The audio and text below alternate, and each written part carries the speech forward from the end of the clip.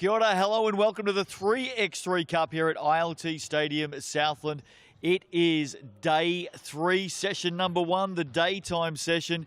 All the teams are starting to lock themselves in towards the playoffs. Of course, still a day away. The action's been red hot. We're halfway through. Maya Williamson, what can we expect today? I think we can expect even better basketball, Justin. It's been an electric 2 days, but it's just going to get better.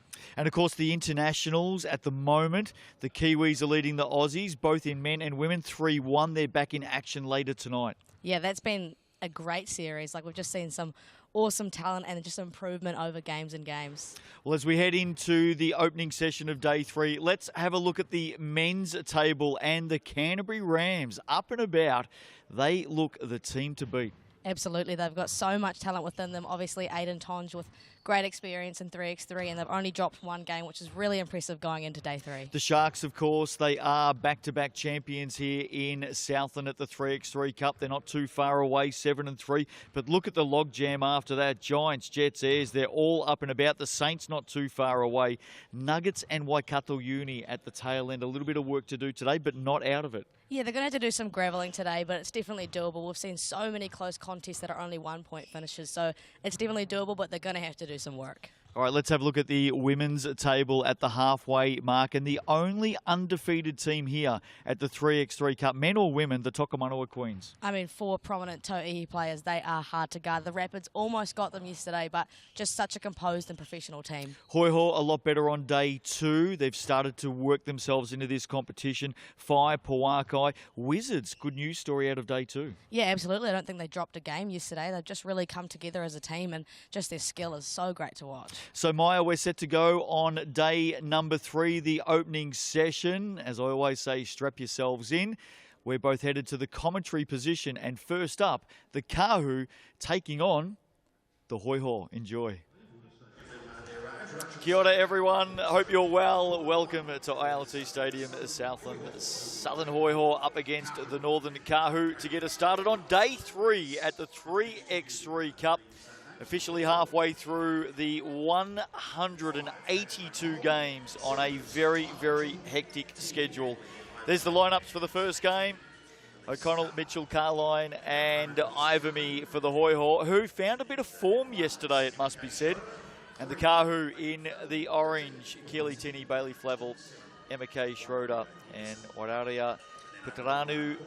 Henderson, not too far away from a start here. Hope you're well right throughout New Zealand on Sky Sport. 2 channels, back-to-back basketball, day and night sessions. And, of course, right around the world on FIBA YouTube. Justin Nelson with you. Maya Williamson also with you as well. Good morning. Good morning. I am happy to be here and so excited for a great day of basketball.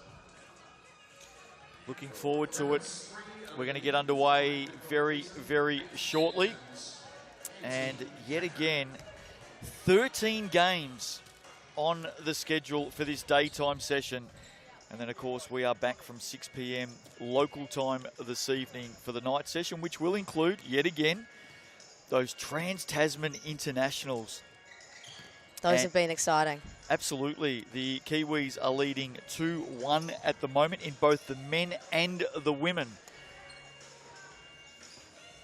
After, 3-1 I should say, not 2-1, after last night's games.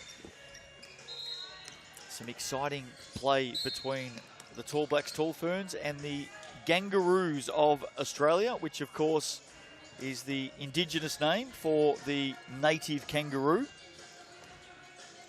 And they will be back in action tonight. Underway here on day 3, the daytime session, and it is the Kahu to get the opening score of the game through Keely Tinney. Yeah. Hoiho ended day 1, Maya 0-3, but got 3 wins yesterday. Yeah, they were just electric. They really came alive. I think Tyler Mitchell really accredited to their success for that. Lit it up from beyond the arc, scored 22s yesterday. She's been super electric for the Hoiho. Flavel inside to Keely there, another point for the Kahu. Here's Caitlin O'Connell. She gets another point for the Hoiho, and we are at 2 apiece. Early stages of this opening game on day 3. Here is Tyler Mitchell right on cue. That shot a little bit too deep. Yeah, the Kahu still will be searching for another win as well, Justin. They're 1-5 after 2 days, which is not a favourable position to be in for this Kahu side. Flavel on the drive. Shot clock will beat her to the hoop. And it'll be a Hoiho ball. Bailey Flavel takes a break. And McKay Schroeder into the game. Some opening points there for the Kahu. Always interesting to see the team shuffle in for the first game of the day. There's a lot of tired bodies after what we've seen in the opening 2 days and nights. Yep, 3x3 is a very physically demanding game, isn't it, Justin? Taranui Henderson spoke to Jared Kenny, of course, a stalwart of New Zealand basketball, and still going strong, JK. He's here leading the Hawke's Bay Hawks in the men's competition, and just a little bit slower walking into the stadium this morning. But feverish, a little bit of a limp. The Hawks have got a number of young players, as have most teams, and have been exciting to watch as well. Caitlin O'Connell, she's been on the radar, of course, here in New Zealand for the last few years, a rising star down south with the Hoiho. Yeah, I was really impressed with her. I played an under-17 tournament with her where she won MVP with Taranaki as they got the gold medal there, and she's just really flourished down in Dunedin with the Hoiho. She was a big part of their Rapid League team this year. Here she is in possession. Carline here on the drive. Big steps to the basket, off the glass, doesn't get it to go. Flavel with the rebound. Straight out to Schroeder for 2. That'll be short.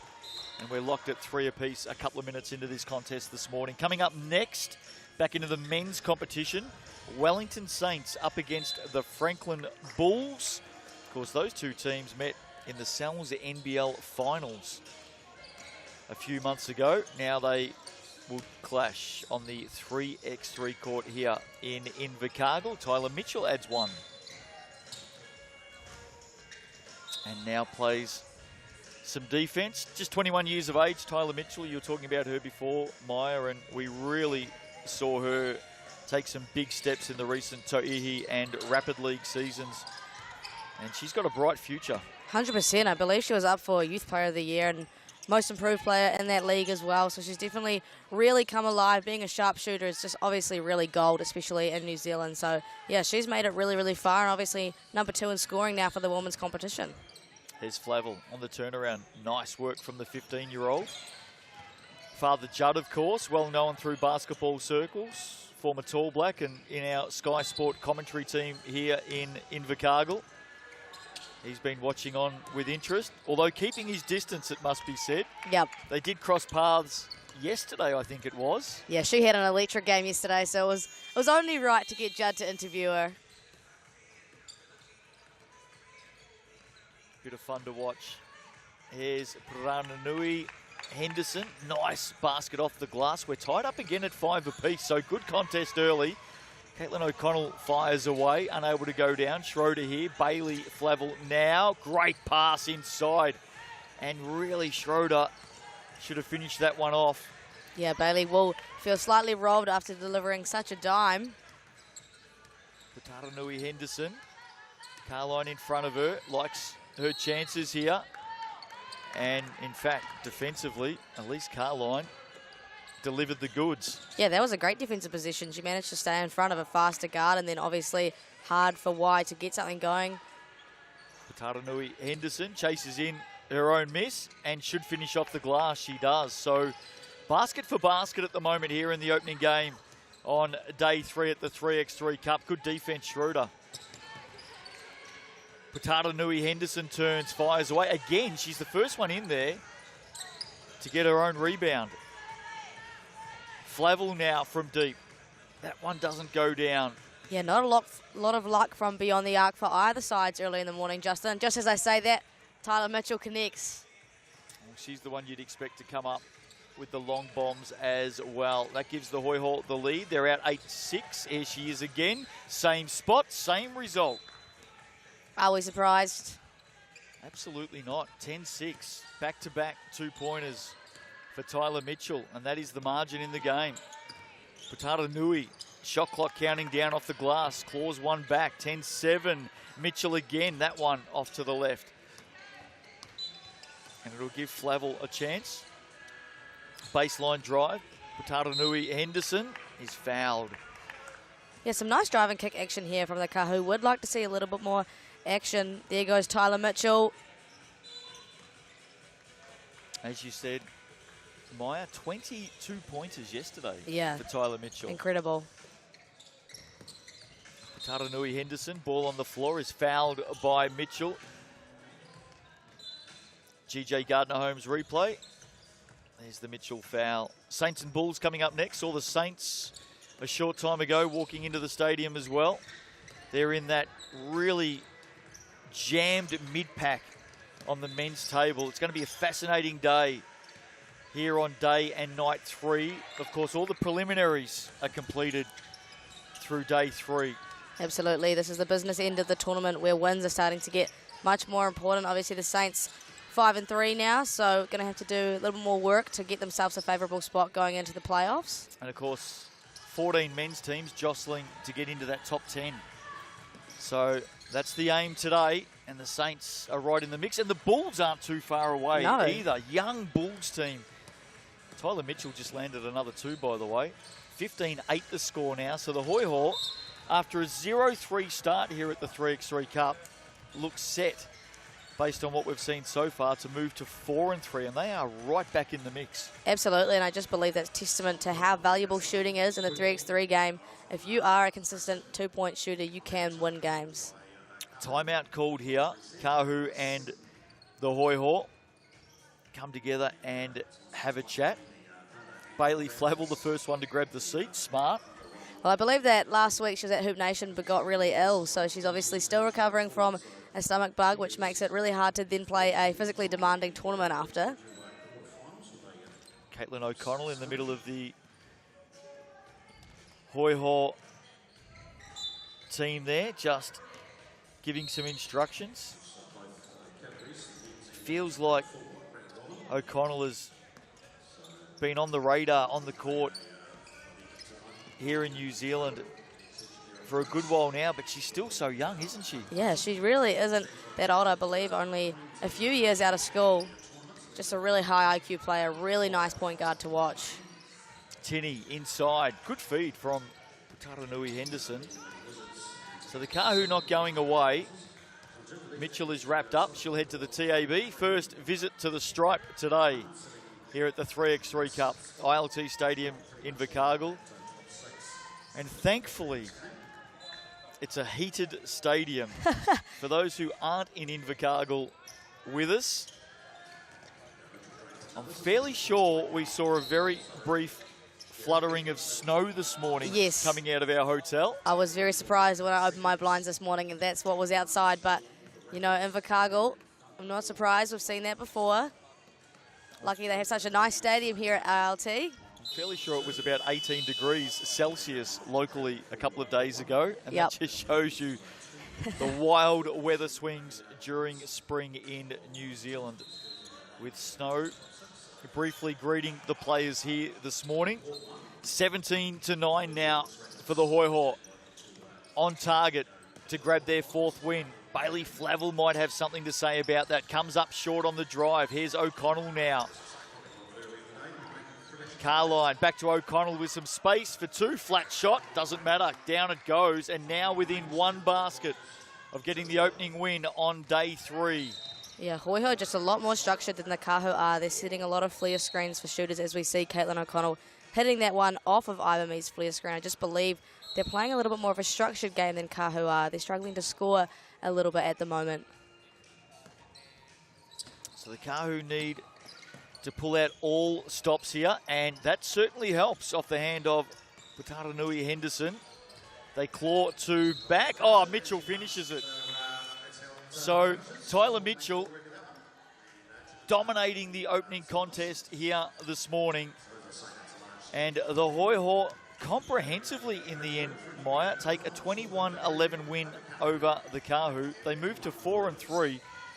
And as we said, are right in the mix, aren't they? Absolutely. It's really cool to see how much they've really recovered from a struggling day 1, and Tyler Mitchell just absolutely coming alive and leading that team. Well, she was one of the big shooters on day 2, and she has certainly started day 3 in the same vein of form. Tyler Mitchell, here she is with Kat Jones.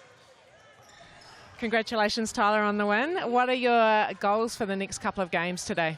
Yeah, just to keep working together and moving off ball, kind of setting good screens and just creating plays for each other. Obviously, you've got a great two-point shot. You're one of the leading scorers at the tournament. How do you think that teams are going to start to adjust to try and stop you? Yeah, probably get up on my shot, make me drive more. But expecting that and just know to, read the play, read the defence and just do what I can. Yeah. So you're now gone to a 4-3 record, 2 more games today. I think you've got the late one tonight, so just a lot of recovery, I guess, coming forward. And who do you think is your toughest competition at this tournament? First day was quite hard. We had Queens and Whai. They were a tough matchup. Got some good players, but yeah, everyone can shoot, everyone can play, so every game we kind of take it as a big game. So yeah. Awesome. Well, congratulations and good luck for the next ones. Thank you. So a good start for the Hoiho this morning. Their 4th win here at the 3x3 Cup. They moved to 4-3. The Kahu, on the other hand, are 1-6. Men's competition coming up next. On the other side of the break, the Wellington Saints hit the floor to take on the Franklin Bulls. It's day 3 at the 3x3 Cup here in Invercargill. Hope you're enjoying it. Wall-to-wall basketball right here on your home of hoops, Sky Sport. Back after the break.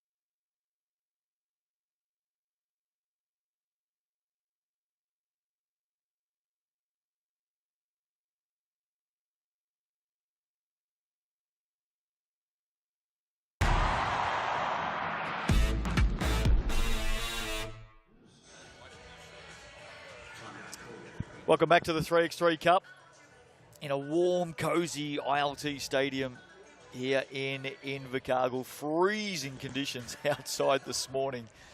Justin Nelson, Maya Williamson with you. And Maya, good to see you wearing 4 jumpers this morning. Saints and Bulls coming up very, very soon as day 3 is officially underway. If you're new to the 3x3 Cup, before the teams come out, we've got a little bit of time. 4-day sessions, 4 night sessions, all up, believe it or not, 64 hours of 3x3 basketball. 2 courts, you can see court 2 in the distance there. Game at the moment between the Thunder and the Rapids. 2 channels on Sky Sport to flick between, get that remote control going. I know you'll enjoy that.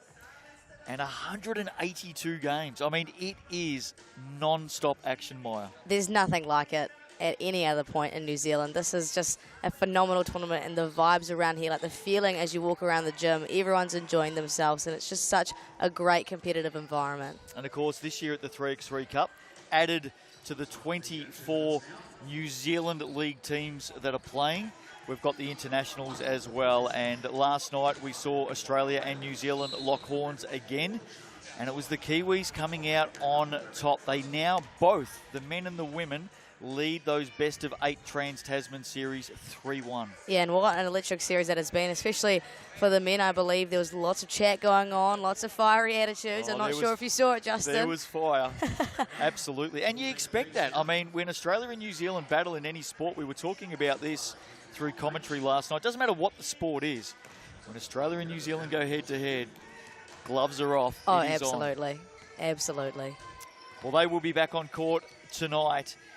The New Zealand and Australian men's teams square off at 6:25 p.m. here on Court 1, and then again at 8:05 p.m. These times are in local time here in New Zealand. I know we've got a lot of viewers around the world. And over on Court 2 tonight, the Tall Ferns taking on the Kangaroos, the women, at 6:45 p.m. and at 8:25 p.m. So lots of international basketball coming your way tonight. First time that the Aussies have been here in New Zealand 3x3 to play against each other. Here's what's ahead of us in a few moments' time. The Saints and the Bulls. Marnie Dougal-Meter's having some sort of competition at the moment. He's been one of the leading scorers here at the 3x3 Cup. Johnny Hilu, Isaac Miller-Jose, and Kafuru Hippolyte. And the Bulls lineup, very, very young lineup. KC Nwafor, Brody Perry, Christian Varno, and Corey Perry. So this one to get underway shortly.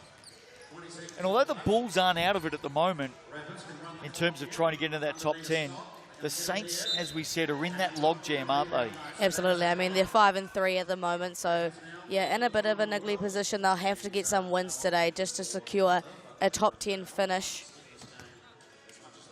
Well, the Rams are 7-1, the Sharks are 7-3, and then this is the traffic jam in the middle of that ladder at the moment. 14 teams trying to squeeze into 10 for the playoffs. The Giants are 6-2. The Jets and the Airs are 6-3.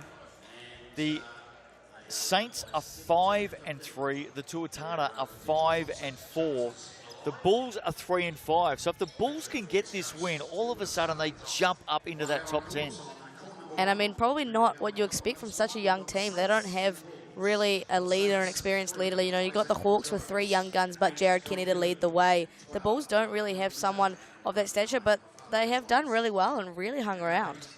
Struggled early, didn't they? Just as they became accustomed to the physicality and the style of game here at the 3x3 Cup, and then we've really seen them grow into their own. And even a couple of those losses that they've had, they've been right there within the last 1 or 2 shots. So you know that they are going to give the Saints a run for their money. Marnie Dougal-Meter, we came into this competition knowing that he's been putting in a lot of work since the end of the Sal's NBL season.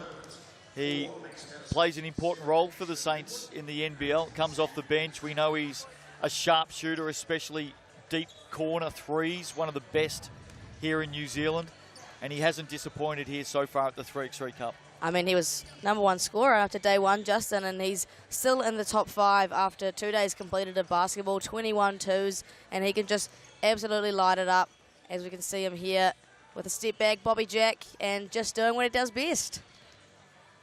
He will definitely be leading the way for the Saints momentarily. For those who are flicking between channels and taking in all of the action, I can tell you that down on court 2 in the distance there, warming up, the Nelson Giants and the Hawke's Bay Hawks in pretty similar situation to what's about to unfold in front of us. The Giants will start favourites.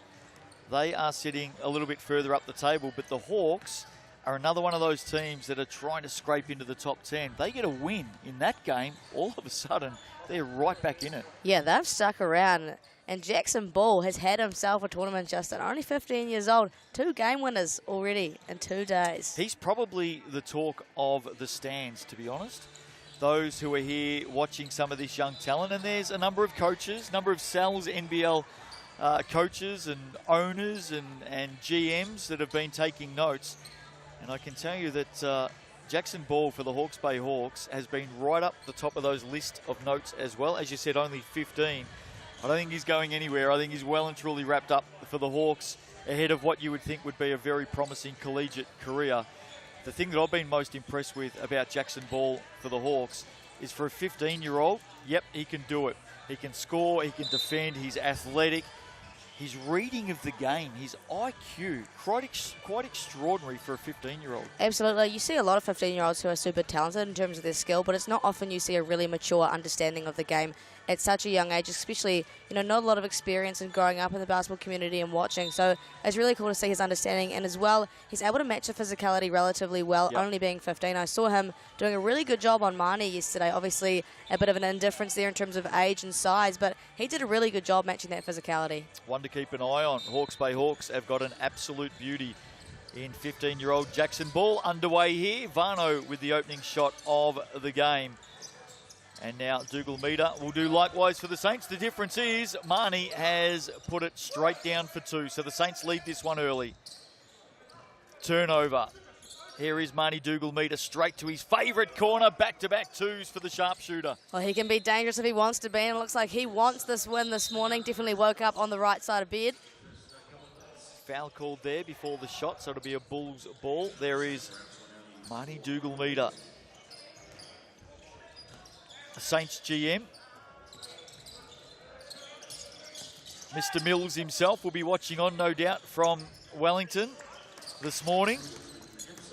And he'll be pretty happy with what he's seeing from this man, Marnie Dougal-Meter. Again, on the drive, will finish here at the Cup, and he's got the opening 5 points. It's Dougal-Meter versus the Bulls at this point. 5-2. Perry to the corner, hard one for Varno to claw in. That would be a massive get from there. Unable to finish it off. Hilu now with his first look of the game. And I like this matchup that we have today here, Justin. KC and Miller Jose, obviously some of the biggest and most athletic here at the tournament, so cool to see them going against each other. There is Dougal-Meter opening 5 points for the Saints. He takes a quick break.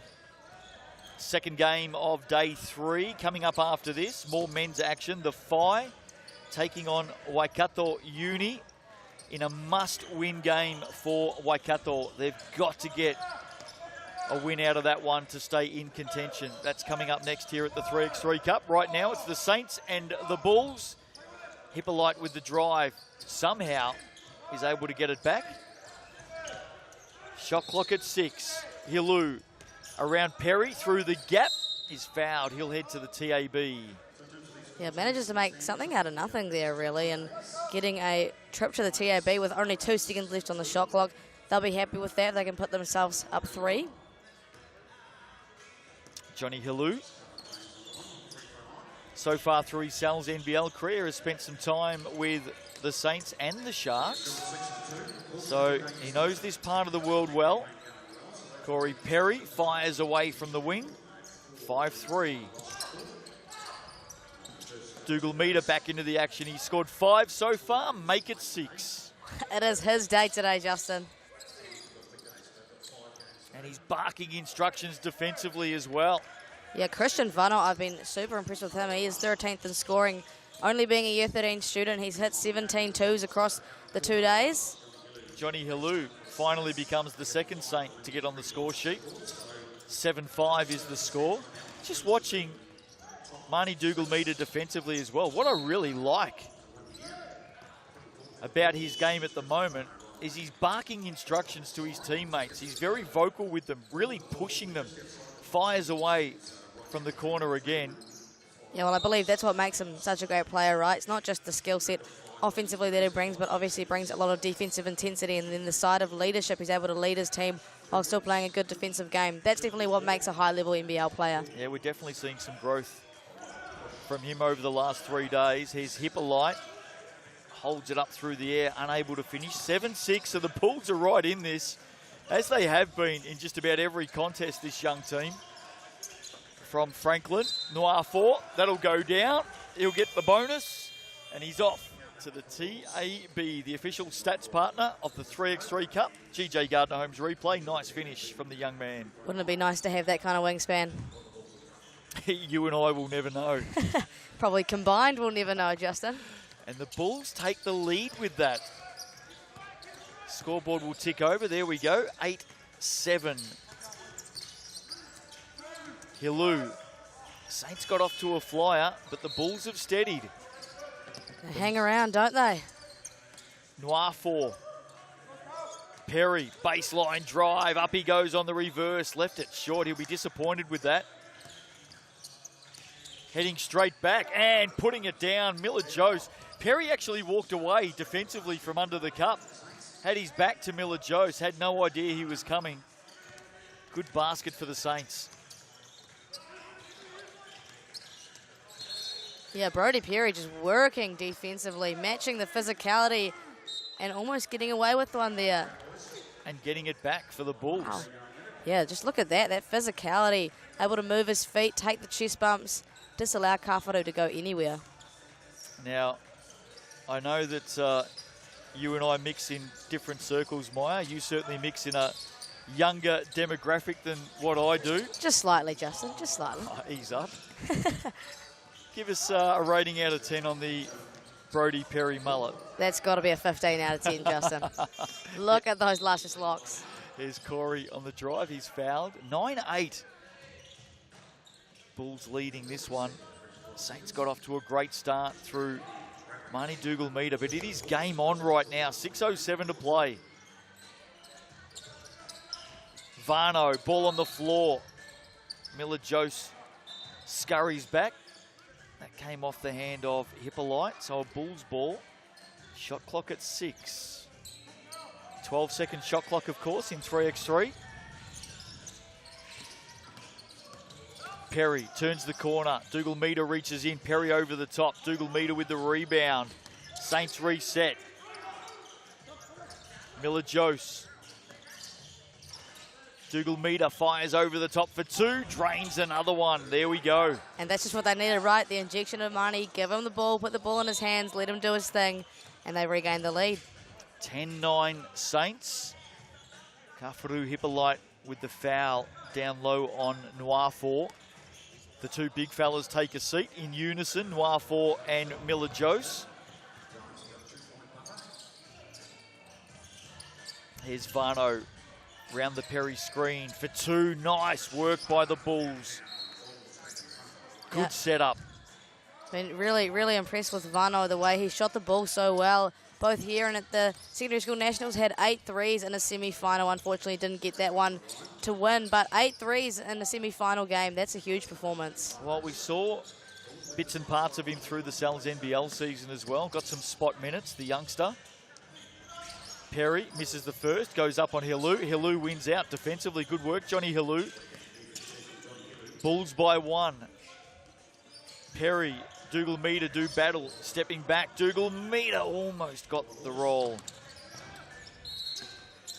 Perry to Perry. The best chicken spice at the 3x3 Cup. Perry working hard underneath.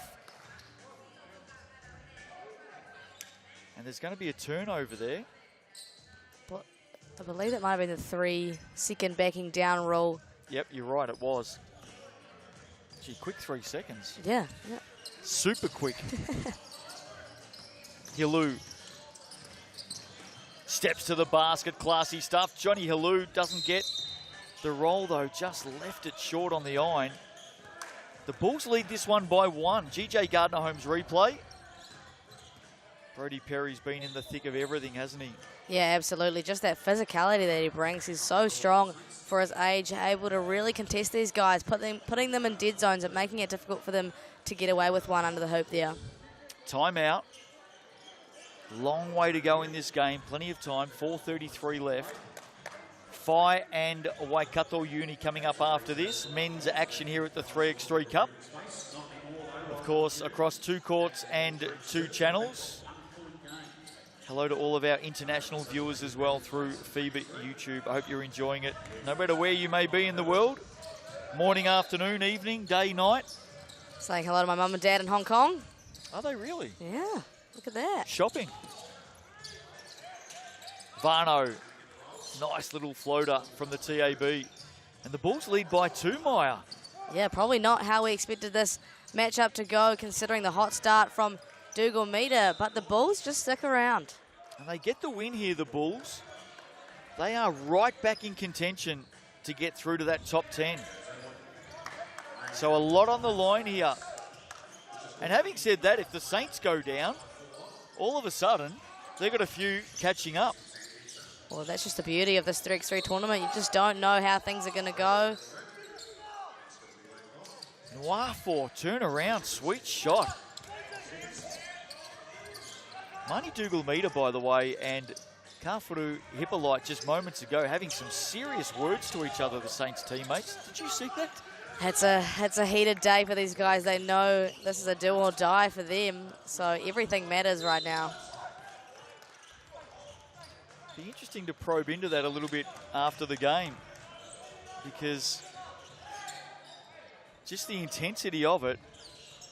I mean, we see teammates get after teammates and encourage and lift and correct and all that sort of stuff, but Yeah, it was a pretty interesting exchange from the two Saints teammates. Yeah, well, you know, once you get to that point where you kind of feel like you're on the back burner, obviously down 4 now, they know that there's a must-win game.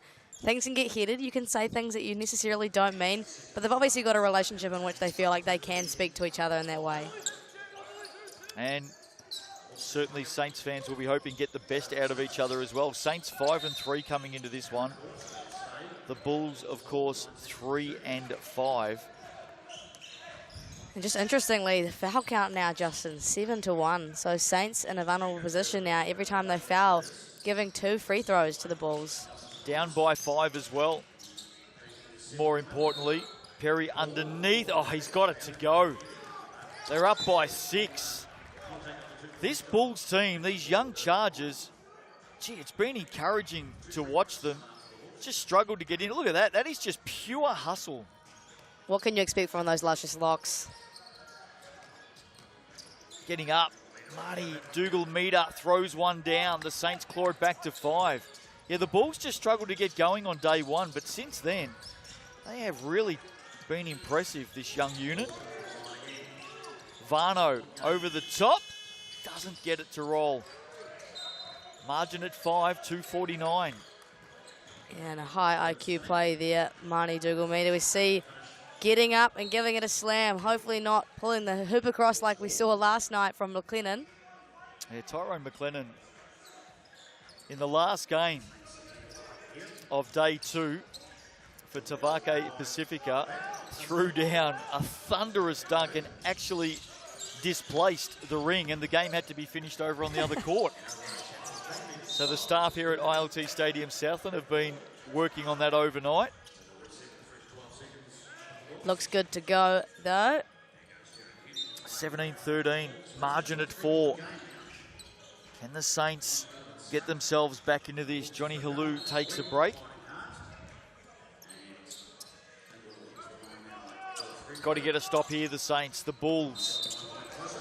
Foul there off the restart, and that'll be against the Bulls. So a turnover. In fact, sorry, I take that back. It's a Saints foul, and given those 7 fouls, that being the 8th, Noir 4 heads to the TAB for 2. So momentarily, I'm talking about the Saints getting it back and being in it, but the foul was called the other way, and in fact, it's the Bulls extending this lead through Noir 4. May tap it back in, he doesn't. So he gets 1 out of that. They lead by 5. Yeah, well, and it's a tricky situation now for the Saints to be in. Obviously, you want to remain physical when you're playing defense, but you don't want to be overzealous and giving away those fouls. Marnie's got to be a little bit more disciplined in that fact. He can't be getting away with some cheap things that he was maybe earlier in the game when they weren't in any trouble. However, gets one of his own, has a trip to the TAB. And I think Marnie and the coin officials there maybe just having that same conversation and pointing out what you've just spoken about, Maya. Dougal-Meter puts it down from the TAB. They're within 4, so striking distance for the Saints. But they've got to get a stop here against this young, impressive Bulls team. Noir 4, a couple to beat. And Miller-Jose has just reached in over the top. And that'll send KC Noir 4 back to the TAB for 2. And again, all you need to do is contest there, right? It was a pretty tough shot for him to make. Miller-Jose can max his physicality. All he needs to do is be vertical and contest. You don't want to be giving away cheap shots, especially now because it's 2 for KC, and they're creeping ever so slightly toward that 21-point mark. And not only that, gets to 10. It's going to be 2 in possession on fouls. So second one not down. The Bulls are within 1 long-range shot. In fact, we've got a lane violation, have we? Not often we see that in 3x3, but KC Noir 4 is going to get another attempt from the TAB.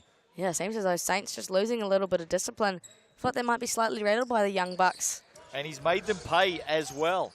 So the Bulls move to within 1. Desperate times for the Saints. They've got to come up with something. They do. A steal. Dougal-Meter now. Step back from the top. Puts it down. They're still there, the Saints. 20-16.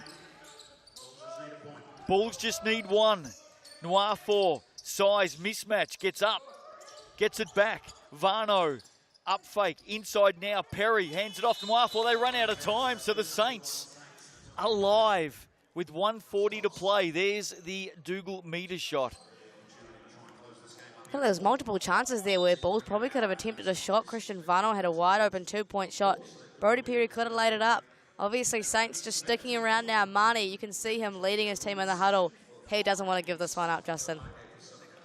Well, they had the Saints scrambling defensively too, didn't they, the Bulls? Seemingly with a free player.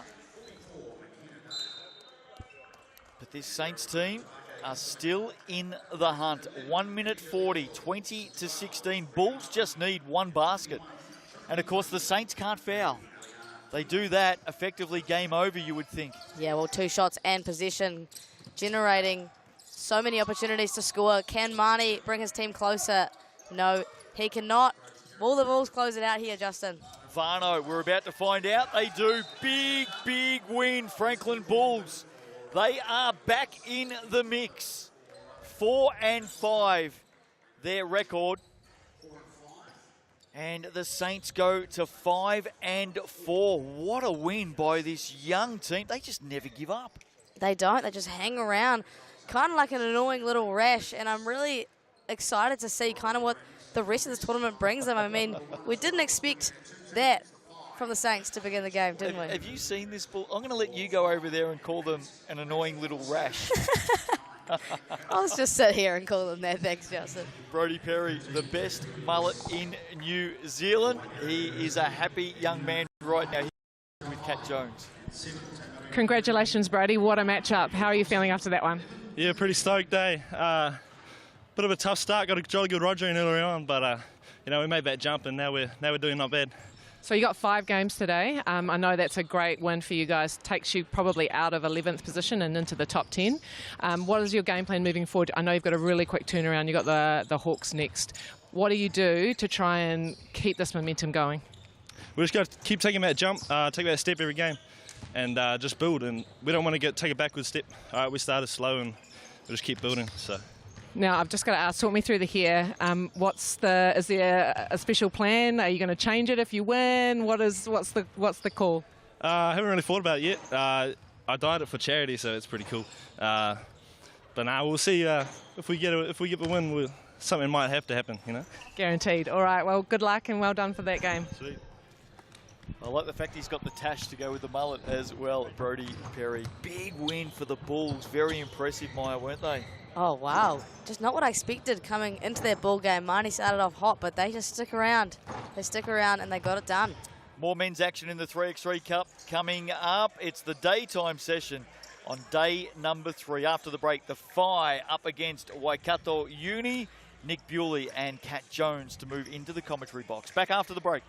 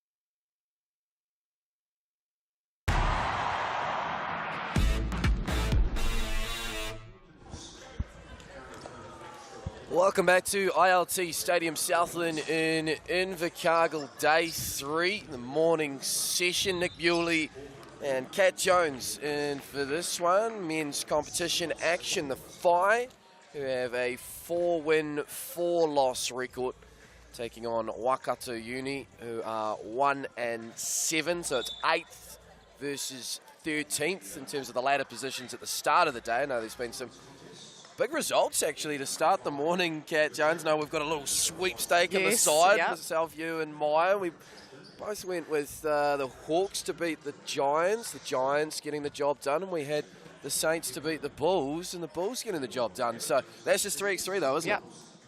Definitely a couple of upsets, and that's the nature of the game, as we see the Whai with the check ball. Momoisia, Lewis and McKenzie for the Whai on the floor at the moment, with Boucher on the bench for Waikato Uni.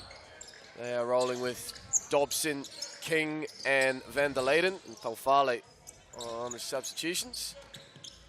Waikato Uni, again, I feel like their record of 1-7 as they don't beat the shot clock there doesn't really reflect their competitiveness. The one win against the Canterbury Rams are flying. They're top of the table. That was their one loss. It's just frustrating, I guess, for the teams that are so close but just can't quite get the wins. And Waikato Uni are a perfect example of that. Whai open the scoring as Dobson looks to respond. Just a little out to the left, but hustle there, King. And Waikato Uni with a second set. And we called the game last night, I think it was, when Van der Leyden made a great shot from the corner to send the game into overtime. But again, just got pipped at the post in that one. Good cut there to Tui Lewis. Get the finish. So back with Waikato Uni. Day 3. The pool action concludes today, and then it's on to the classification. So these two teams, as mentioned, going into today, 8th and 13th. The top 10 is where you need to be. Top 6 assures you a quarterfinal spot. And then there's play in 7v10, 8v9. So, look, Waikato Uni, if they get rolling here today, certainly not out of the equation, but it needs to start now. It sure does. And 5 games today as well, so pretty hectic schedule. I know, just talking to a couple of the teams before, they know that they've got 5 games today. They know that they need to win at least 3. So this will be, for sure, a game that Waikato Uni is targeting. McKenzie, lefty from the TAB stripe. Put Whai back in front by 1. Dobson, New Zealand under 23, 3x3 representative. Patience there, couldn't get it up and in. There's Boucher into the ball game. McKenzie with the offhand, stays with it and puts it up and in. Dobson's taken a knock to the side of the head there, which seems to have troubled him. It's called a bell ringer, I think. Boucher with the rebound here. And I was talking to Dylan Boucher yesterday about Jaden and how much he's enjoying this version of the game, the 3x3 version, and just wanted to see how he would enjoy it, giving it a go, seeing what his options are, perhaps with some potential to maybe go with NBL teams this year. Yeah, well, of course, the Whai entering Sal's NBL in 2024, 11-team competition. So more roster spots available, of course, opportunities to impress. And yeah, there's a few people here in the stands at ILT Stadium Southland who do have the say in terms of contracting for those roster spots, as Momoisia fires away from 2. He's got a great looking shot, Momoisia, when he gets it going. I don't think we've seen him at his best yet at this tournament, but luckily, plenty more games to go. Yeah, he's got in a couple of hot runs as Van der Leyden hits the deck, and there's a late whistle foul call on the Van der Leyden 2-point shot, so Tamari will be shooting 2 here from the TAB. Yeah, just looking through the player stats at the end of day 2. So Tutui Lewis leading the way for the Whai with 50 points in the first 2 days. And Paith Momoisia with 46 on the Waikato Uni side. Daniel Dobson in singlet 9 led the way with 43. But quite an even spread, not over-reliant on one player. And you have noticed that in the games that we've called, I think, with the Waikato Uni team. They're pretty balanced. I think they do need to see probably a bit more shot making from the likes of Van der Leyden and Dobson. Peter King and Jaden Taufale seem to be more of the supporting crew, in terms of scoring, that is. Yeah, I tend to agree as King heads to the TAB to shoot 1. Another big day in store, of course. International action tonight. Games 5 and 6 for both New Zealand men and women against their Trans-Tasman counterparts. New Zealand 3-1 to the good in both series. Yep. The men called game 4 last night. That was the first blowout, It was. 21-9. Yep. Really flexed the muscles. Of course, get to 5 wins tonight and it's all done. Done and dusted, yep. But ranking points, of course, up there and available. They want to continue to impress as Tatui Lewis just drains that 2 ball. And the Whai out to a 7-3 lead. Dobson now, that's a nice stroke. It is, hits it. That's the matchup there, isn't it? Dobson and Lewis, the 2 focal points on the offensive side. 4 on the shot clock as Lewis drives, hangs, and oh, that's a silky finish too, Tatui Lewis. Just shows a lot of composure for a young player as well. Spent time in the Franklin Bulls setup, NBL. Yeah, this is a little one-on-one matchup here. Dobson and Lewis as Dobson takes the professional foul. Take a second look here.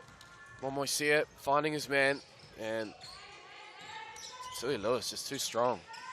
And it's 8-6 now, so it just goes to show how quick the fortunes can turn in this game. Open player there, Boucher. Don't know how he slipped free, but puts it up and in. Whai up now 9-6. And then a touch there. And it'll be back with the Whai. McKenzie will look to get to the left. Oh, good contest. Dobson, no call. They have cleared. Dobson fires away. He's feeling it. Daniel Dobson. Great defensive stop, and then finishes with the 2. Oh, and then a good hand down low there, Van der Leyden. So this is a real tight tussle, as we'd anticipate, between 2 teams battling it out the bottom half of the ladder. 9-8 to the Whai. Boucher from deep. Oof. Great shot. Jaden Boucher understood the assignment, got himself free, got to the corner, was open, nailed it. 11-8. Van der Leyden, 2 on the shot clock, gonna have to put up the prayer. Well, that was the similar shot, but on the other It certainly side was. last night that sent the game to overtime is Momoisia now. I mean, it was straight on, it just a little long. There's Van der Leyden. Gets the switch. Taufale, he'll fire away. Looks all right off the hand, wasn't far away. Coming up the 5-minute mark. Entertaining battle this one. 11-8 in favour of the Whai. Looking to go to 5-4. Lewis. For 2. Smooth. Tatui Lewis. And all of a sudden, 5-point advantage, 13-8. Really need a shot to drop here. Waikato Uni before the Whai pull away. And that's the first stop we've had in a while too, so a couple of these players are earning a well-deserved break. Peter King comes back on. Momoisia takes a seat. McKenzie into the McKenzie. game for the Whai. And the Whai women are playing just on court 2, so got two teams in this competition, the women and the men. McKenzie launches from deep. Can't get that one to go. Dobson in the face of Boucher. Good contest there, Jaden Boucher. McKenzie now working the baseline. Nice find to Jaden Boucher as Dobson hits the deck. Looks like he's okay. Got to keep going, and 3x3 is Peter King. Straight to the basket for 1. Uni still within 5. Feel like they need to stop here. Boucher to for stay 2. Close. Yeah, I'll live with that shot. Waikato Uni as the subs come in. And you don't see that much in 5-on-5 when someone's literally got their hand in your face so that you cannot see the hoop. But there was a prime example of that before. Boucher defending the shooter, Daniel Dobson, and it worked. That's it. You got to put it up. 12 seconds goes pretty quick, and just got to go. As a timeout is called here, and Waikato Uni, see they're talking things through. The Whai was run with McKenzie, Momoisia, and Lewis. I did wonder about some of the earlier games for Waikato Uni, if it's helped them at all develop a bit more chemistry. I mean, obviously they play together a lot. But just having those shooters making shots is so important. Had the lead in the drive, but McKenzie did enough to keep him off his stride. There's it back now. Zach McKenzie gets to his left. It's too big, too strong. And Waikato Uni just don't really have a player to match it with his sort of physicality and length. Yeah. Taufalo now. That looked good off the hand. Yeah, quick release too. He talked about it, Kat, getting more contributions outside of Van der Leyden and Dobson. That's a big-time bucket there, Jaden Taufalo. Yeah. Great looking shot too. Pulled his hands away, didn't want to get the shot clock violation, and nothing but net. So 15-11. That magic number is 21. We're going to hit that before the 10 minutes is up. I'm almost see it. What have they got off this set here? Pafe gets it back. With Van der Leyden in front, spins. Oh, tough lovely shot, yeah. Yes. Created something there. And yeah, individual defense by the Whai has been tough. Switching a lot of screens. Shot clock running down, and they don't get it away. So another win there for the Whai. We have a 5-point buffer. And they've got a short turnaround, Kat. We've got the Hoiho and the Pouakai next in the women's competition. And then the Whai back in action here, 25 past 12 against the Nelson Giants. So Whai will be mindful of that, wanting to finish quickly. And the same with Waikato Uni, actually. They're playing on court 2 at the same time at 12:25. So, yeah, short turnaround for these 4 players in each team. So these are 2 teams who have played 8 games thus far, so 13 total, 5-game day. Some teams, like the Southland Sharks, for example, they've gone 5-5 and then just 3 today. Yeah. So it's just the quirk of the draw. As Momoisia looks to connect with Boucher. Clock winding down. There's the comms by Tatui Lewis on the bench. Hook shot there, up and under, unable to go from McKenzie. It's a good drive there. Daniel Dobson cuts it to 3. Yeah. Just hanging tough. Waikato Uni. Wisely finishes on the other side of the hoop. Boucher off to the left. The contest there, Dobson. Who wants it? Yeah, there was a bit of miscommunication there. Eventually lands with Tamari Van der Leyden. And they just got 3 seconds on the shot clock here as a result. And they're going to get a fresh set. Well done, Jaden Boucher, just putting a lot of pressure on the handle of Tamari Van der Leyden. Another timeout called this time by Waikato Uni. 1:32 remaining. 16-13 in favour of the Whai. And do you think we might see that a bit more today in games, that we have a couple of timeouts, like 1 per team? They definitely need to keep their energy levels up, and I suppose this is one way. Yeah, I'm just thinking back to day 1 and day 2. Didn't feel like we're getting 2 timeouts a game. Each team has 1 to use. Perhaps just a sign of feeling fresher earlier in the tournament, but now using it wisely. I've even seen earlier in the games I was catching down on court 2 while off commentary, a fair bit of time being used at the TAB stripe as well, just to gather some more air in the lungs. As the Whai now push 4 clear and then get the steal. The couple of possessions there. Shot clock didn't get reset quick enough, so our coin official, Brad Clive's just going to go and make sure that they get the correct amount of time. 6 seconds for the Whai. 1:11 on the game clock. Momoisia gets a really good screen from Boucher and just goes straight to the cup. They're 3 away now, Waikato Uni. Just about turned it over. over. Lose it again on the clearance. It's a good drive in the end by Peter King. But they're going to need more than that. And an offensive foul, that'll help. And as I said yesterday, I think they've been really consistent, the officials, with that kind of handoff screen action. Turns into a bit of a... You don't see it very often when a player gets that open. So, yeah, deemed to be illegal. Here is Van der Leyden now. Can they get Dobson free? They need a 2. Peter King, he'll drive. I feel like the Whai will live with that. 3-point game. Need a stop, Waikato Uni. McKenzie tries to split the defense, and a foul on the floor. Neither team in foul trouble. It's not the worst foul to give. Yeah.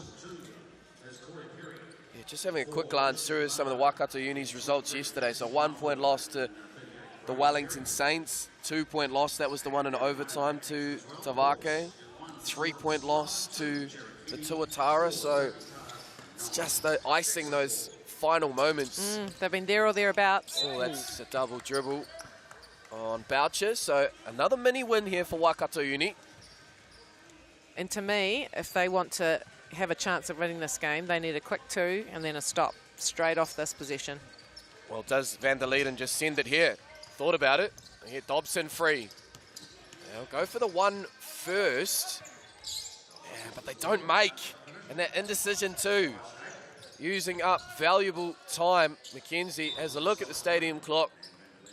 And it's just 13.3 seconds left by the time the whistle is blown. And feel like the Whai should be home and hosed from here. They'll foul again, Waikato Uni, and that'll send Momoisia to the line, shooting 2. And you can see the disappointment on Dobson's face. It's been a tough couple of days for the Waikato University team, and to be honest, it's only going to get tougher. They got the Sharks next up, 12:25. Yeah, Rapids later, who did have a tough day yesterday, but it got some serious class there. Bulls and the Giants to close out as Van der Leiden puts it up from that right corner, the Van der Leiden quarter. But it's going to matter little. We are going to have another whistle here. So the Whai are going to get to 21 by the looks. It looks after like all it. that. And of course, as we've gone on about, the tiebreaker is points scored as opposed to points differential. And there it is, 21. The Whai move to a 5-4 record. And Waikato Uni's wait for a second win continues. But job done for the Whai. Yeah, 100%. They are marching on. And a big part of their crew, and the reason why they have a winning record now, is Paif Momoisia, and he is standing by with Maya Williamson.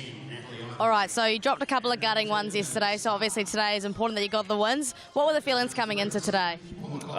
Yeah, like you said, we're a bit gutted about how we finished yesterday. And we're kind of just digging deep for today because it's our biggest day. We've got 5 games today, and they mean the most because, you know, the competition is so close and everyone's pushing for that top 10 spot. Yeah. And like you said, you got 5 games today, and they're kind of all must-win games. So what are the points of emphasis going today that you're going to work on to get those wins?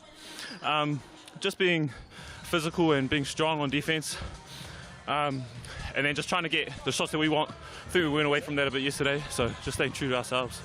Good luck for the rest of the day. Cheers, Maya. Coming up next on Sky Sport, our attention turns to the women's competition. A battle of the South Island. It's the mainland Pouakai and the southern Hoiho.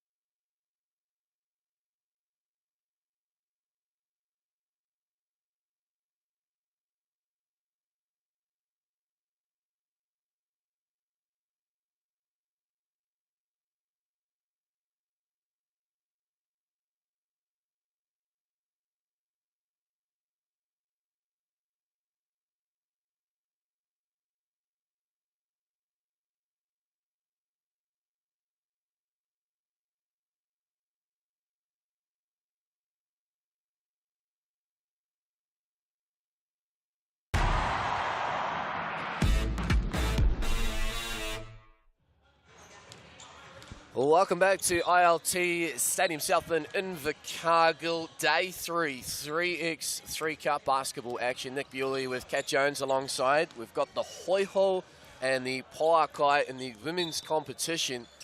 And Kat Jones, what a turnaround for the Hoiho. They now have a 4-3 record, having been 0-3. Unbelievable, yeah. Great comeback from that early, deficit. 0-3 and then 4 in a row. So I think just playing together, learning how each other plays, obviously having a shooter like Mitchell out there can knock down shots. But the Pouakai, again, another young but experienced team with the likes of Rosie Samia and Tiana Day, and then you've got your youngsters, Lauren Whitaker and Kavana Lynette. So the Hoiho, they ran into arguably 3 of the tough teams on day 1, the Queens, the Wizards, and the Whai, but then since wins over the Thunder, the Storm, the Rapids, and earlier this morning, the Kahu. They have played 2 more games than the Pouakai at this point in time. Pouakai with a 4-1 record. They've got a big day ahead. This is their first of 4 games. So it'll be interesting to see in terms of fatigue, fresh legs, tired legs. The Hoiho in the lighter blue, Pouakai in the dark blue with the red Sort of, stripe accent. Here is Rosie Samia. Gets the Pouakai off in racing. He's ready to take that here in my position, but Tyler Mitchell hauls it in.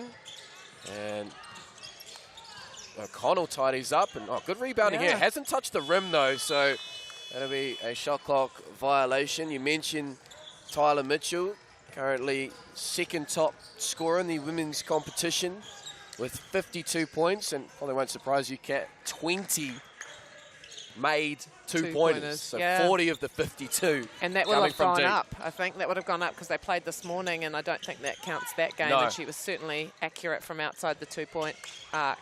Good finish there, Kavana Leno. And there is Mitchell, that high arcing 2. Oh, good work there. Nice Tiana slip. Day, slips and finishes. Whoa. Ivamy open. I don't know if you caught that on screen, but Kavana Lene was flying out to block that shot. She's certainly an athlete. Yeah, she is. Kavana Lene. It's been a big year for her, year 13. I believe it's St Andrews College in Christchurch. Been part of Basketball Without Borders. A bit of time overseas. Age group representatives. It's Caitlin O'Connell. 3x3 Cup. Gets to work now, Lynette, and tied it up by Nat Ivamy. And with Tyler Mitchell now, Ivamy. 3 on the shot clock, needs to do something. O'Connell puts it up, just a little shallow. And she's got a loose shoelace, but she's still ready to play. Good steal there, Samia. She really is leading this team, isn't she? Rosie Samia was part of that Pouakai championship winning team last year. What a swap there by Kavana Lene. But it felt like last year with Tessa Boagni, with Ella Fortu, Jacinta Beckley, Rosie Samia could just do her thing, play her role. Now, this is, she's leading this relatively young squad, very experienced 3x3 player. Oh, great hustle by Caroline. I thought that one, she was out of the play, but just reached across and grabbed the ball. Yeah, Rosie's vastly experienced, and it's great to see her kind of flourish in this leadership role that she has with the Pouakai.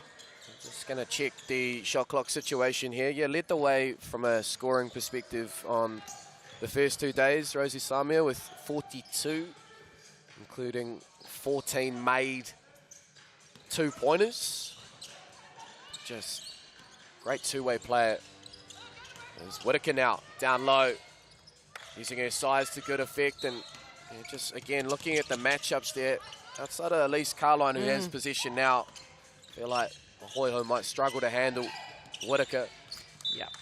Down low, Caitlin O'Connell, no match, really, for the size and strength of Lauren Whitaker. And there goes Carline now over to Whitaker off the fresh set. The Pouakai up 6-2, looking to move to 5-1. Hoiho, good steal. Loses the handle.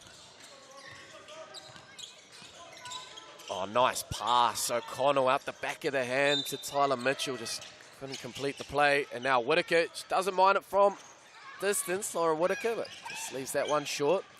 And it's just a little bit messy, I think, from the Hoiho. I'm impressed though by how quickly the Pouakai transition into defence. They know they don't have to wait until the ball's fully cleared out to begin that defensive work. Oh, they've just reset the shot clock because it looked like there was only 8. Lauren Whitaker with the hands. Tries to throw it off Ivami's leg, but bounces to Rosie. And she had a bit of time there.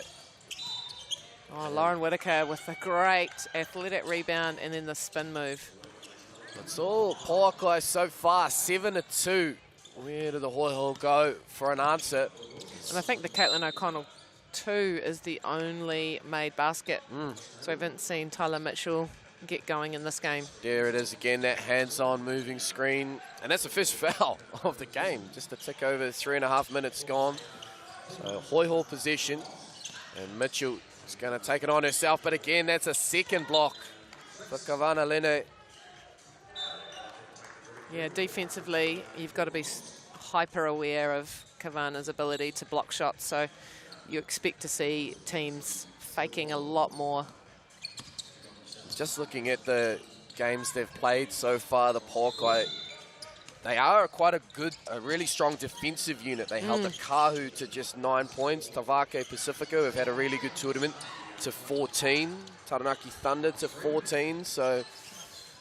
And you just see there another block shot. And now a big made 2 from Lene. And the Pouakai into double digits. This has been impressive. Elise Carline, nice drive and finish. Need more of that there, Hoiho. Cut it to 7. There's Lene, stops, sends it back to Whitaker, takes a step back. Oh, creates space for herself. Oof. Just about. Far away, follows it in though. And puts it up for 1. And two Hoiho players tried to disrupt that shot. Just doing all the little things really well as well, the Pouakai. Yeah, Rosie just, I don't know if you saw that last pass to Lauren Whitaker, but what a dime. Right in the spot. No chance for the Hoiho to get it. And then again, Whitaker on O'Connell, like you feel for Caitlin, but they need to get those comms up, trying to switch back. And it's been a while since we've had a stoppage too, so there's a few people sucking in oxygen. I think that was a tactical foul by Samir to get a sub in. Like I said, it's been over 5 minutes now with just the 1 foul as Mitchell's wide open, so it's getting a bit loose, unstructured, if you will, as Lene clears it out. And no one's cutting. Everyone's no one's spent. cutting. Finally a whistle. Can we just stand here and you just do everything? Oh, Lenny. She's feeling similar to how the rest of the players there were feeling. Now a timeout is called, unsurprisingly. And both teams will chat things over. Pouakai, though, 12-4 to the good. As mentioned, they've got a big day. They've got the Tokomanawa Queens. Really looking forward to that one. That's at 1:45 here on Court 1. And then in the evening session to close our pool play, they've got the Whai, who've also been having a really strong tournament. And the Southland Storm, the home team. So that's at 7:05 against the Whai, 9:25 against the Storm. But they're looking on song for a top 6 spot, but you want to get the higher seeding. Yeah. Avoid some of those trickier teams in the last 8. Absolutely. And, you know, I think a lot of the other teams are improving as well, Southland Storm being one of those teams. So when you get to play them sort of towards the end of the tournament, you'll actually find that there are, they've made vast improvements in their game and in their play. Yeah, just looking at the ladder, the Storm 8th and the Rapids in 7th. There's a couple of teams there I wouldn't want to run into. Just feel like on their day, one-off game, knockout game, anything could happen. Tavake Pacifica too. Just with the power of the 2-point shooting that the Rapids have, for example, with Nicole Gleeson, if she can get going, then she can shoot it from anywhere. The Storm very tricky with the 2 towers and Alia towers. Dunn and Gino Connell. So, yeah, tricky opposition down the line. So the higher you finish, arguably the better matchup you'll get in the quarters. It's Mitchell now. Head down, tries to get round Day. Tough finish. She avoids the advertising Hordens just, and she'll head to the TAB, try and make it a 2-point play. Yeah, she got sandwiched there. Lenny coming over to try and get her 4th block of the game, I think. I mean, are we keeping stats on blocks? I feel like that's a thing that should be leading. Well, I'm getting just the scoring in the inbox, but Yeah. I feel like Lena would be there or thereabouts, Whitaker, from a block standpoint. And it feels like Tiana Day's hardly been on the court, but it's just that we had that long period Yeah. where there was no whistle. Tiana Day, Great slip nice and work finish. there again. Another who highly regarded netballer as well as basketballer, has the skill set to play both. And the Pouakai, I think I've said before, now that Lauren Whitaker's off the court, but with the 3 guard, like 3 guard wing players, they can just switch everything. And they're robust enough, I think, to defend bigger players as well. So really tough matchup for many of the teams. Here is Lena now. She's got that speed and gets around Ivomy and finishes. So the Pouakai 14-6 to the good. O'Connell trying for back-to-back buckets. She's battling hard, but can't get it to go. Rosie Samia just plays great defense. I think that pass was intended for Samia. What a hustle. She might want to invest in some knee pads, I think, Kavana. There's a second look at that O'Connell floater. And it's still... They're going to stay with the Pouakai. 14-6. Another 12 seconds to work with as Whitaker. He's got that step on Carline again. And there'll be a delay of game warning here. Can't defend inside that charge circle after the made basket. Gotta let them clear out. Most teams are using that once a game, I think. Yeah, just to I get a feel like it is a strategic move. You get the warning, then you get into technical foul area. Nice shot there by Mitchell. I need more than that, though, the Hoiho to get back into this one, but that's a promising start. Rosie Samia. Samia now. No. Tries to answer, and good box out there. And Hoiho will get a full 12 seconds up top. So we see some school kids here make their way into the stadium to take in the 3x3 Cup. Great to see. Yeah, they look like they've got some posters and brought their lunch. Excellent.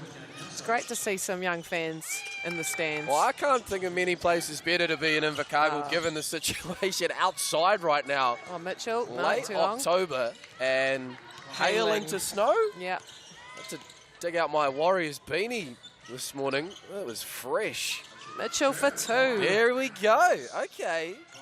So Hoiho in the double digits, back-to-back 2s from Tyler Mitchell. And surely the Pouakai just need to be cognizant of that threat. And how did she see? How did she see Tiana Day? That was a thread the needle pass by Kavana Lene. Did you see some of our young fans? Someone's got their sunglasses on. Oh, that's a look. I rate that as Samia finds Whitaker. Kicks it back out to Day. She'll fire it away. Tiana Day just out to the right. Had to shoot it. I think there was 1 on the shot clock, and also it's a great shot. Open 2. Kick out in from the paint. So 2 minutes 5 to go. Pouakai still in a comfortable spot, up by 6, but the Hoyoh keep going up in 2s. There's Mitchell. Quick release. Money. Wow, 4-point game. Oh. Yeah. 3 made shots from beyond the arc in a row for Tyler Mitchell. That's a nice finish with the left, but leaves Mitchell open. Oh, that was a heat check. it was. She had Lene flying out at her, so to be fair, probably a reasonable miss for Mitchell. 17-12. The Pouakai are 4 away as Lene Almost gets it to go, and then just volleyball swats it back. Mitchell then hoofs it back, tried to find O'Connell. And Leno now wide open for 2. A balanced shot, but doesn't get it to go. Just a little Samia, left. those tidies. Day leaves it short, but it's back again with Leno. He'll go again from deep. Great Box box out there, Yeah. O'Connell. They go back to Mitchell. She'll just send it. Why not? She They know- understands. She knows the assignment. They're chasing the Hoiho, but they've done well to get it back to within the margin. Facing right now, down 5. Got to go up. 1-1-1. Yeah, 1-1-1 on the clock. Coming up after this one here on court 1, it's back to the men's competition, the Giants and the Whai. As O'Connell, strong rebound. There's Mitchell once more. Bit of contact too. And Whitaker racing out. Leno now up and can't get it to go. Last touch there by Tiana Day. 48.4 seconds remain on the game clock. If you flick over a channel, down on court 2, thrilling finish, Hawks, Bulls. And what do you know? Jackson Ball, yeah. the 3rd game winner? Impressive. 3rd last shot anyway in a game. As Mitchell got Whitaker on her this time. That's a good move there by the She have to shoot Pouakai. it. And that was very good defense there, Lauren Whitaker. Tyler Mitchell met her match. She sure did. Good wherewithal, though, to get the ball up somewhere near the rim. It just didn't hit it. Samia to Lene. Pouakai up by 5. And continue to rack up the points here, and Whitaker adds 1 to the balance. O'Connell. Oh, that's a foul. Yeah. Had to be called there. Lene has had a bit of a block party, but overzealous there. And Caitlin O'Connell will head to the TAB to shoot 2. So the Hoiho's 4-game winning run is about to end, but they're still very much in the playoff picture.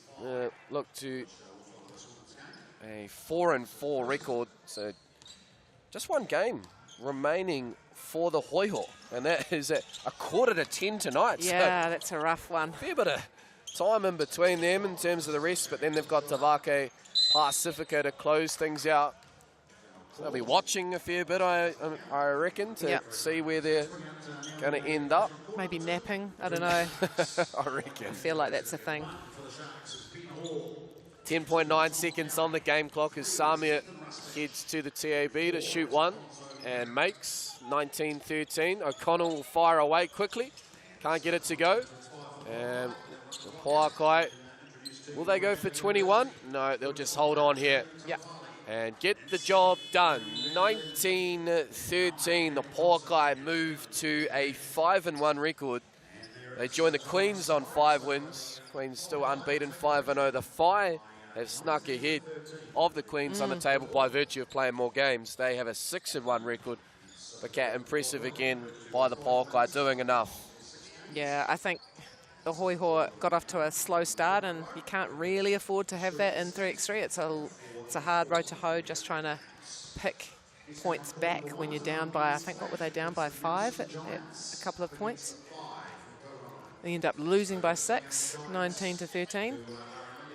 But yeah, good signs for the Hoiho after a disappointing first start with a 0-3 record to come back 4-3 and now 4-4. So the great thing about the women's game is that they can still qualify because there's 10 teams that go through. Time for a break here on Sky Sport. Coming up next, men's action, the Giants and the Whai.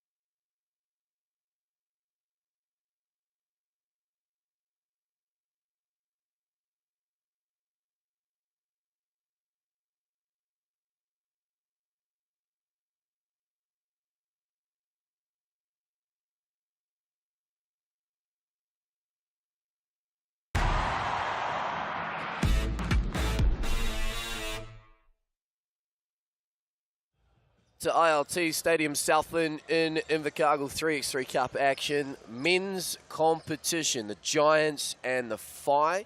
The Giants have already had a game today, as have the Whai, Nick Bewley with Kat Jones alongside. The Giants beating the Hawks 22-15.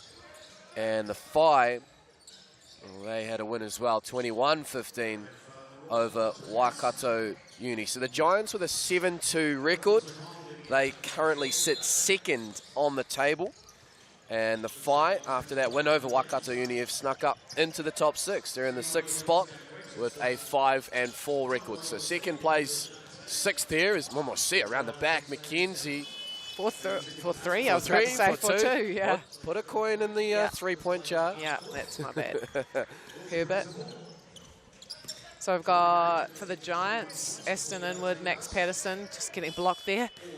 And Tyler Herbert. And for the Whai, Tutui Lewis, both Momoisia and Zach McKenzie on the court. Yeah, with the Nelson running with their youngsters. Seeing Sam Dempster there. No warm-up needed. He trusts his body. He was out here about 20 minutes ago. Yeah. As McKenzie gets the fight off and racing. And again, just after that Waikato Uni matchup against the Whai, what do you feel like for the Giants side? Who do they send at McKenzie given his sort of length and height advantage? Yeah, I think Inwood's probably the guy that you want to be marking Zach McKenzie. But again, with all the switch-ups that happen, you don't really want poor Max Patterson, who's on the ground right now, to be having to deal with the likes of Zach McKenzie. Zach McKenzie at the TAB stripe. One thing I've noticed with the Whai now, I'm calling back-to-back games, Zach McKenzie, a gum chewer during the game. Yes. Were you a gum chewer? I think I was until one of my coaches, and I think his name will be known to a few, Carl Dickel. He called me out one time when I was chewing gum, and I thought, I'll never chew gum again. I can't remember his exact words, but I remember the feeling that I had of being quite small. No place for gum. No, it clearly works for some. I just feel like if I was chewing gum and pacing around, I'm too worried about coughing it up. Going down the wrong end, Yep. Oh, good hustle by Boucher there. I thought that was out. Here is McKenzie getting to work, and another foul call on the McKenzie drive. It's a couple of quick ones on the Giants, and on the way up too. Yep. So McKenzie heads again to the TAB. Sam's just continuing to relax there on the substitute bench. Doesn't see a need to get into the game just yet. Well, as mentioned earlier in the call, big day for both of these teams, 5-game day. This is their second game, and that went straight to McKenzie. Don't want to do that. Finishes with the right.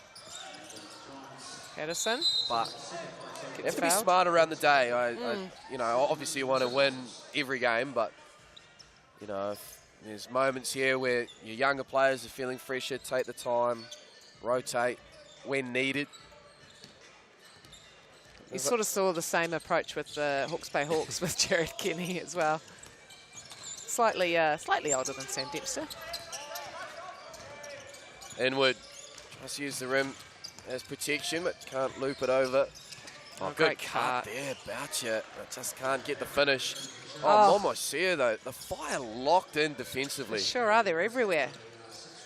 And they just have a bit of a spring in their step. They've picked up from where they left off as Momoisia drains it too. They sure have. 6-0 start. Surely we see Captain Fantastic Sam Dempster. Herbert leaves that one short, and jeez, bit of contact there. As Herbert hits the deck, Momoisia fires away. Oh, rebound by Jaden Boucher. All in the one act, and then gets the tip on Tyler Herbert. The Whai are flying. 7-0. It's still no Sammy D. No. He's cheering from the sideline. And in some ways, that's a bit of a veteran's play too. I want you young guys to work out what's going wrong. And then if the time comes, I'll bring myself into the ball game. It's the Whai back with it now. 7-0 lead. Momoisia. Lewis. Patterson just misses the assignment. Oh, no. got turned around, looked for the shot, and then committed the unfortunate foul. Cardinal sin there as Tatui Lewis drains the 2 and gets fouled. This will be a potential 3-point play. And Kat, I don't think I've seen a 10-0 scoreline yet. I'm not going to just yet, but 9-0. Yeah, that's in a game where you just got to get to 21. They're halfway there. And there you go. 10 zip. A bit of a statement here by the Whai. Sure is. Don't sleep on us. Here we go. The Giants. It took them just a tick over 3 minutes, but they're on the board. But there's that cutting. So much movement by the Whai. And they're just aware, aren't they? They're well coached, well drilled. Patterson launches from deep. Back now with the Whai. Again, the cut. And another foul. That's the Giants' 4th in the act of shooting. Tatui Lewis heads to the TAB. You can see Sam giving instructions to his young chargers. I feel like we might not see Sam in this game today. Maybe they've decided this is a game that he can sit out. Just trying to recall in the Hawks loss. Sorry, the win over the Hawks on court 2 earlier this morning when it seems to picked up a bit of a knock. It all becomes a bit of a blur when you're calling multiple games. Yep. Just trying to jog the memory there. So, and I feel like he's probably wise enough to go, 12-1, am I going to make a huge impact here? Oh, good slip there by Inwood. He's giving the Whai a bit of a taste of their own medicine. One thing, though, about this blowout scoreline is the tiebreaker being points scored. You don't want to have too many games where you're held to a low tally like this. Yeah, you want to at least get to double figures, surely. Inwood. Nice tip by Inwood to himself to get the rebound. And good hands again, Momoisia. They just make you uncomfortable, don't they? They never let you settle, the Whai. And they got good length across the board as well, even with Mackenzie off the court. Yep, can switch as Patterson had to beat the shot clock there. It was not long left on it. And the Whai will pick it up 12-2.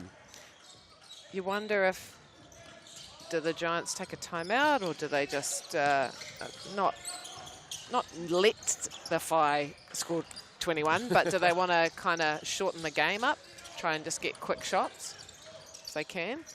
Good hands by Boucher just to disrupt that shot by Inwood. And Lewis, zoomy.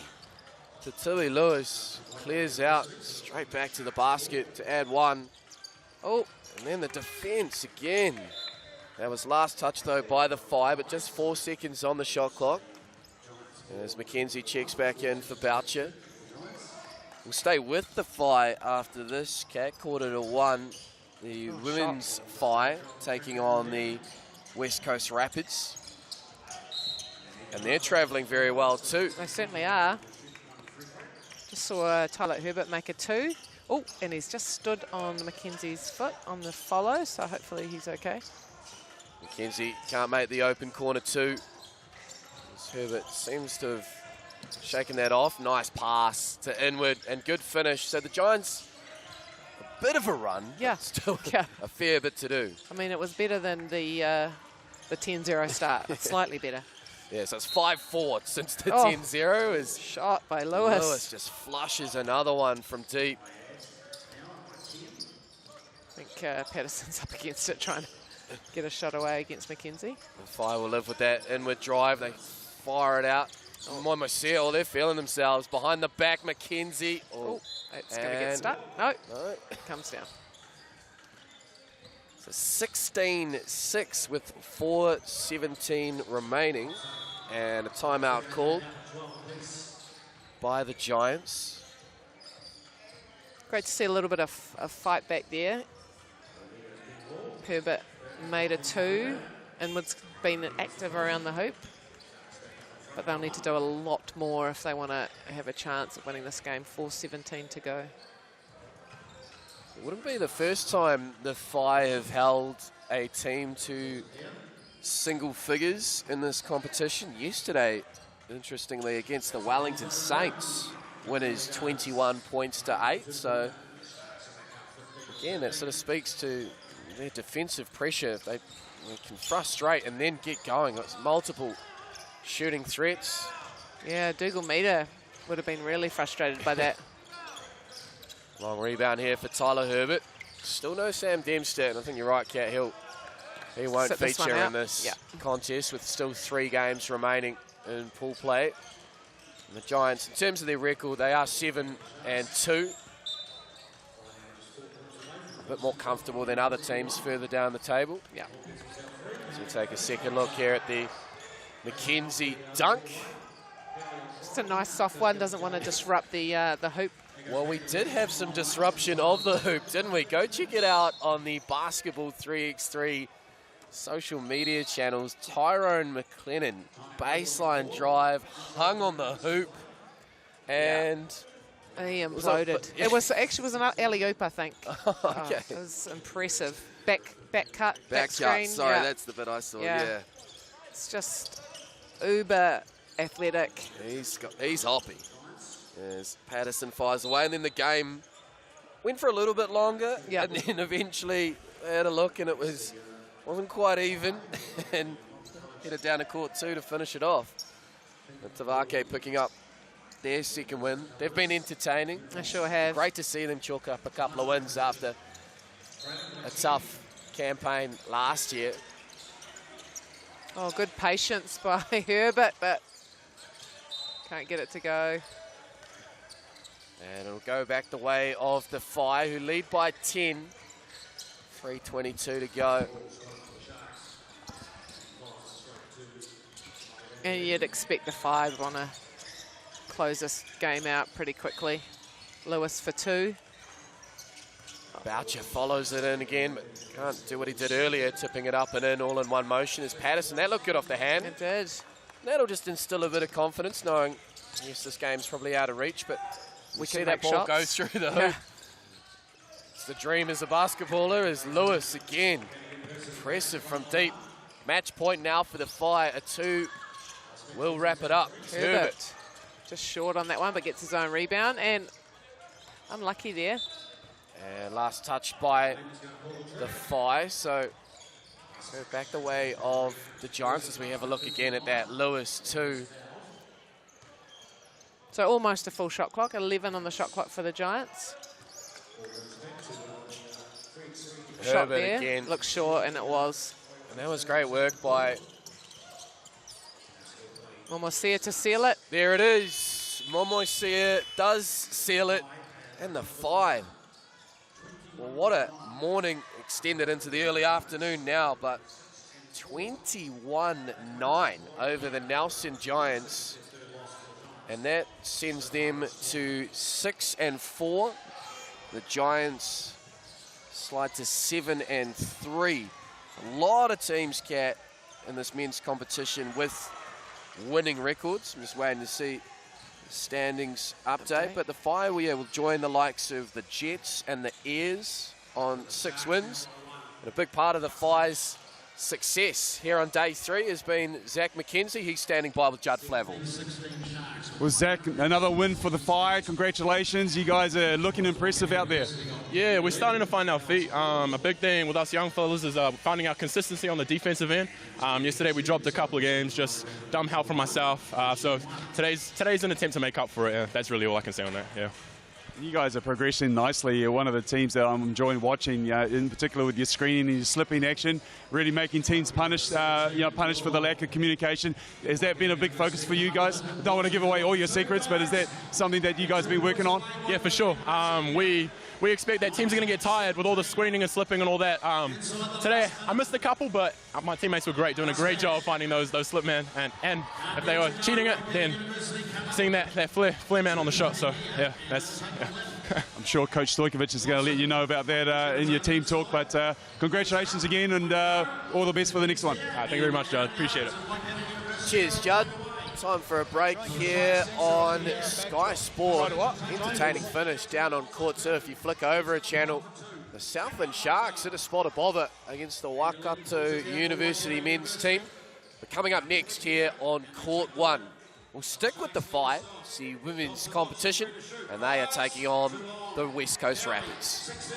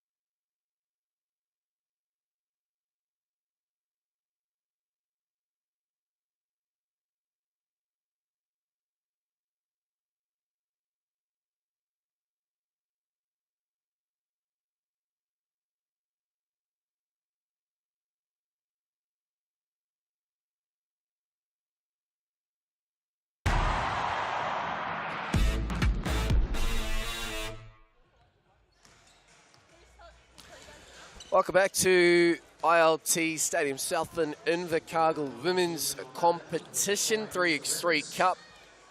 And it's the fight. Well, can they emulate what the men just did to the Nelson Giants? Go back to back. They are taking on the West Coast Rapids. Going to have a slight delay here. The Rapids have 2 strips. They've run out in their white. And then noticed that the Whai are in their white strip. And I think as the team on, we've got the wrong squads there, but as the team on the right, they are effectively the away team. Yeah. And we'll have to run the B team. They have to run with their red. So it's a little bit of confusion here as we wait for the Rapids to make their way on court. Some extra reps for the Whai, who are running with McKenna Dale, Jade Kirasome, Hani Cooney, and Anika Highland. And it looks like the Rapids might have just grabbed the men's Rapids red uniforms, which I'm not sure they're going to fit quite the same. But they look like they're set to put them on. So we'll just see, hopefully, Kate Herman, Maddie Timms, Nicole Gleeson and Alia Newton. Yep. They'll get out here promptly because the game is about to start. Well, the Whai, let's touch on them. They currently sit at the top of the table in the women's competition by virtue of playing more games. The Queens, the only unbeaten team with a 5-0 record. They've got a big day. They've got 4 games to come. But the Whai, they've played 7, won 6, lost 1. Their only loss, I believe, was to the Queens. That was back on day 1, opening day, 21 points to 15 earlier this morning. Big win, 22-9 over Tavake Pacifica. Yeah. And look, they've got multiple threats. Sorry, let's go back to the Rapids. I feel like it does need to be touched on. They are running with the men's uniforms. Yeah. So we've got some slightly different uniform numbers. Different numbers, yeah. Yep. Different sizes, white shorts, but you get the gist. So it looks like Maddie Timms is 33. Alia Newton is, once she turns around, 4. Yep. We've got Nicole Gleeson is number 11. Yeah, and that just leaves Kate Herman, who is at 16. Yep, so just slightly different from what you've got on your screen. Well, luckily the men's Rapids had their alternative strip in their kit bag because they're actually just down on court 2. Yeah, you can see them there in the background warming up as well. So, slightly humorous moment here on day 3. And great to, I mean, it's only a couple of the teams have got both men's and women's representatives here, so actually worked out reasonably well for the West Coast Rapids, who are just doing the coin toss by the 3x3 Cup logo. Looks like White have won the toss, so Whai will start with it. This Whai team largely built on their, in fact entirely built on their Tauihi roster McKenna Dale and Jade Kitasomi, big part of the fight. And Honey Cooney and Anika Highland. The young guns. Young guns, yeah, coming in. And great experience for them. This Rapids team too, largely Christchurch-based. Nicole Gleeson, again, having a strong 3x3 Cup as she did last year. And I feel like everyone by now will be familiar with her game. Fires away from deep. And can get her shot off really from anywhere, and it's very difficult to defend just by the nature of it. She's reasonably tall, and just from just her shooting style as well. Yeah, it's not. Yeah, talk me a bit about that, because usually I assume in your junior grades you're probably taught to have it more out in front of the face, or a little bit higher above the forehead, but she's found a style that works for her. It's out sort of towards the right, the and side, yep. You don't want to, coach her back into the traditional way if it's working well, right? Yeah, 100%. And you see a lot of unconventional shots, and I think, is there a right way? Yes, well, there potentially, you say there is a correct way of shooting, the fundamental way of shooting, but if it works and you practice it enough, it can be effective. So I think the hours of practice that Nicole Gleeson has put into her shot has certainly paid off. So the Whai are going to start with it. They're going to run with Dale, Kitasomi and Cooney to start, with Highland on the bench. The Rapids, Gleeson, Herman and Timms. Newton and the substitutions. Got a slight delay here as we take a look at the school kids up in the stands. Great to see, and looks like they've got some free basketballs as well, which is awesome. Yeah, they're waving too. They're loving it. We still got a shot of our friend with the sunglasses, or is he taking them off? I'm really enjoying the one child in the middle of that pack in his orange puffer with the hood on. That would be me. I can't handle the cold. Not looking impressed at all. It's a lot warmer in here inside the stadium than it is outside, but if you're snug, just roll with it. Yeah. Our friend with the sunglasses, I've just spotted him, still with the sunglasses. Top row. Yeah. Gotta look the part. Oh, yeah, I see him. We look to be set here after that. A couple of different delays. I think they were just checking the uniform numbers and just matching them with the score bench officials, so that's all sorted now. Let's get going. The Whai and the Rapids. The Whai currently on top of the table. The Rapids with a 2-5 record. They sit 7th. And late in the shot clock here, good pressure. McKenna Dale off balance, almost gets it to go. Kate Herman, yeah, with a couple of great defensive plays. Shoots that sort of long, high arcing shot. Not much backspin on it, but effective. Back with the Whai now. Kitasomi. Oh, good pass, just a bit too much on it. Right idea. And it goes out of court, touched off the hand of Honey Cooney. And earlier this week at Labour Weekend, this group of women played at Hoop Nation, I think in the elite women's grade, and won. So they've had a bit of time together as a group. The Whai? Yeah, the Whai, yeah, all four. McKenna Dale, Jade Kitasomi, Honey Cooney and Anika Highland were all playing in that group. Kitasomi forgot where she was there. Delay of game. Delay of game call, defending too early. The Whai are underway though, and they've got the early lead. They'll play from in front. Here is Maddie Timms. A tough matchup with McKenna Dale, and tries to finish with the left. Touch the rim. Whai with it now. Kitasomi as Dale follows it in, and that was last touched by the Rapids. 11 seconds on the shot clock. Subs in. Oh no, yes, going back to the Whai. Here is Anika Highland. She'll launch. There's a little nice short, rebound. but good work, Kitasomi. And now McKenna Dale gets the run. Herman calling for it. And you do see that a fair bit, don't you, Kat, where if you're beaten on the drive, just give up and get ready to hit that transition too. Yeah, get to the corner. Obviously, that's a great spot to shoot from. Could end up being a 2-1 play in a way, even though you've missed your defensive assignment, works out well. Kirasome unlucky on that one. Here is Dale, the sharpshooter from deep, flushes it. She made 8 threes in a Tauihi game this season too, and I was most impressed. I think it might have been against the Pouakai. Yeah, it was I called that game with Tessa Boagni. I think it was 32 on debut. Whai got the job done. Had played for the junior Tall Ferns, McKenna Dale, I think it was back in 2016. Then spent time over in the collegiate system in the States. Now back in New Zealand. We were having a conversation, actually, Tessa and I, about her eligibility and how it works for the Tall Ferns. Yeah. I'm sure she'll be in Guy Malloy's thinking going forward in terms of how that naturalised player works. I'm actually uncertain with the passport situation, how things are as they stand, but Tall Ferns, big 12.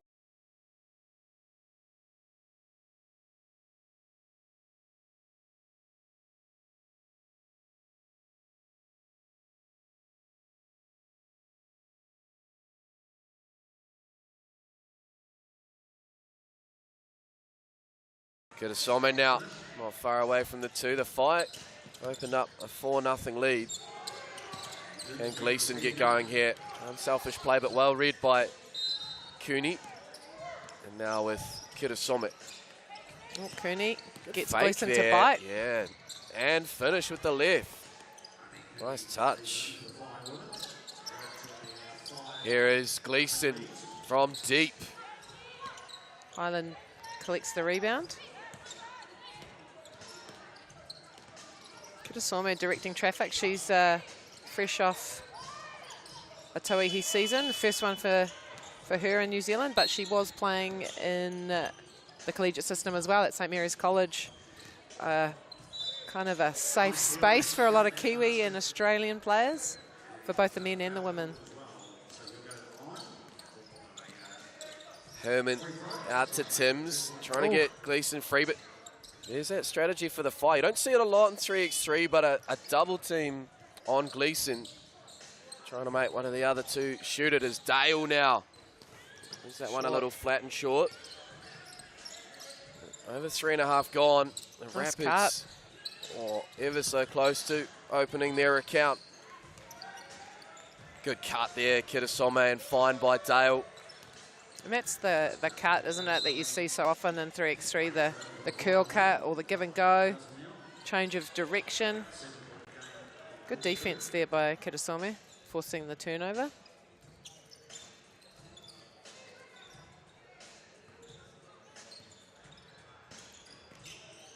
Just waiting for the shot clock to be reset. Yep. So the Fire just with the 1 game after this one to go in pool play. That is against the mainland Pouakai in the evening session. And they're going to be a force. They sure are. One of the favourites, I think, going into this competition on day 1. Yeah. Just the 1 loss. That was to the Tokomanawa Queens. And I felt at the time, I feel like that was on day 1. This might be an early preview of our final. 3x3 games aren't won on paper, but you just looked at the quality of players on each roster. If they could build that continuity, get used to the 3x3 game, they're going to be tough to stop. And that's what the Rapids are finding here. Swimming upstream, 8-0. Cooney with the save. Nika Highland just made a shot from over there. Nice. And not enough of a closeout there on Dale. 10-zip. Well, the 5 men 10-zip over the Giants. The 5 women 10-zip over the Rapids. Herman for 2. Oh, good hustle there. Gleeson, Highland. Who's got it? Oh, work there by Cooney as well. But then great work, Aaliyah Newton. Yes. Out of Kaiapoi. And Gleeson now from Gore. Couldn't get it to go. Kate Herman battling hard under the hoop. McKenna Dale for 2. Rebounded Newton. She finds Gleeson. Will this be the moment for the Rapids? No, it's just one of those games for them. Nice. And a cut once more. Dale. And 1. And 1.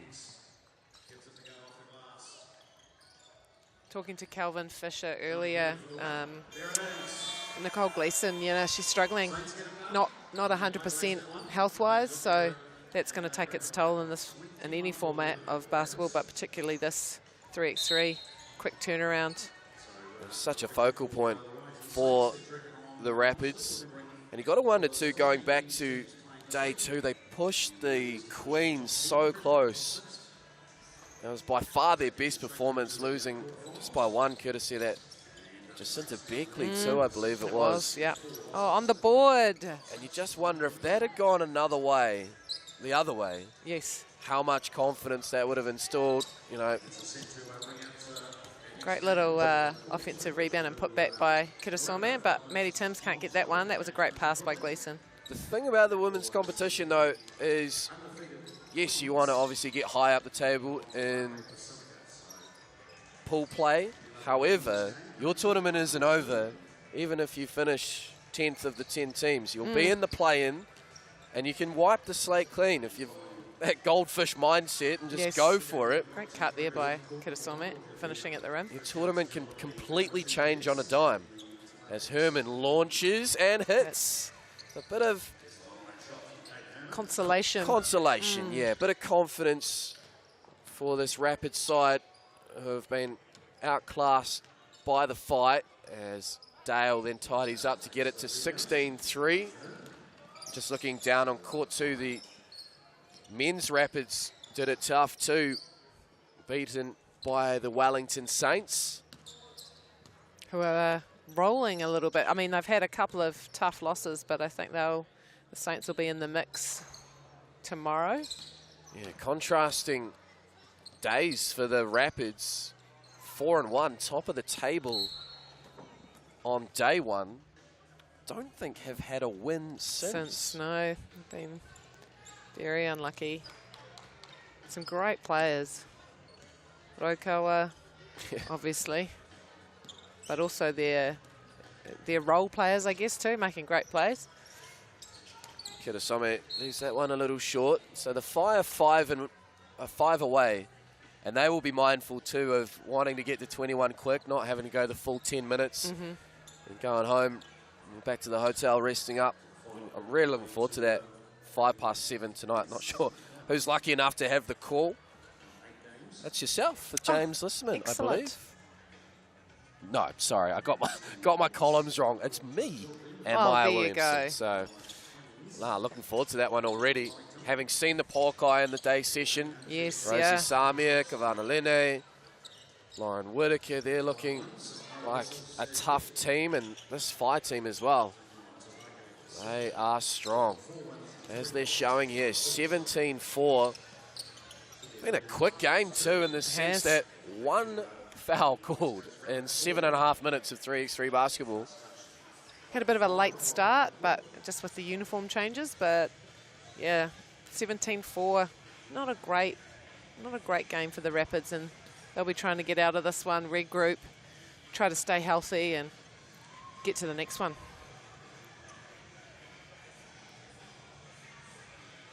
So coming up after this, 1:05 is the scheduled start time. It is back to men's action. Manawatu Jets and Tavake Pacifica. Intriguing contest, that one. I like that Jets quartet. Rafaele, Judd, A nice finish there by Anika Highland. And then a Tavake side who can get it done on their day, as we've seen. A couple of wins now. Drew Leosonge Ape leading the way for that Tavake roster as we take a second look at the find there by Dale and the finish by Highland. So 18-4, 2 minutes. The Whai will be wanting to ice this one.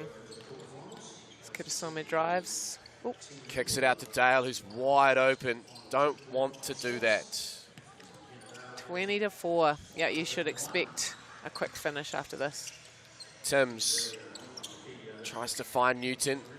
Dale ends up with it. Do they go for 22 here? They will. Dale, bang. Back-to-back 22 points for the Whai. 22-9 over Tavake. 22-4 over the West Coast Rapids. The Whai are rolling. Certainly are. And that woman, McKenna Dale, what a hot streak she's having. Just so hard to cover, such a tough cover with the outside shooting and the finishing around the rim. Great to see. So the Fire can put their feet up now. Again, last pool game of the competition, 7:05 tonight against the Pouakai. But speaking of the Fire, McKenna Dale, she's standing by with Judd Flavel. McKenna Dale, congratulations on another win today, your second for today. Talk us through that game. Yeah, you know, in the first game our shot really started to fall. That's one of our strengths, so we knew we wanted to keep up that rhythm and keep shooting, and I think we showed that in the second game. And I was just interviewing the men's team, the men's Whai team, and watching you guys play, very similar with the concepts and a lot of screening, well, should I say slipping. That has been a big focus for you guys, very successful for you guys, hasn't it? Yeah, for sure. I think with our men's team, you see them run it like amazing every single game, and I think that's something we've been trying to replicate a little bit. And as you can see, the past couple of games, they've really started to get the hang of that and execute it well. I've got you guys penciled in, going deep into the tournament, and all the best for your next one. Thank you so much. Cheers, Judd. Time for a break here and a commentary change on court one. On the other side, the Manawatu Jets and Tavake Pacifica. Myself, Kat Jones, stepping away and into the commentary position. James Lisserman and Judd Flavel.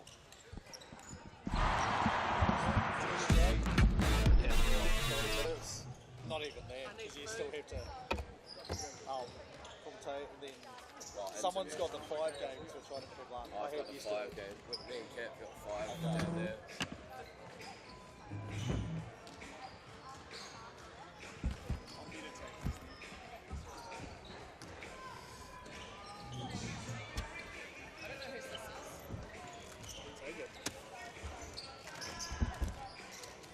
Oh no, it's someone's lunch. Right.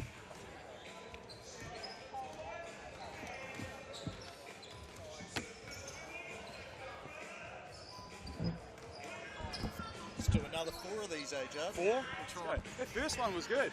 Yeah. It was fresh. Well, I've got news for you tonight. Yeah. What?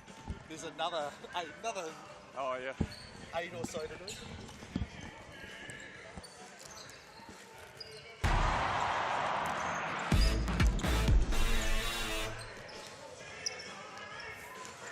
Kia ora, welcome here to Sky Sports 4 ILT Stadium here, Southland, Invercargill. A lot warmer inside than outside today. James Lisserman along with Judd Flavel as we get back into the commentary action here for some more exciting 3x3 Cup action. Talking about warm. Yes, yeah, well, you got your jacket on. I got my jacket, but very toasty on the inside here in ILT Stadium. But on the outside, saw a little bit of hail, a little bit of snow this flurries, morning. Yeah. I lived down here for 4 years and coaching the Sharks at that time, and I was yet to see snow, but I was like a little kid when I opened up my window and saw what was going on. Yeah, there was I went out to get some breakfast, a whole lot of hail coming down, and then it turned into a little bit of snow. We'll see what it's like when we go outside after this session of basketball finishes. Anyway, 2 teams that you can see warming up. We have the Manawatu Jets sitting at 6 and 3. Simon Lafayette, number 2. Number 6, Campbell Scott. Number 9, Liam Judd. He's a very handsome man, I've heard. And then number 13, Jackson Stent, who is the number 9 scorer after 4 sessions of play, 2 days of action. For Tavake Pacifica, number 0, Tyrone McLennan, and he single-handedly forced one of their games last night to move courts after he threw down just an absolute rim wrecker of a dunk. So check that out on social media if you haven't seen it. Number 2, Drew Lasongeape. Number 12, Josh Nickel. And number 13, Joshua Tutanga Laval. So they are playing in black, the Jets in their green and white. And this shall be Jets, an important game for them if they want to try and avoid the playing games. Tavake pretty much need to be winning these last 4 games that they have, at least 3 of them to have a chance to sneak into the play-in games. Well, the Jets sitting with a 6 and 3 record. They've been impressive. I've talked about their size across the board, and I guess in the 3x3 game, that's the ideal kind of prototype. Yeah. Looking at them now, 6'5 plus 6'6. This is going to be a tough matchup, though. The Tavake, I have been impressed with them defensively and got their first couple of wins yesterday. Yes, no, they were very excited about that. And, you know, Josh Nicol said, like, we've been so close. Like, it felt like their first 5 or 6 games went down to the final bucket, and now they've turned the corner, had 2 wins. But we reckon they probably need to get to 5 to be able to qualify, maybe 4 for the play-in. But Jackson Stent, he shows why he's up in that top 10 of scoring. Mid-range jumper is pure for him. McLennan, the little floater, no good. Stent picks up the rebound, immediately runs out and tries to double up with a 2, no good. Lafayette, the rebound, and he is fouled by McLennan. And this is where the Jets' size, they all 3 of them are active on the glass as well. Simon Lafayette, this is what he does, known for his ability to do the dirty work on the interior. Yeah, and they have one guy a little bit shorter. He's just subbed into the game. Campbell Scott, really good shooter from behind the arc. Very good. Had a great season, debut season, I'm thinking, for the Jets this year in the NBL cells. Do we have another? I think we do. I think like Lafayette was looking at the hoop saying, I don't think that's quite right. Now Hamish Dale is having a look. Tuatara Laval has a bit of a smile, and I reckon it might have been his windmill dunk in the warm-ups.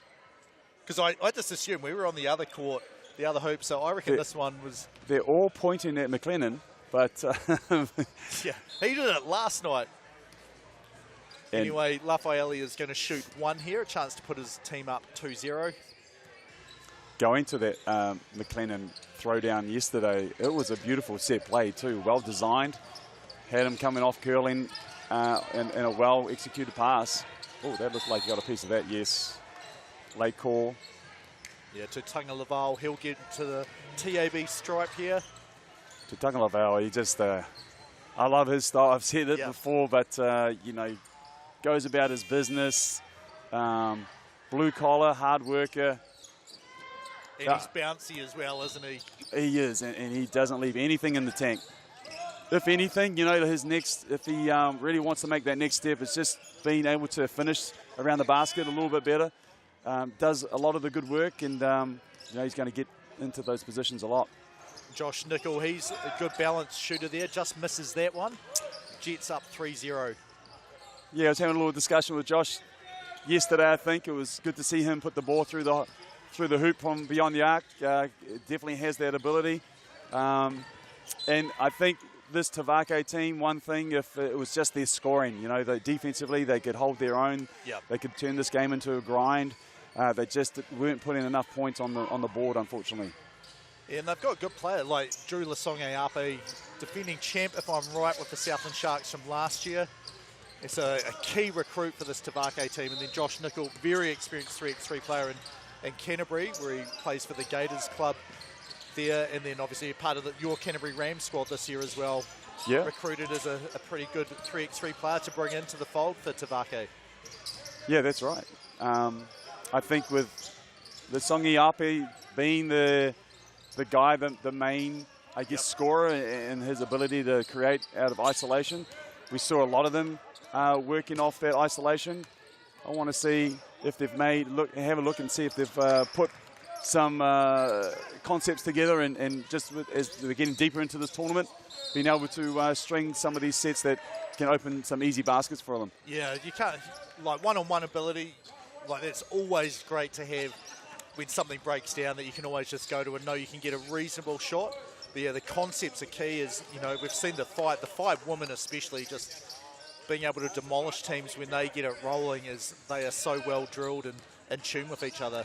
That's right. You know, like really cashing in with the screening, and it's very rare to see teams not switch, and that's where the Whai men and women are really taking advantage on how to beat the switches. So the scoreline is saying 7-0. I thought it was McLennan that hit a 2 from the corner.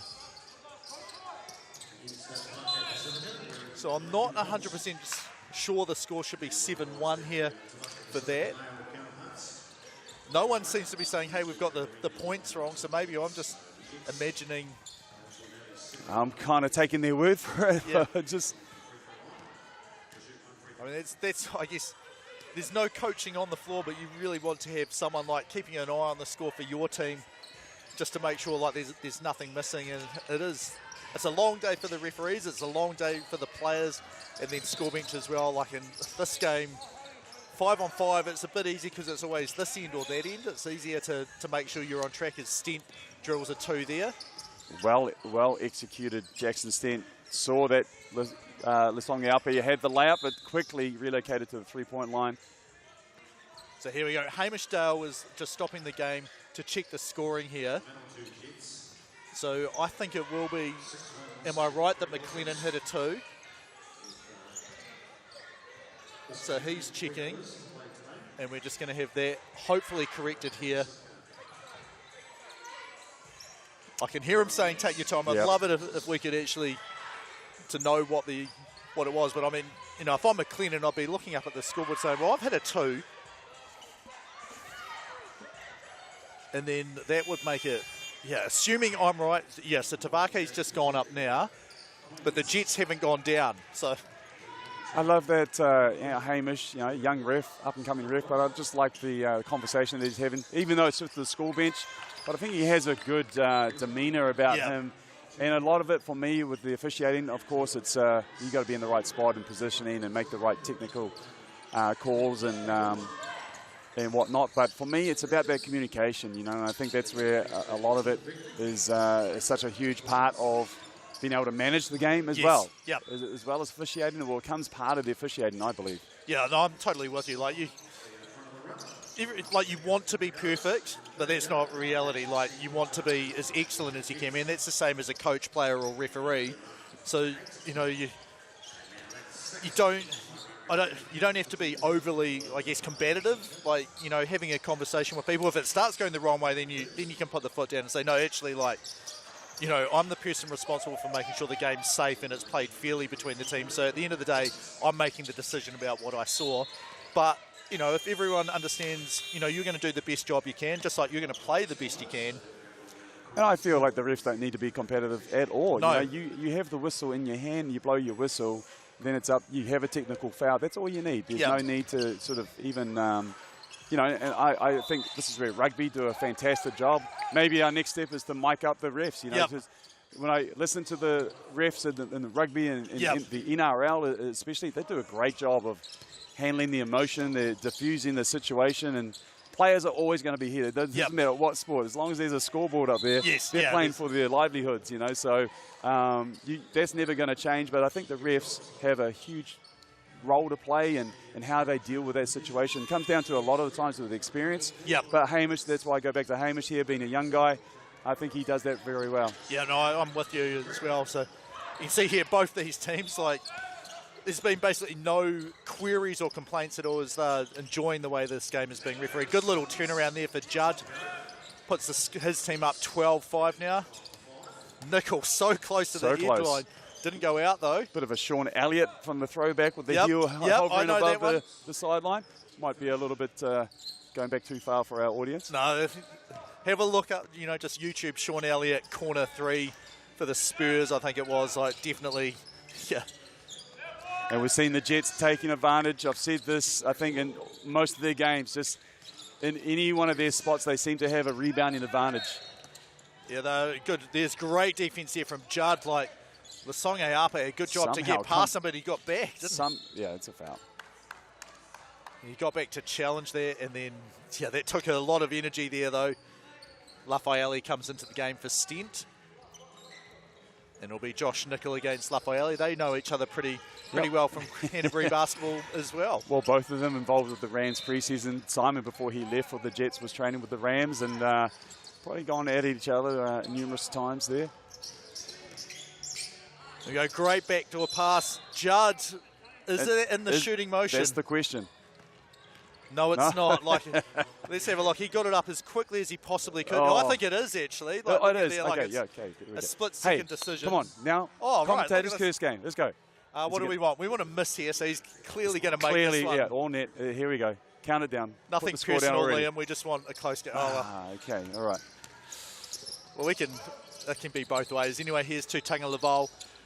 Crosses over against Lafayette quick, and then Lafayette able to knock the ball out. 5 on the shot clock here. Great move there. I didn't know he had that in his game. Little hang dribble there, give him a little hezzy on the baseline. The Alpha up to the challenge, bump him beyond. And a lot of this defensively is when you bump them to a place where you can knock them off balance. A lot of these finishes are off 2 feet. Yep. To gather their balance, and defensively you want to, I guess if you can win that first hit, then you can force a turnover or force a poor angle or force a poor shot. It's a smart play there just by McLennan to save the ball, knock it off the Jets, and Nickel, as I've seen that a lot, kind of a big guard, just bullies his way to the rim. Lafayette does the same sort of thing. Just saw Tuatara Laval come up and set the on ball, had the defender on the high side, and then decided to pop. He had a clear lane to the basket. Seen him do that a couple of times. I think he could get so many easy layups as we talk about the Whai slipping to the basket. He'd come up from the perfect angle, roll hard to the basket, and he's going to get an easy lob over the top. So they're big 2 for Josh Nickel, 14-10. Stent is fouled by McLennan, who says, yeah, it's my muscles. That's what did that too strong for him. Jackson Stent, smart player. Wily old head on Jackson Stent, knows how to sort of milk those situations. And I coached him when he was year 9, so when he was a young head then, so it makes, we won't mention anything else about age, but for him to be an old head, relatively speaking, Well, I don't think he's necessarily old right now. He just has a, I guess he's always been a cerebral player and always took, I guess, that side of the game and part of the area that he specialised in. I had the privilege of having Jackson part of the Breakers Academy back in the day too. Yep. Going way back. For some reason, him and Matt Freeman always seemed to be entangled up in practices. They were teammates at Westlake, but they came to Breakers Academy and really going at each other. Yeah, both of them went on to play Division 1 basketball. Matt Freeman he's playing for someone in the Australian NBL, isn't he? I've seen him, I think, or is he over in Europe? I believe over in Europe. Matt Freeman? Yeah, he's over in Europe. Yep. But he did come back and play local NBL, didn't he? Yeah, he came back, played for the Franklin Bulls, joined them halfway through the season, had a good run, was injured at the later stages and didn't play a part in the finals, where they made the top 6. But, good to see him coming back and, coming back home and seeing him in action. Hadn't seen him in a while. He'd been overseas in college, spent some time over in Germany. Yeah, so that last play there, Lafayette really close to a 3-second back down, kind of lost the ball, but right on target to Jackson Stent, who just laid it in. And this is a referee's timeout here just to make sure the ground is nice and dry and not slippery whatsoever. In the majority of the games that I've seen with Tavake, they've always been close to there or thereabouts, but they've always, for some reason, they've always been sort of on the trailing end and then managed to, I guess, turn the game into a grind that really suits this team. So the Jets, on the other hand, they've had quite a few games where they've used 2-point buckets to build a lead. Not so much this game, as it is only 3 points the margin. Lasonga Ape, good save there. How about the hustle play from Tuatara Laval? They had no business getting a hand on that rebound loose ball, and now they secure the possession. It's those little 1%ers. It's those little plays that, maybe the audience won't sort of really fully appreciate, but ask any teammate, any coach, they love that stuff. You just wonder how many times can you dive on the ground as Lafayette makes the bucket as he just monsters McLennan that time. Yeah, McLennan there, obviously, they're getting close to the foul of, that puts them to 6 fouls anyway, but we talked about it before, about when to utilize those fouls. He was obviously mismatched. Simon, great. He had some good size on him and was definitely under control to make that finish. So made the shot. This is an and one. Short. But Tuatara Laval lost his balance. Stent a little bit of a smile there. Maybe he got him to go early. So one shot again for Simon. And then you can't see them on screen, but the nice Kobe Grinches.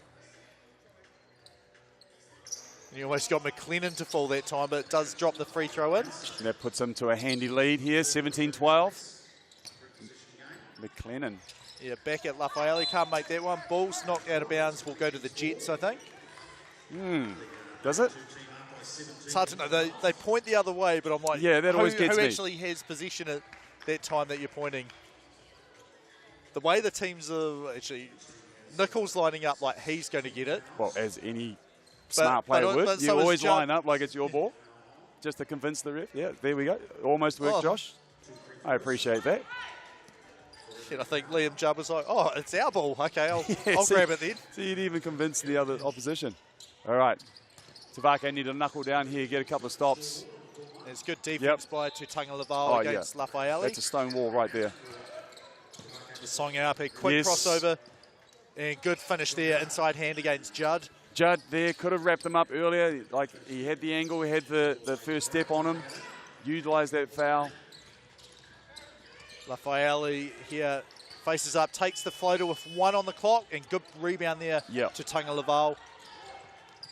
And, well, Stent didn't even see that, but his arm was in the passing lane. And that is a mistake there for Tavake that Judd makes them pay dearly. Costly. 2-point basket for them. So, Jets, if they can hang on and get a win here, they'll move to 7 wins. Tavake will drop to 2 and 8. And the magic numbers at this point in time are probably 8 wins to avoid having to play in the play-in. 5 or more wins will get you to the play-ins, possibly 1 less than that, depending on just how results go. But Tavake, this is their 10th game. If they drop this one, they're probably going to have to win to be safe through their last 3 games, which means if they want to lift the cup, they're going to have to go on a 7-game winning streak after this one, which not impossible, but not impossible, but pretty tough. But hey, it'll be 1 game at a time. Here we go. Here's the lob play. Oh, we just. Not yeah, sure. they were setting up for it. They took the bank. I recognised that play from last night. So they cut the lead to 4 here, 19-15. And those are the type of plays that I think that Tavake could implement just a couple more. You know, don't be so reliant upon the on isolation play. So Lasongi Ape 2 twos in a row. Judd makes the bucket there, 17-20. Nickel, Yeah, this that is looks to put them good. on 19. Yes. Yep. We have a ball game. Here we go. Tighten up. Tavake. So 3 straight 2-point buckets. No they can't fouls. foul. Oh, great, Lasongi Ape, the rip. Yanked it. Will they go for the one? Nickel launches it over Jackson's hands. No good kick there. out, kick out, kick out. Here we go. Lasongi Ape. One more kick out. Yes. There's 5 on the shot clock. Heaps of time. So tie game. Here we go. This is the strategy. Ball game right here. Next score. I'm on the edge of my seat. Lafayette finds Judd. Just loses the handle back to Lafayette. He is fouled. Well, 2 free throws here. It doesn't matter. Stent saying he was shooting. It's not going to matter because it's the 7th foul anyway. Yes. And which is 2 shots there. So but you know what? Looking at Lafale, he's pretty tired right now. Like, you better get those legs. Oh, he's calling timeout. That's a smart. Do they have a timeout? Like icing the. This is like icing the kickers. He should go with it. It's not often you see the free throw shooter. All right. So he's like, I have say anything about the free throws though. We just I kind of want to. I don't like a free throw to win the game, so he should make both of these. Oh, well done, Simon. Well, I've never seen someone shoot about to shoot free throws and say, "Can I have a timeout, please, for a rest?" Like normally it's the opposing team saying, "Let's ice him here, make him think about it." Well, I mean, looking at him, he had his hands on his knees. He got hit hard too. He probably needed to gather, his bearings and catch his breath. As Cat Stevens goes and grabs him for an interview now. Cat Stevens, oh, there we go. You've done put it him under pressure. He's still got to catch his breath. Yes, we'll see. He may be sucking air still as he goes over to talk to Cat. But yeah, that showed some strength there to stay for Tavake to come back and win it, to come back and force a game. But here's Cat Jones with Simon Lafayette. Well done, Simon. What a finish. How does it feel to get that close one? Feels pretty good. We had a bit of a lead, but then they caught up, so it's good to finish strong. Now, talk me through the thought process on the free throw line. You had 2. So is that added pressure, or is it quite safe knowing that you can make just the one? I think it's a bit of safety, knowing if I missed, I got another one. But managed to get the first one, so. Yeah. Perfect. Hey, you've got 3 more games left today, and then hopefully you guys will be in the top 6. How's the morale going in the team? I know you guys had a great start and then a couple of sort of close losses. Yeah, I think we're progressing well, getting better each game. I think everyone's playing with confidence, so that's all you can really ask for. Awesome. Well, good luck and well done for that one. Thank you. Right, kia ora for that, Cat. When we come back here on Sky Sports 4, we have the Canterbury Rams, brought to you by Barbecues Direct, and they're going to face off against the Auckland Tuatara. Tip off in roughly about 1.5 minutes' time, so don't go anywhere unless you want to head over to Sky Sport 3, watch the end of the Tokomanawa Queens taking on Tavake Pacifica.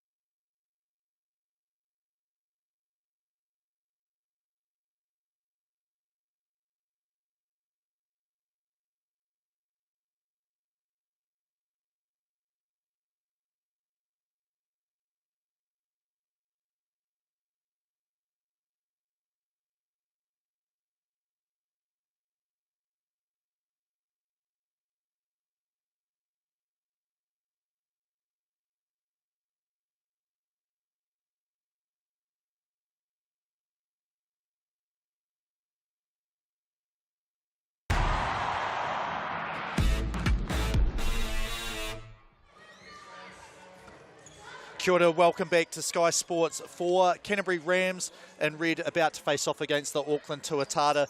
Tuatara 5-4. They want to get a couple more wins to avoid the play-ins. Canterbury Rams looking pretty safe. If they can get probably one more, and then they'll be like, right, we're avoiding the play-ins. We're straight through to the quarterfinals. You're pretty familiar, I say, with both of these rosters here, but especially the Rams here, Judd. Well, I should be, I guess. Yes. But yes, no, very, very familiar. I think Taylor Britt's been around the block a fair while, and for those that Kai Isaac, a guy that's spent a year now with the Rams, and or two years, and so looking for big things for him in the future going forward as well, and Yeah, the other players in the Rams team, Aiden Tonge just not able to grab that pass, and Caleb Chamberlain, the very tall wing player, and he has some bounce. Hasn't been able to put it on display too much here at the 3x3 Cup, probably due to the defence on the other teams, but he can throw it down. And then for the Tuatara, they have the number 3 scorer coming into today's session, Ruben Fitzgerald, getting the check ball at the top. Josh Ledger, number 4, Will Ledger, number 15, and then number 55, Tame Waddy, who replaced Ryan Lomatia after a knee injury on day 1. As Britt just tunes into that, hits that 2 there, Rams up 3-0. You know, with Taylor, he has been a long servant of the NBL, and as he steps into this 2-point shot, but very capable shooter. But more known as a slasher, straight line driver to the basket, which is obviously his strength, but he is very well capable of getting hot, and we saw that numerous times throughout this year's Sal's NBL season, and I think more of a mindset for him, being able to make that mental shift. I'm enjoying watching him pull the trigger from beyond the arc here. Yeah, just takes the little mid-range fadeaway jump shot there. Fitzgerald clears the ball and clears out his teammates and shoots a 2 and drains a 2. Yeah, Fitzgerald definitely known for that outside threat. Yeah, he'd made 22 2-point shots, about 2.5 made 2s per game over the first 2 days. Tonge here, rebound, and he's fouled by Fitzgerald. It is 1 shot here as he'll go to the TAB line.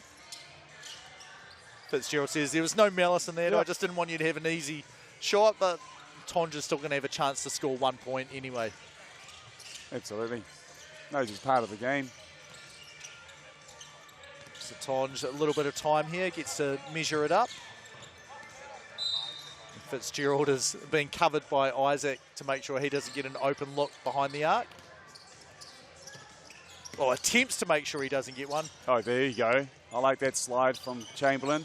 You know, one of the areas that we're looking at, I guess, with these players is we talk about the space that the offense has, and defensively, you're really on an island. Can you move your feet? Can you deal with it on your own? Because you've got basically zero help waiting for you. You know, but people are not going to leave their man for the open two. So, yeah, for anyone that plays NBA 2K, like in the park, well, I suppose in the city, there is a big 2-point bucket there for Isaac. It's pretty similar to that. Like, you don't want to get a bad rating for your player by helping too far off. Very similar to 3x3 here, because the 2-point buckets are just so much more, 50% more valuable than in a regular 5-on-5 game. Yeah, that's right. As we saw Kai Isaac knock it down before earlier. No, just a little bit outside his range. Yeah, he'll sub it there. I think part of it's like, guys are so close, and then there's the extra bit of physicality, able to use your arms a little bit more to try and cut someone off if they've got that initial, not a full step, a half step.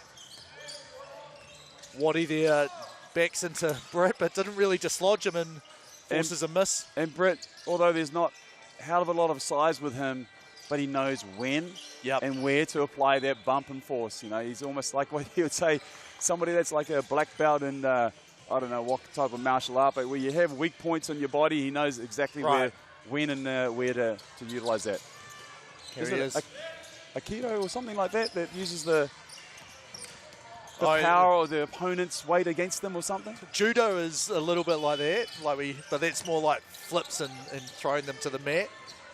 But yeah, my martial art understanding is probably not their greatest. Karate, kung fu, judo. That might be about it. Not our specialty. No. I love the way we're kind of venturing into turning the game of basketball into martial arts here. Well, there was a Dougal meter foul, which was almost judo-esque, as Zach McKenzie got thrown to the ground. One of the games. So we may have a chance to see that, especially the international games, New Zealand versus Australia. Yeah, that has a little MMA about it. So, yeah, I think the title fight, Daniel Trist versus Dom Kelman Poto, is everything else is the undercard to those two. The heavyweight. As that 2 will count, and then Josh Ledger called for the delay of game. And not often he smiles whenever there's a whistle which goes against him, and that is the case here as well. Isaac, the great pass to a cutting Tonge, good finish with the left. They connected that time. First time they had him roll into the basket, the ball went out of bounds. This time able to get the executed the play. And as he said, there's not much help when you drive. Britt stayed attached to Fitzgerald, picked off the pass there. You don't often see like an almost two-handed steal in the passing lanes, like without moving to it. So Rams up 8-6 here, second team foul on the Tuatara. They fake the back screen. Isaac slips it through. Britt, kick out to Chamberlain. The fake, Isaac, lots of movement here, results in a wide open 2. And that was worth 2 points there. Fitzgerald tries to rush an answer, and he does exactly that. 8-10 the score now. Chamberlain over to Isaac. Britt sizes up, draws 2. Kick out. Chamberlain's a good shooter as well. Yeah, so the Canterbury Rams looking really good, just forcing, a mini mistake from the Tuatara and then not letting them get back and resetting their defence. I'm not sure if the audience back home could hear Aiden Tonge on the bench, just communicating. We spoke about it earlier on the other court, just how effective that person can be, rather than just sitting there and taking a breather. Of course, you're going to take a breather, you're going to grab your drink bottle, but you play an active role and still able to help, whether it's with the shot clock or just communicating constantly to your team. And there was a good save there by Tonge. I think, like he did as well, that Britt blocked that too. And there's the left-hand scoop layup. We've seen that how many hundreds of times? Yeah, I've seen it a lot. And the thing is, I've seen him miss some shots as well. And then he surprised me. Obviously didn't miss that one, but how quick he can just reload and re-elevate and get his own miss and put it back in as well. We just saw Taylor Britt just pull up halfway on that cut to the basket. Tonge looking for him late. Taylor decided to sort of break it off earlier. The ball going out of bounds. Another great steal there for Tonge. One of the things, great attributes about Aiden, obviously, he transitions from offense to defense very well. One of the great attributes that are part of his game, as well as his communication. Yeah, Waddy there makes the 2-point buckets. The Tuatara felt like the Rams have played really, really well. It's only a 3-point game. That's right. Which just shows the testament of this Tuatara team.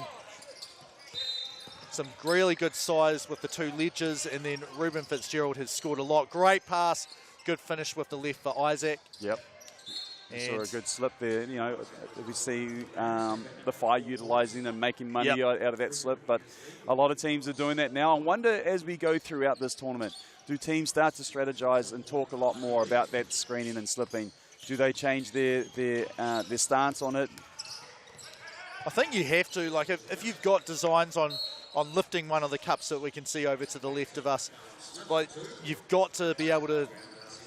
You've got to have a game plan in place, and it's going to be different based on the relative strengths and weaknesses you feel you have matched up against potential opponents. And this could be, you know, teams that brought down a coach, who are sitting in the stands and watching, and you see Anthony Corbin upstairs earlier in the tournament, having his video camera out there. You know, those teams are going to reap the rewards of having those little chats and I guess making those adjustments. What he didn't have much time, probably a bit more than he thought, is just launch that one and then it goes and says hello to the scorer's table. Well, the scorer's table are actually on the court. Yes, just seen that sign there. It's initially when 3x3 came, they had the court is not a perfect square. There's an angle there for the scorer's table. I feel like we've got enough space here that they could be about 50 centimetres back and then, you know, completely off the court. Still really close, but yeah, the ball doesn't often go to those very deep corners anyway. Yeah, great defence there from Kaho. It gets called for the foul, unlucky. Or shall I say, it was a foul, but probably... Yeah, it's not always called. Not always called. But the moment those defenders see the ball and see the offense stuck in the corner, just trapping them and keeping them, squeeze them along that area, nowhere to go. Nice reverse, hook shot there from Ledger against Tonge, who'd walled up. Yeah, been impressed with Ledger. Got away with a stiff arm to the shoulder there. Kaho asking for the foul. What more do I need? There's Fitzgerald, had him wrapped up a little bit, stayed in front, forces the out of bounds or the shot clock. You can take your pick. It's going to be Tuatara ball regardless. You know, we were talking about before how miking up the ref. Yep. Is that something we can do? Can Justin Nelson do that? I reckon he can make it happen. Yep. Can I make that a request? There we go. Ledger the finish and make sure he gets right away so there's no chance of the second delay of game and a technical foul called. Britt gets him dancing. Step back two, no good. Fitzgerald the strong rebound. He launches the two. To take the lead. Yeah, well, Chamberlain was rushing at that one to affect the shot. Chamberlain's open. And then Ledger gets the block, but I think he had the arm wrapped up as well. At least that's what Jilly Harris saw. Either he had the arm wrapped up or... it's a little push off first. Yep, and that's the one that Kaho was asking for at the top there. You got the same stiff arm to the shoulder. So younger Ledger, Will Ledger on defense against Britt. They switched that flare screen there. Yep, Tuatara doing a great job. Oh, it's going in. It's a tough finish. Kaho Isaac able to withstand the contact, still have the balance and the strength to power through. And you just thank Ledger for the help there on the shot, like saying that might have helped me get that angle right. Did he have a change of hands halfway through that shot? You looked like he was going up with the left. Now, I know Kai is ambidextrous, so got the ability to finish with either hand. That's impressive. So makes the free throw, the M1 bucket from the TAB line. Rams on top, 16-13. Here's Tame Wadi, handles it a bit, mid-range jumper, drills it. Okay, well done, well done. Tonge out to Isaac. Gets him to lift, has the time to measure that one, and he measured it to not even hit the rim. Yep. He's been impressive from beyond the arc, Kaho Isaac. So score says 17-14. I think it should be, 18. There we go. They've put the point up now. Murray in, out, finds Fitzgerald. 5 on the shot clock here. He goes in and out behind the back against Tonge, who is right there. Tough shot forced. Chamberlain with the rebound. Clears it out. Rams up by 4 here. Isaac, more space again, just off to the right that time. Ledger, good quick spin, finds Fitzgerald inside. Yep, Chamberlain committed a little bit too early there. Still had to play 2. He obviously had, stuck in a tough position, but just made made his life easier for the offense there because he had rushed the ball. And Isaac there, well, if you lose the ball a little bit, you've got no time, you just shoot it up anyway. And he said, well, I'm just going to shoot it up. And in Rams on top, 20-15 now, as the Tuatara take a timeout. Great to see Kai, I guess, shooting the ball from the outside. Obviously, he had a great season with the Rams and playing a significant role in the rotation. But coming into the ball game and being a reliable shooter from the outside, led the league for a good amount of time from the three-point percentage. Good to see him continuing on that form here. So Rams need one more point to win. The Tuatara have to score 6 if they can get the win. Good pass inside. Ledger just not quite able to grab it and go up in time.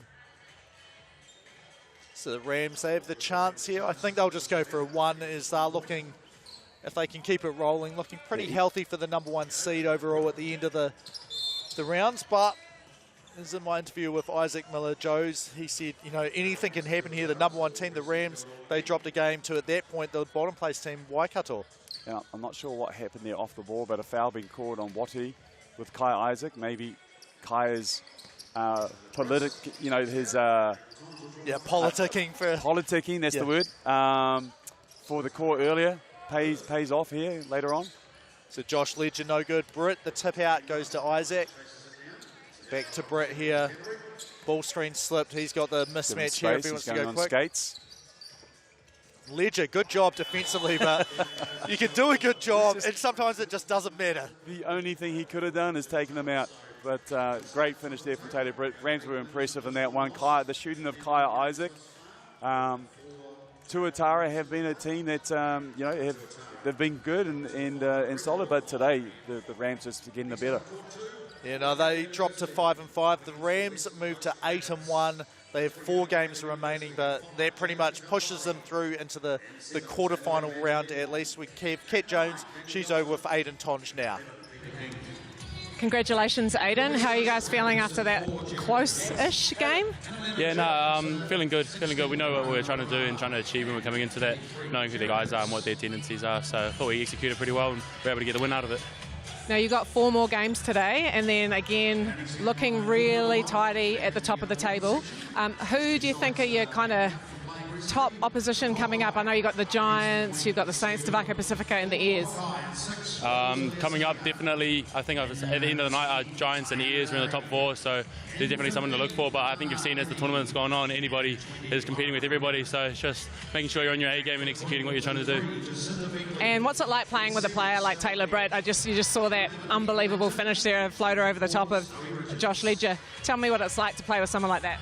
Oh, I mean, it's a privilege to have someone in your team that has that experience and has that drive that Taylor has. So, I'm happy and just always excited to play with Taylor and all the rest of the team. So, it's always good. Awesome. And personally for yourself, I know you're a really vocal leader with the team. It's great to hear you on the sub-bench giving instructions, motivating. Is that something that you have developed? I definitely like to always think myself as a talkative person, especially when I'm out there on the court.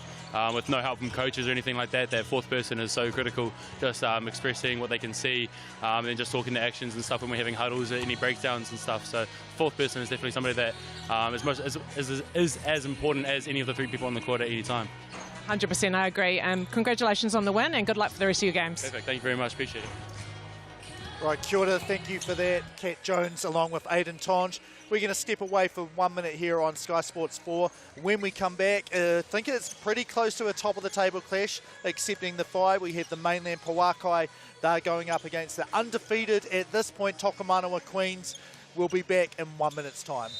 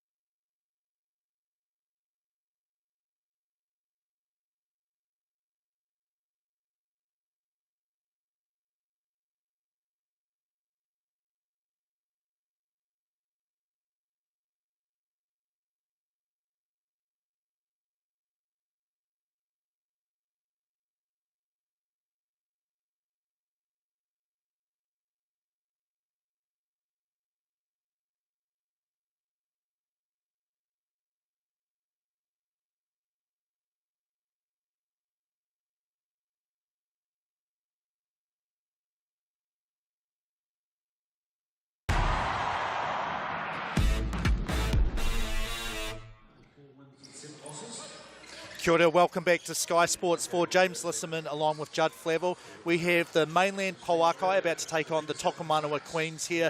They're ready for the check ball, so we'll go straight to the game here as these two teams that are vying for that number 1 spot along with the Mid-North Whai take on each other. Pouakai currently 4-1. The Tokomanawa Queens perfect 5-0 record at this point in time. I think the Pouakai and the Queens have both played a game today, and so they've just sorry, you're correct. Up. Yeah, the Pouakai is sitting at 6-1, and the Queens at 6-0. Oh no, Pouakai 5-1. Sorry, get it right. Well, you were right. They had played an extra game. I saw my note there to add a game result as well, but forgot to actually do that. But anyway, opening scoring for the Queens. They have a pretty tremendous lineup here. We see Eva Langton driving to the bucket. And out there, Stella Beck on defence, along with Zoe Richards, who gets shoved to the ground. Rosie Samia, Tiana Day, and Laura Whitaker on the court for the Pouakai. Good move by Whitaker. Just needed an extra half a second to get that shot off. This is a match. This is a when I didn't anticipate, or I didn't see this game coming up, but the moment I saw it, I got excited just knowing I saw that. These are two very good teams. Pouakai being very impressive. They've had one loss against the Wizards, but they've looked really impressive. Coach Josh Thompson will be sitting happy in the grandstand. But this will be a great game. This could be one of those games we see featuring in the later stages. Yeah, I think it's these two plus the Whai are the, if it was like a 7-game series, it'll be one of those 3 teams that I think you'd find as Samia hits the 2, and that's something she's done very well this tournament. I've been impressed with Samia. She was injured, unfortunately, with a lot of the tohi. Yep. Or basically all of the season. And so unfortunate circumstances, but back here on the floor, great to see her. I've also been impressed with her leadership, the voice, and obviously speaking from a coach's standpoint, that voice on court is so important, but always constantly talking to her teammates. Yeah, she's the only one returning for the mainland Pouakai from last year's championship winning team, and funnily enough, Jacinta Beckley was a member of that team facing off against her this time for the Tokomanawa Queens. Yep, and she wants to win. She's a competitor. So substitutions for both teams. We've seen all 4 players. I think we've mentioned all of them. Kavana Lenny's the only one we haven't said. She's on the floor and she's guarding Jacinta Beckley, closest to the camera here, now closest to the ball as well. Switch out, Langton has the ball faced up against Lenny. And Richards inside turnaround, left hand no good. Whitaker can't get it. Back to Richards, swinging around to Langton. She drives, and that is one thing Lenny can do is, you see half a step, she doesn't try to get her body in front, she just tries to judge it and block it out of bounds. Well, she was kind of half beat at the top, but she's got that recovery, I guess, with that athleticism, so knows that as soon as the offense takes that jump in the air, she's got that time to catch up and make a play at the ball, and she's got a vertical to go with that speed as well. No, it's got 6 seconds on the shot clock here. That's what the mini break was for, just to get the clock wound down. Richards, the step back 2. And that is short, and I think that hit Stella Beck in the face. And what a season Richards had with the Hoiho. The whole team, I think they were well coached, well drilled. Yep. But Richards was one of the standout players for them this year. No, she sort of really expanded her game a bit to be more than just a rebounder and defender, to have a bit more of a, offensive, I guess, just on her shoulders that she has to carry. Well, she was actually, I think, had a great chemistry with the point guard, Bradley. Yep. The import, the Australian. And it was that connection that I really brought the best out of Richards. They played the flow offense, so the ball was getting from side to side, but the amount of times that we saw Richards being hit on the roll and being just in the right position, right time, and able to capitalize and finish. So the check was not good enough. So I think that's an education there as opposed to a delay of game. Shot clock violation after Whitaker was able to stay in front of Richards, making it a bit tough. And we are tied at 2-2. Exactly what you expected when you saw these two teams matched up. Yeah, absolutely. I can't pick this one, but I'm going to ask you and put you on the spot. Who have you got? I think I think it's going to be the way the competition goes. We know team's going to be undefeated or lose every single game. So I'm going to say this is the one where the Pouakai, finally a team is able to knock off the Queens in the regular season, the regular round. I'm with you. I like it. What a finish by Richards. Well, Lene before that, and then Richards, yeah. See where Samia inside to Whitaker, and Beck is trying to knock it out, but just it's a long way to reach and to try and knock the ball out of the almost vice grip there that Whitaker has.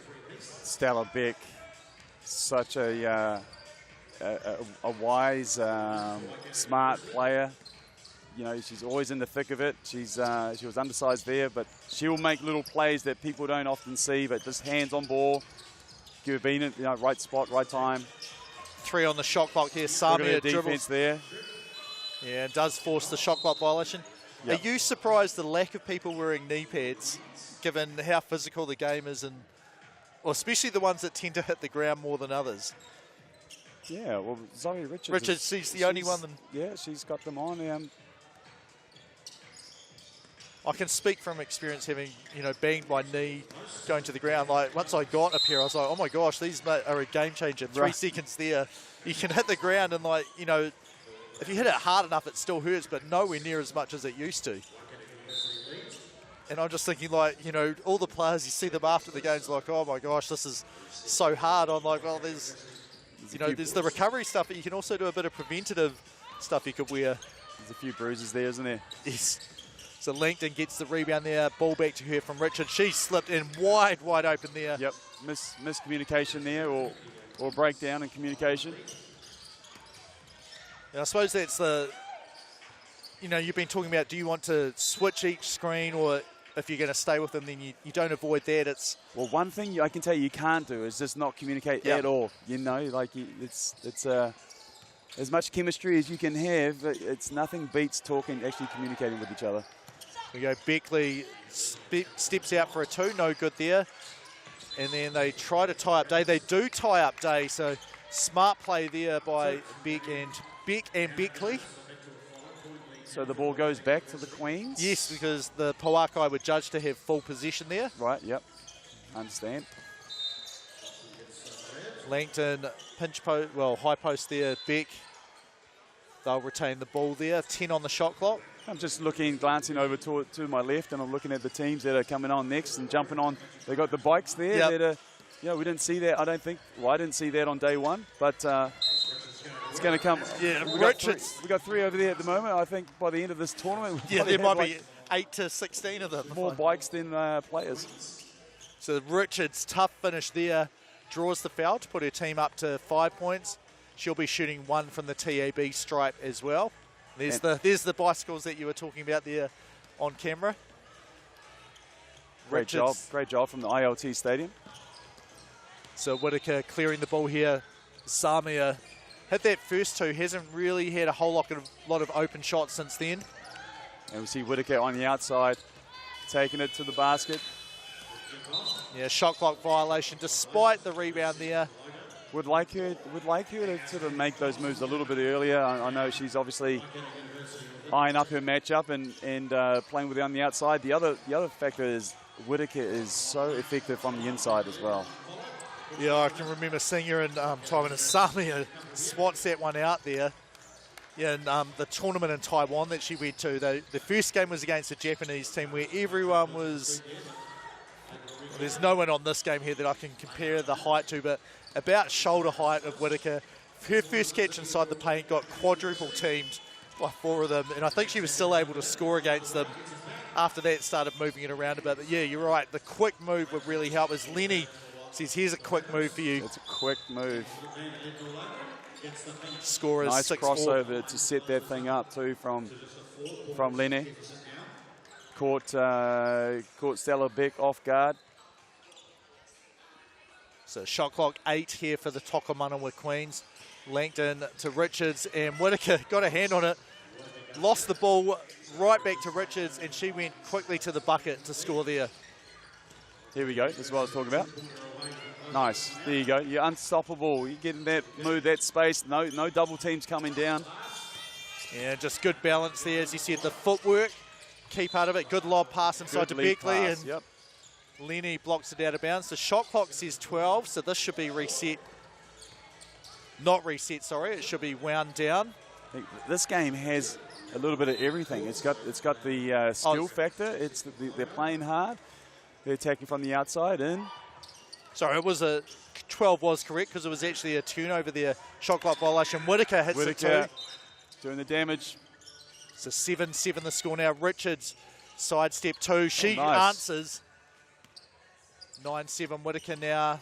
The crossover face up against Richards. Sets the on-ball screen against for Taiana Day. And you just see Whitaker, I know I've talked about it before, but just set that screen on the high side of the defender and then popped, which makes it an easy cover for the defender that she's screening. Screen on the low side, you got the mismatch. I think that's just the little details that I would expect these individuals to make, I guess, or be much more aware of.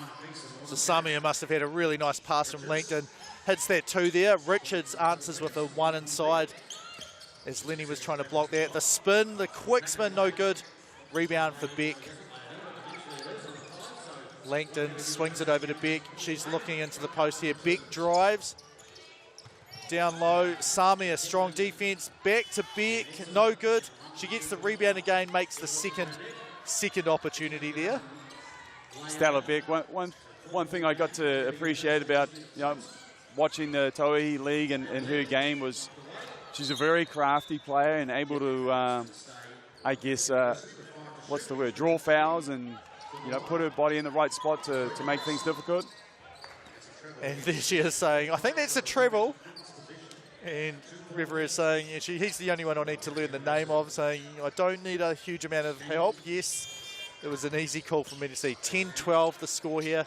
Tokomanawa Queens trying to make my prediction null and void here. Beckley, the hook shot, no good. Whitaker, the rebound.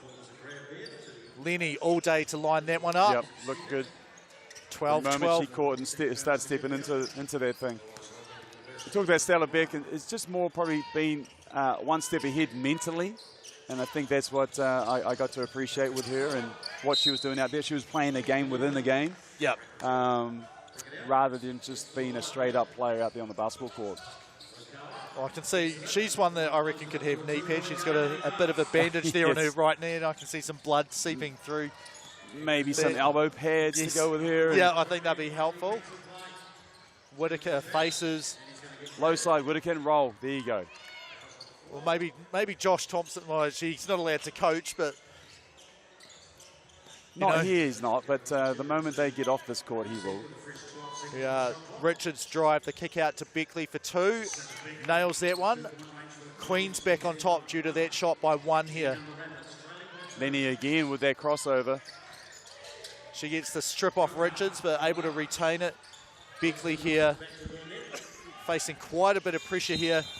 Lenny, super strong defense. Doesn't matter though. Great defense, but even better offense there. And there is going to be a hook here. It's going to be against Red, I think. Against Whitaker? Yeah, offensive foul, just hooking off the ball. Just a little too much. And they have been consistent with the hands and arms. It almost seems you can do, a bunch of things with the body and how you defend certain things. But, yeah, certainly really quick to blow the whistle on your hands. So 15-13 the score here. Only 1:58 to play. Neither team in foul trouble here. Good defense from Day. You saw her just recognise a slip was possibly going to be coming and just stayed in front there, so Richards couldn't get the timing there. We haven't spoken much about Day, but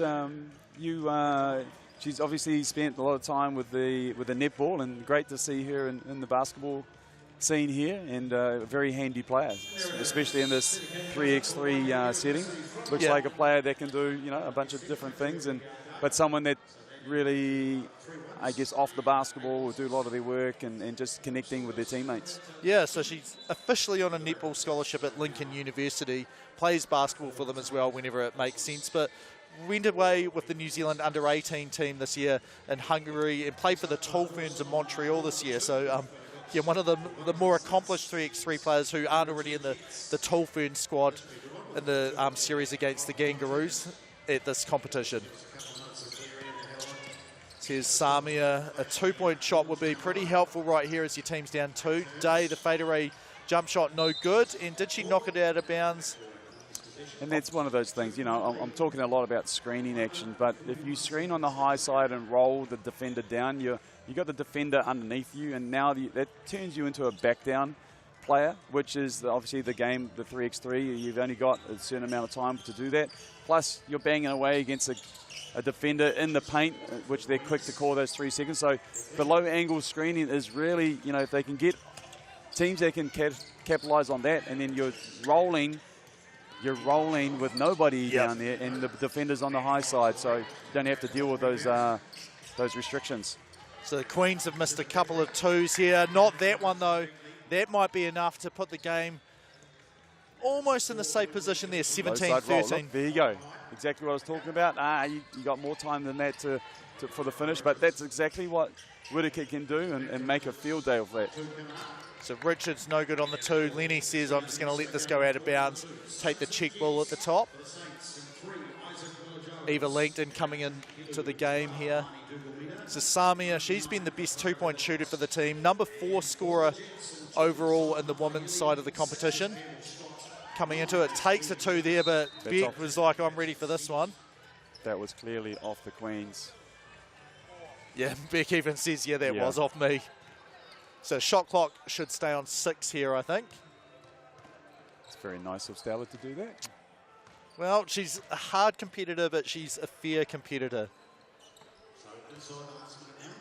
So the clock is wound down. It's showing 6 now here. Oh, it just went 1 too far. It's still going. So it officially says 3, I guess, as Lenny just shoots that one quickly. And yeah, they're checking again. So yeah, the shot clock ended up losing 3 seconds. Pouakai down by 4 points. And yep, it is going to be Queen's ball at the top. It's hard when the players don't really know who's going to get the ball as well. It's hard for us to preemptively say.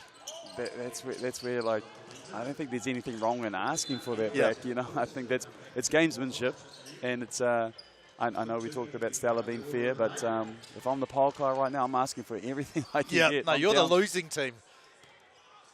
We are Day behind the arc, finds Samia. Beck staying well attached there, forces the turnover. Yeah, Beck's just making a big defensive play right there. Oh, that would have closed the game out. Pouakai still with a sniff here. Well, it fits what you said. Like, she's playing the game within the game. So she's like, okay, we're up by 4 points here. Who is the best 2-point shooter in this Pouakai team? It is Samia. So no matter what, I'm staying attached to her, and then the other 2 players, you can clean up the rest of that around her. Yeah, that's right. And that's just ice the game, I would say, for the Queens. So they are looking, 11.5 seconds. I have seen miracle wins in similar situations like this. I've seen a 2, a steal off the clearance pass, and then another 2 to send it to overtime, but I don't think it's going to happen here. 5 on the clock now. I was going for the commentator's curse again, and just seeing if we could pull something out of the hat. And the Pouakai do drop that game. We'll go to 5-2 as they fall to the Tokomanawa Queens, who move up to, what are they now, 7-0 after a 17-13. A hard-fought win, but from what you've seen out of these teams here, Whai, Queens, Pouakai, they're the class of the comp, aren't they? Yeah, they are. And each team are well drilled, as we can see. The Queens have a lot of experience in the traditional 5-on-5 game, but yeah, these are teams that will be seen down the path. Okay, here's Justin Nelson. He's over with Jacinta Beckley. Jacinta Beckley, nice to see you. 7-0 for the Queens. Yeah, feels good. We know it's going to be a battle out there, so I feel like it's anybody's game on the day. So whoever can push through getting tired and getting a little bit beat up is going to come out on top. And tough schedule today, some back-to-backs today and tonight. Yep, a couple hard games too. Back-to-back with Tavake and Pouakai. It's a battle. Tonight again, 8:45. Or 8:05 and 8:45, so get a nice rest now. I think we've got a masseuse coming to give us a nice rub down between games, and then we all go tonight. Glad you got your calendar and your diary sorted out. Yeah. Most important question, how does it feel to be back in a Queen's uniform? Oh, it feels great, and it's also awesome just to be playing back with the girls. Stella and I, and Eva obviously from Queens last year, and Zoe and I played Tallfern, so it's real cool.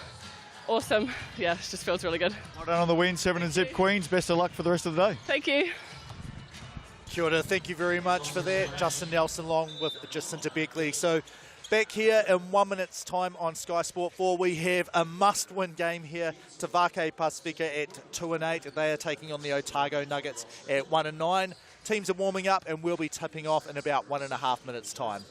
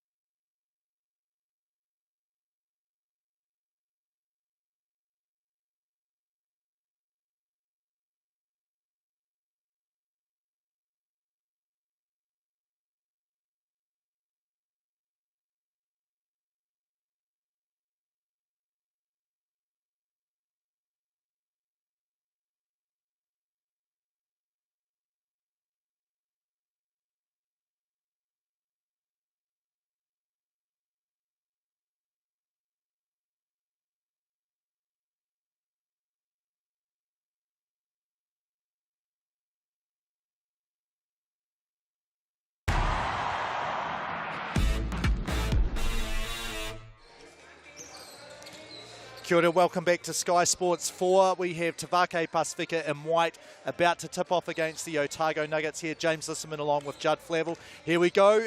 Must-win game between these two teams. Tavake 2-8, Nuggets 1-9.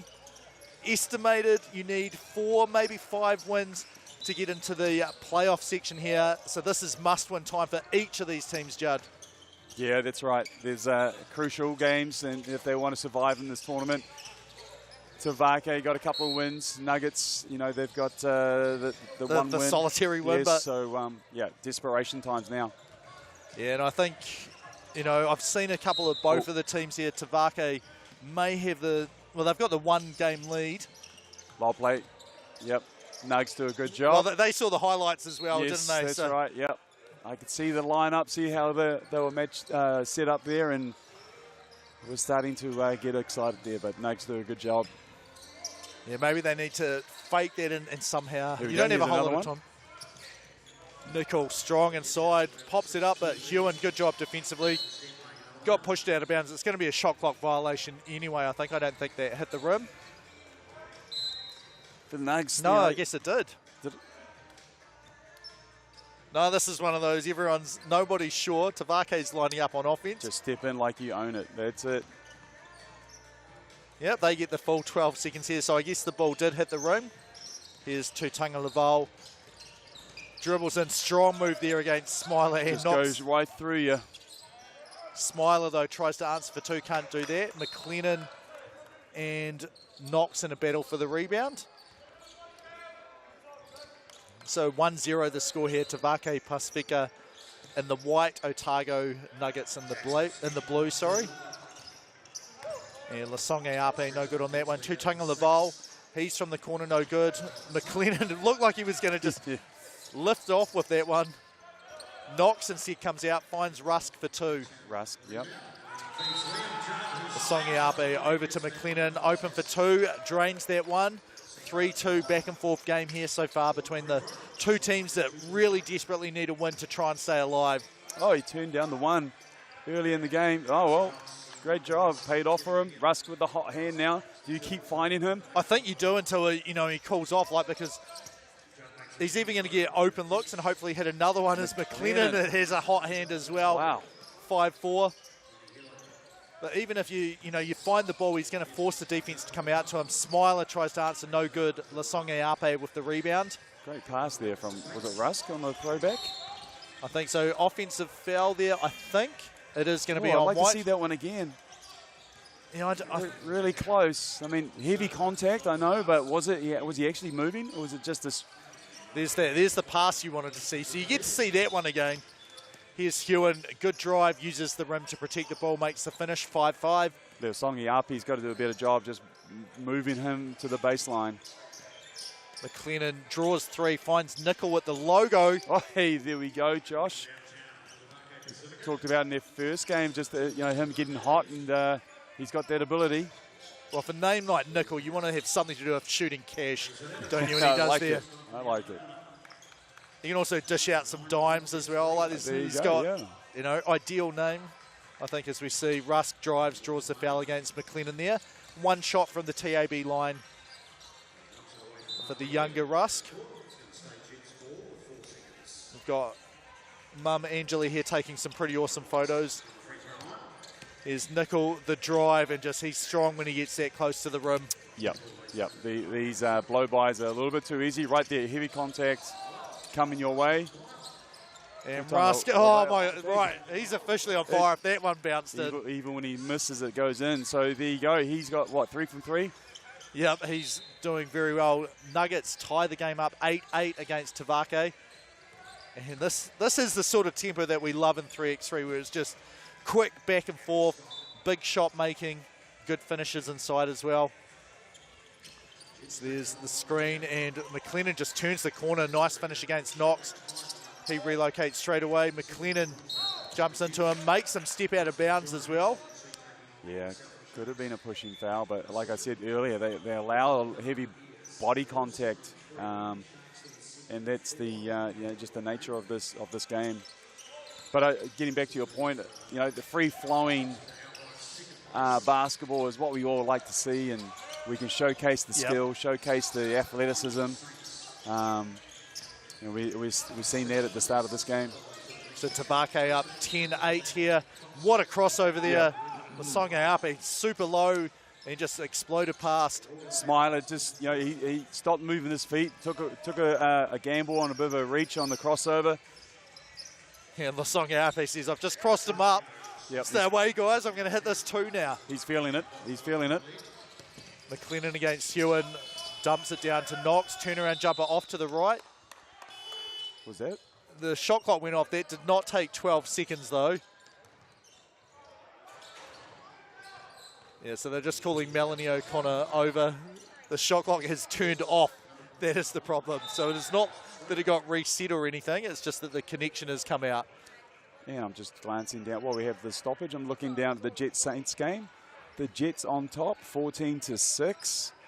A little bit of a surprise. Jets, you know, they're a dangerous team. Well, Miller Joe said like they were really happy with that last one. Didn't really want to let up and sort of focus on each game, but they were pretty happy that they were safely through at least somewhere in the top 10. Jets, though, they're one of those teams, yeah, we've really liked the amount of size they have. So over here, though, Tavake up 13-8 here. This extended rest here, which team do you reckon it helps a bit more at this point? I think, looking at it, maybe Tavake. I think just being able to, no, look, I don't know. Just got to, they're all ready to play regardless. Yeah, they look fresh, you know. This feels like too long we've been stopping here. I'm looking at each individual, and everybody's looking fresh and ready to go. So Tavake is going to have the ball with 5 seconds on the shot clock. Darcy Knox to say, like, how come they? Shouldn't it be us? And he is correct. It is going to be the Otago Nuggets with 5 on the shot clock. Well, there you go, Josh Nickel. Gamesmanship there. Yep. Well, there was a shot, but I guess that was because the buzzer had gone off. Knox turns the corner, almost makes it. Ball's out of bounds. Will stay with the Nuggets. 12 on the shot clock here for them. See there. McLennan is trying to get up, almost skywalking there. Yeah, Russ did a good job there of going into the body. Knew he had an athlete chasing him. Oh. Hewan uses all of the rim to get that one to drop 13-9. They're soggy up here. I thought he could have done a better job there, keeping the ball in front. A couple of times now, he's let that ball get the angle on him and giving up the easy one. Knox is saying, what was that for? Like, I do need to push him a little bit. Like, I don't have the size just to hold him still. Here's Lasonga Ape on the wing. Hand off to Nickel. Good switch there by the Nuggets. He just shoots over Rusk anyway. Knocks the rebound. Hewan now swings it over to Knox. He's open, sets and shoots there. Yep. Just the defense there. Just got a little bit lazy with the switches there. Point switching. Never came together on the switch and gave up the uncontested. 2. And Lasonga Ape says, return the shot back to Here centre. we go again. And Rusk says, okay, well, this is where it needs to get delivered. I'm sure he's still affected by the ankle or calf that he's had. Just watching him move around. And his game is built on quickness for the most part. Like, he hit those 3 threes in a row to start the game. Nickel, set it up perfectly, couldn't make the catch. Hewan open 2 instead. And that's fortunate for Tavake, unfortunate for the Nuggets, as you'd expect that to drop. McLennan, he shoots from the opposite corner. Short, Hewan gets the rebound. Clear, passes it to Lasonga Ape, who Josh unfortunately... Nickel just put, same again. It's almost very dangerous. If you're catching the ball close to the sideline baseline there, very dangerous place to have it because the defense have that, I guess, that advantage where they can put a lot of body contact on you and force you off balance or out of bounds. Josh Nickel continuing the hot hand. Yeah, 15-13 now. We've had a long period of play without any whistles or subs. It's the Rusk Nickel show here from beyond the arc. Once again, come on. Yeah, Nickel just off to the left. Rusk picks up the loose ball there, kicks it over to Knox. A quick blow-by and drive here, but not far enough as McLennan. He has some bounce. There's a little bit of a stare at him too, but we see Lasonga Ape and McLennan just with their athleticism, half beat, but we'll go ahead and meet you up once you let that ball go. Yeah, I've heard from a good coach, assistant coach with the 84 Olympics USA team. To be a really good defender, you're going to make mistakes sometimes, but if you have athleticism and length and effort, you can make up for a whole lot of mistakes that you or your teammates can make. And McLennan, maybe not a huge amount of height, but definitely athleticism and effort there. Got the chase down block. Did you say the US? Yeah, Royce Waltman. Okay, all right. So he was... In those days, coaches didn't get gold medals because we were like, oh, did you get a gold medal in Jordan's Olympic Games? He's like, no, it was only the players for that one there. I was just going to say, the 84 Los Angeles Olympics, Michael Jordan in that team. So we are Darcy Knox for 2. Doesn't draw anything there. Score will stay 15-13. If viewers out there don't know who Michael Jordan is, you can turn the TV off right now. Yep. It just... There we go. Melanie O'Connor involved in the check ball here. Smiler ends up having to do it. Lasonga Ape off the flare screen. Well, the Iverson screen, sorry. Misses that one there, 15-13. Good look, though, eh? I mean, those are the easy looks that Tavake, I guess, in day one, we didn't see that so much. Good, great seal. Seal the defender. I'm not sure if viewers saw that, but the way he had the defender pinned on the high side, created the lob, and the pass wasn't so great, but that's more of that, please. Well, I think it's the tempo, like McLennan was saying to go down there. Here's Lasonga, what a spin there. The cycle drops it down, 16-13 Tavake. Yeah, meet him upstairs. Yeah, forced the miss though, like just that effort to get back involved in the play. Lasonga Ape against Hewan. The low cross. And he is grabbed there. It's going to be one shot here. As soon as he breaks that three-point line, I know it's easier said than done, but you got to start giving him a little bit of a gap. Give him the long one. I think once he has that momentum or head down, you got to start to anticipate his drive to the basket. So free throw is no good. Ball's tip goes to Darcy Knox here. Caleb Smiler faces up, finds a wide open Knox for 2. Lasonga Ape caught. Oh, and Knox, gathered it with one hand. Couldn't get it to drop in to Tunga Laval. He goes for the back down here, spins. I thought he could have spun the whole way there if he wanted. Keep this dribble alive. Nickel shows it, can't make it to Tunga Laval. Rebound, follow is good. Good finish, took his time, got his balance, land on 2. Puts them in a commanding position here. And with fouls up their sleeve. So if you're Tavake here, you're looking at it, you can control this game. Don't need to give up any easy ones here. So check ball up the top. Hewan faces up. Smiler, the step back, he finds himself wide open, launches that one, in and out. And to Tunga Laval. Great job to Tunga Laval. I wasn't sure where that was going to go. Usually you aim for the knees and below. Caught him off guard, went straight for the noggin, did he? I think the shoulder there, so that would have hurt. Like, I think we'd have a bleeding nose if that was in the face. I don't think it was intentionally going for the noggin. It's a little bit of a laugh between Hewan and Tunga Laval. Good lob. can't make it, That's but does what I'm make the saying. follow. Those are the small attention, small details. Creates an open basket for him. Russ, great job to decelerate there. Goes up for the shot. Miss rebound, miss. Nickel open for 2. This is to make them on 20. Does exactly that. 13, the scoreline for the Nuggets, down 7. So this is what they need in a hurry if they're going to have a chance to come back. Still open. The door is still open. Tavake, they just need 1 point here. Nickel, spin, shot, bank, game. So Tavake, Pacifica, important win for them. They move to 3-8, keeping their season, their cup campaign alive. They have, 2 more games that they have left to play this afternoon. Definitely need to win 1, possibly 2 games of them to get in, but they've kept their season alive here, while the Nuggets, they'll be playing for pride the rest of the way. Justin Nelson, he's got the game winner. Josh Nickel made a couple of 2s. Let's hear from Justin and Josh now. Got a very gassed Josh Nickel down here, just gathering his breath. Hey, great win. This is a team that I think everyone has just really enjoyed watching up and about. Right. Yeah, it's exciting. I mean, we're all a bunch of guys who are real talented and it's our first time playing together. So, I mean, it took a slow start, gelling well, and I think we're slowly getting our feet. So. I think one of the things we've really loved about Tavake Pacifica is, even despite some of those losses, just super competitive all the time. Yeah, no doubt. I think that's just ingrained in our blood and our culture. We compete, win or lose, we still compete. It's just part of our, DNA, I guess.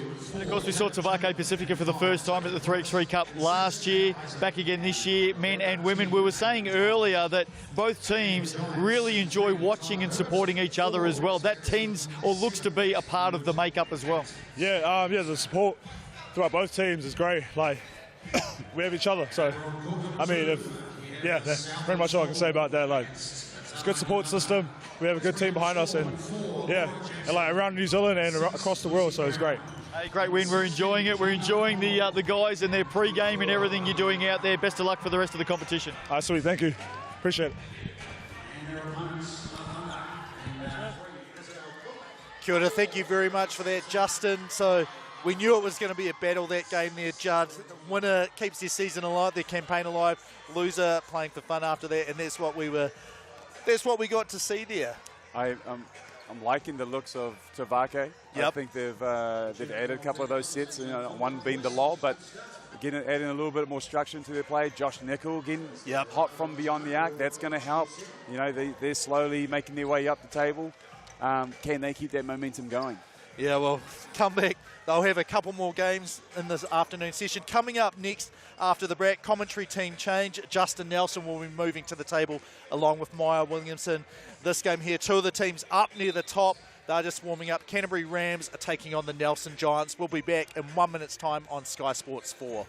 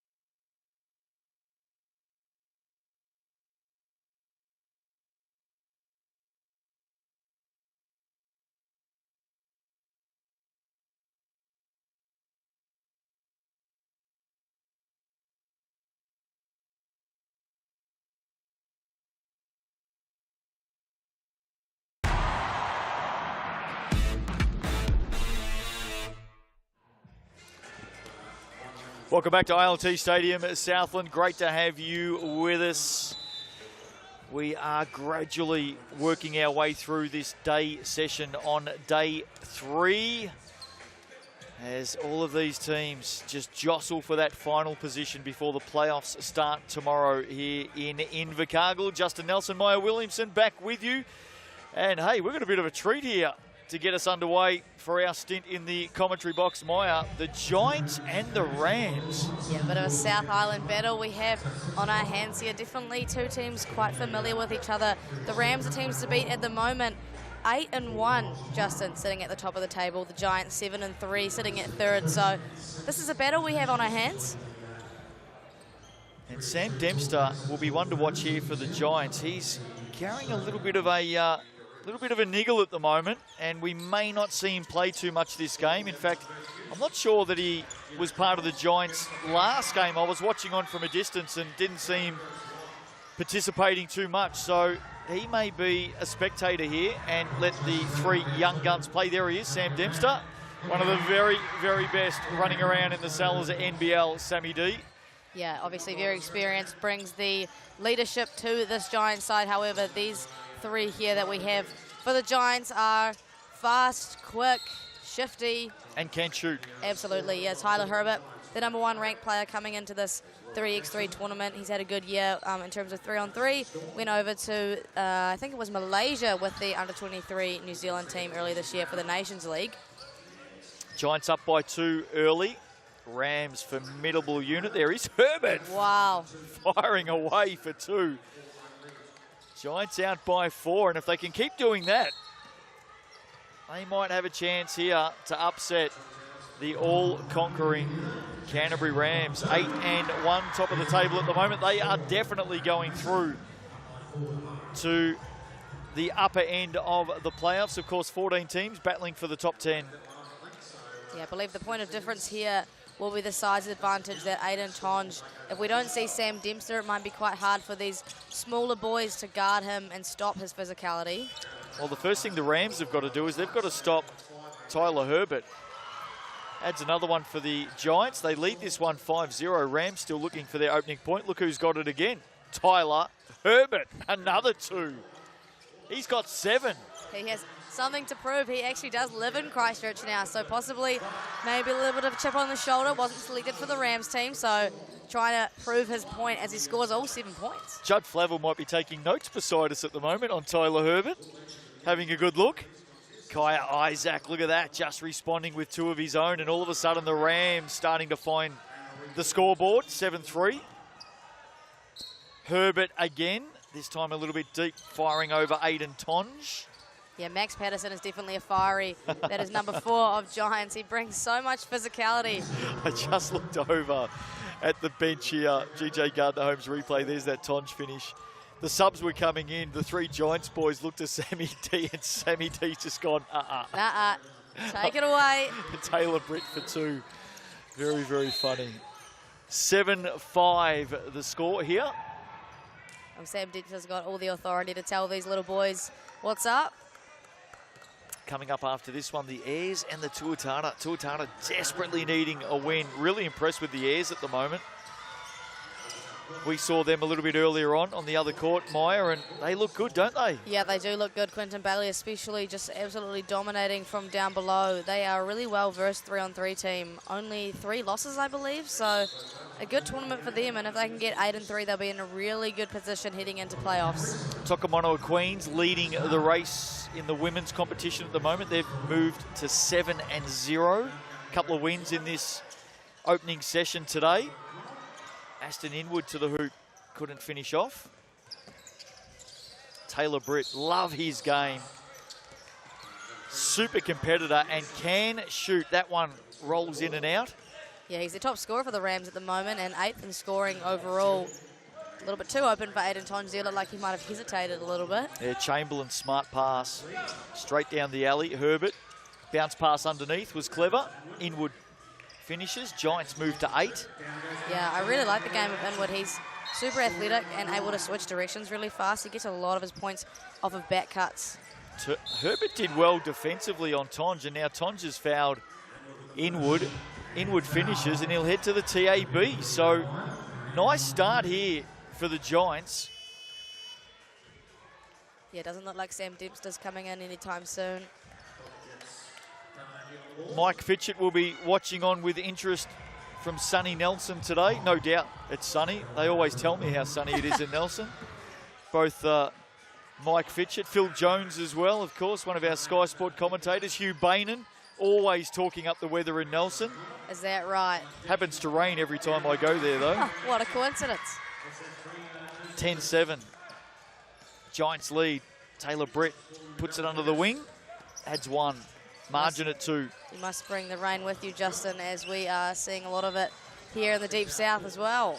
Well, some snow here earlier this morning as well. Here's Herbert. He's been involved in everything. Aiden Tonge in front of him. He'll want to blow past him. He's trying. Aiden Tonge, quick feet, bumps him off. Gets up and claws it back in for the Rams. Good defense. Yeah, the big guy did a good job to stay in front of the shifty, Tyler. And then obviously a difficult shot for Herbert as Tonge has that significant height advantage to contest. Here's Patterson. Inwood underneath, off the glass for 1. Nice play, Giants. Lead by 3. Yeah, they'll be happy to be in this position. Obviously, Rams 8-1 at the moment. I'll tell you who'll be very happy. Tonge has given away a foul underneath here. I'll tell you who'll be very happy if the Giants can get up. That's the man sitting on the bench watching on. Sam Dempster.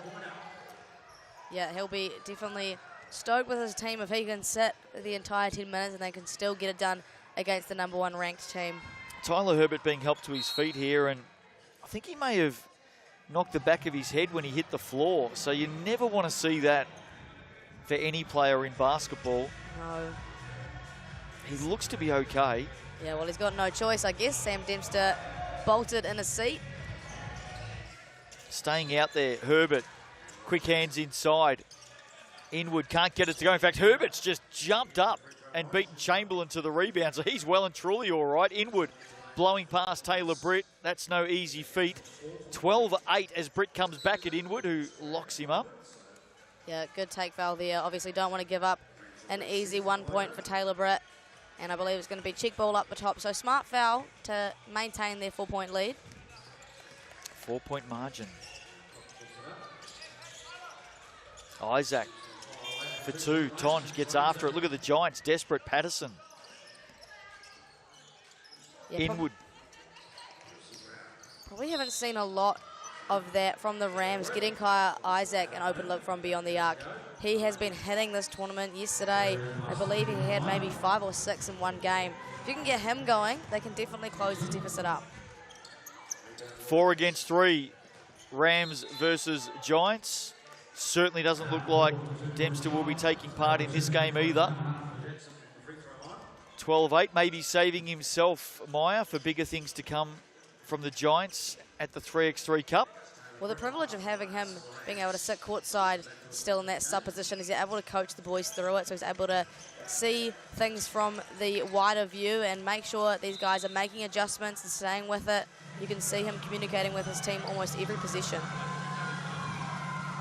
There he is, Sammy D. No doubt he'll make an excellent coach in the future as well. Still think he's got a few years left in him. 12-9.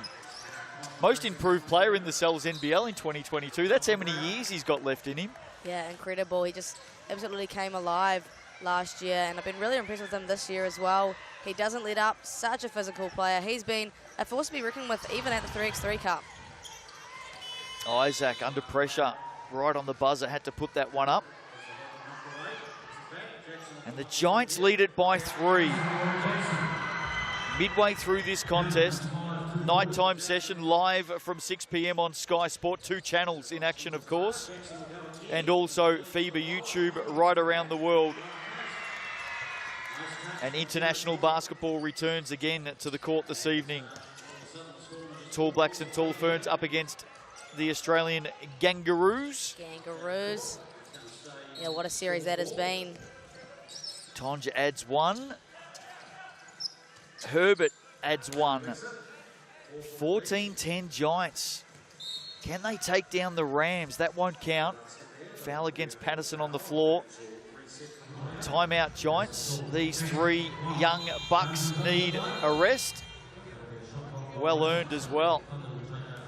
Yeah, not enough for the Rams at the moment just to be trading buckets. Obviously, they had wide open look for Tomes there, which they'll be happy with, but you can't afford, if you're the Rams, to just give one straight back to the Giants. They've just maintained this 4-point deficit for a few minutes now. This is also a chance for the Rams just to address a couple of issues, which they've just spoken about. A lot of 3x3 experience amongst that quartet. They trail by 4, and they've got some work to do. Yeah, I'd like to see a little bit more dribble penetration from these guys. They've only got 3 bodies, the Giants. They've been going for 5 minutes. They have to go for 5 more with no sub. How can the Rams now tie them out a little bit and force them to play in a fatigued position? And it might be what the Rams have just spoken about as Kaya Isaac comes up with a deep 2 from the top, drags it back to a 2-point margin. Herbert wide open, usually deadly. Tyler Herbert. Goodness me, he has come alive today against his fellow Cantabrians. Splitting the gap right down the middle, Taylor Britt. Well, we saw it from Tyler Herbert yesterday as well. I think Judd Flavel might have been on commentary with me at the time when Herbert lit things up from deep. So we know what he's capable of. Off that Taylor Britt 1, the margin is at 3. Here is Herbert on Chamberlain. Gets past him. Getting up, will that go down? No, it won't count. Yeah, Herbert outraged. Thought that should have counted, but Chamberlain, just those long arms, able to contest shots really well. Isaac adds 1. Chamberlain nearly dragged it in on the steal. Here's a replay of it. Oh, a little bit hard to see there. Was called a clean block. On the way up. Those are always hard ones to call. Margin of 2, Inwood, great work. Just straight through Tonge and Chamberlain. Clever stuff from Aston Inwood. Does a great job there. Obviously, that's a go-to action, the give and go. Usually the ball goes back to the guard, but he's done a great job there to switching things up a little bit, remaining unpredictable for this Rams team, and a wide open look. Rams have got 6 fouls. In fact, that's their 7th as well, so not what they needed as Aiden Tonge reached around on that occasion. And that's going to put Tyler Herbert to the TAB for 2.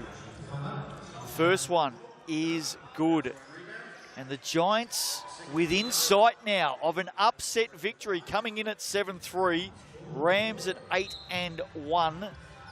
Herbert has been the star, puts the second one down, and they are now 1 long-range shot away from victory. Taylor Britt continuing to keep the Rams in this one. Margin at 3. Not over yet. Long time on the clock. That won't be a factor. Herbert can win it right now. That one short. Kaya Isaac comes up with it. Bumps off Herbert. Corner ball for 2.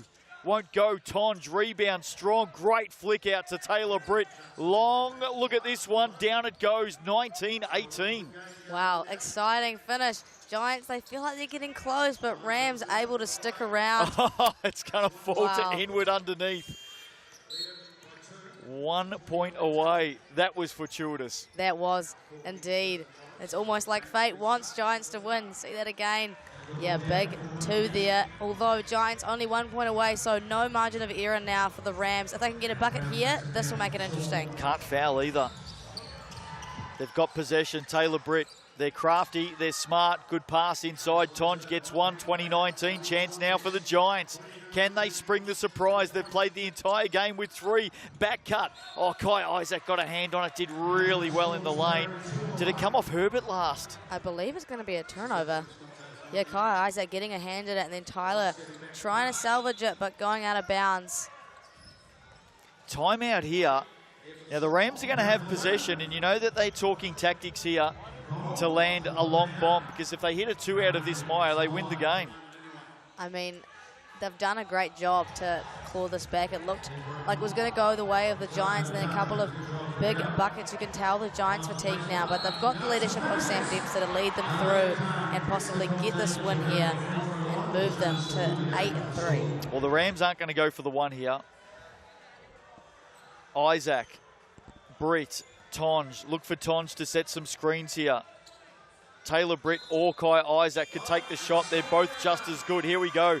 Britt sets the screen for Isaac. Tonge slips through off the screen for Taylor Britt. He has to step back. He knows he's got to go from deep. They may get it back, the Giants. They do. Excellent defence by Patterson. And now the Giants with a chance. Herbert spinning on Tonge one way, then the other off the glass. What a win for the Nelson Giants. Excellent defense. And then Tyler Herbert yet again comes up with a match-winning play. Sammy D, look at him. He's pumped.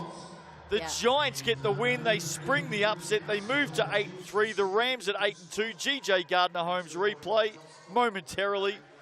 We move away from that. We're going to go down to the sideline and speak to the star of the win for the Nelson Giants with Judd Flavel.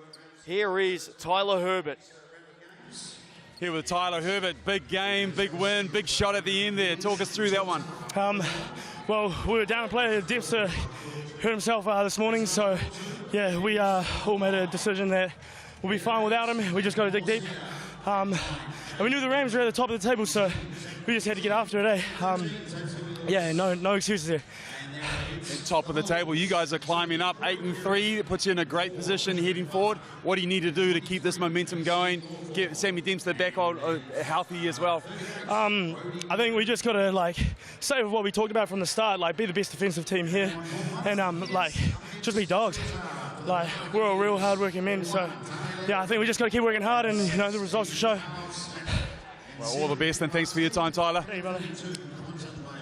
Well, Maya, an upset is never too far away at the 3x3 Cup. Oh, we've seen so many of those, and they did it with 3 players too, but that game belongs to Tyler Herbert.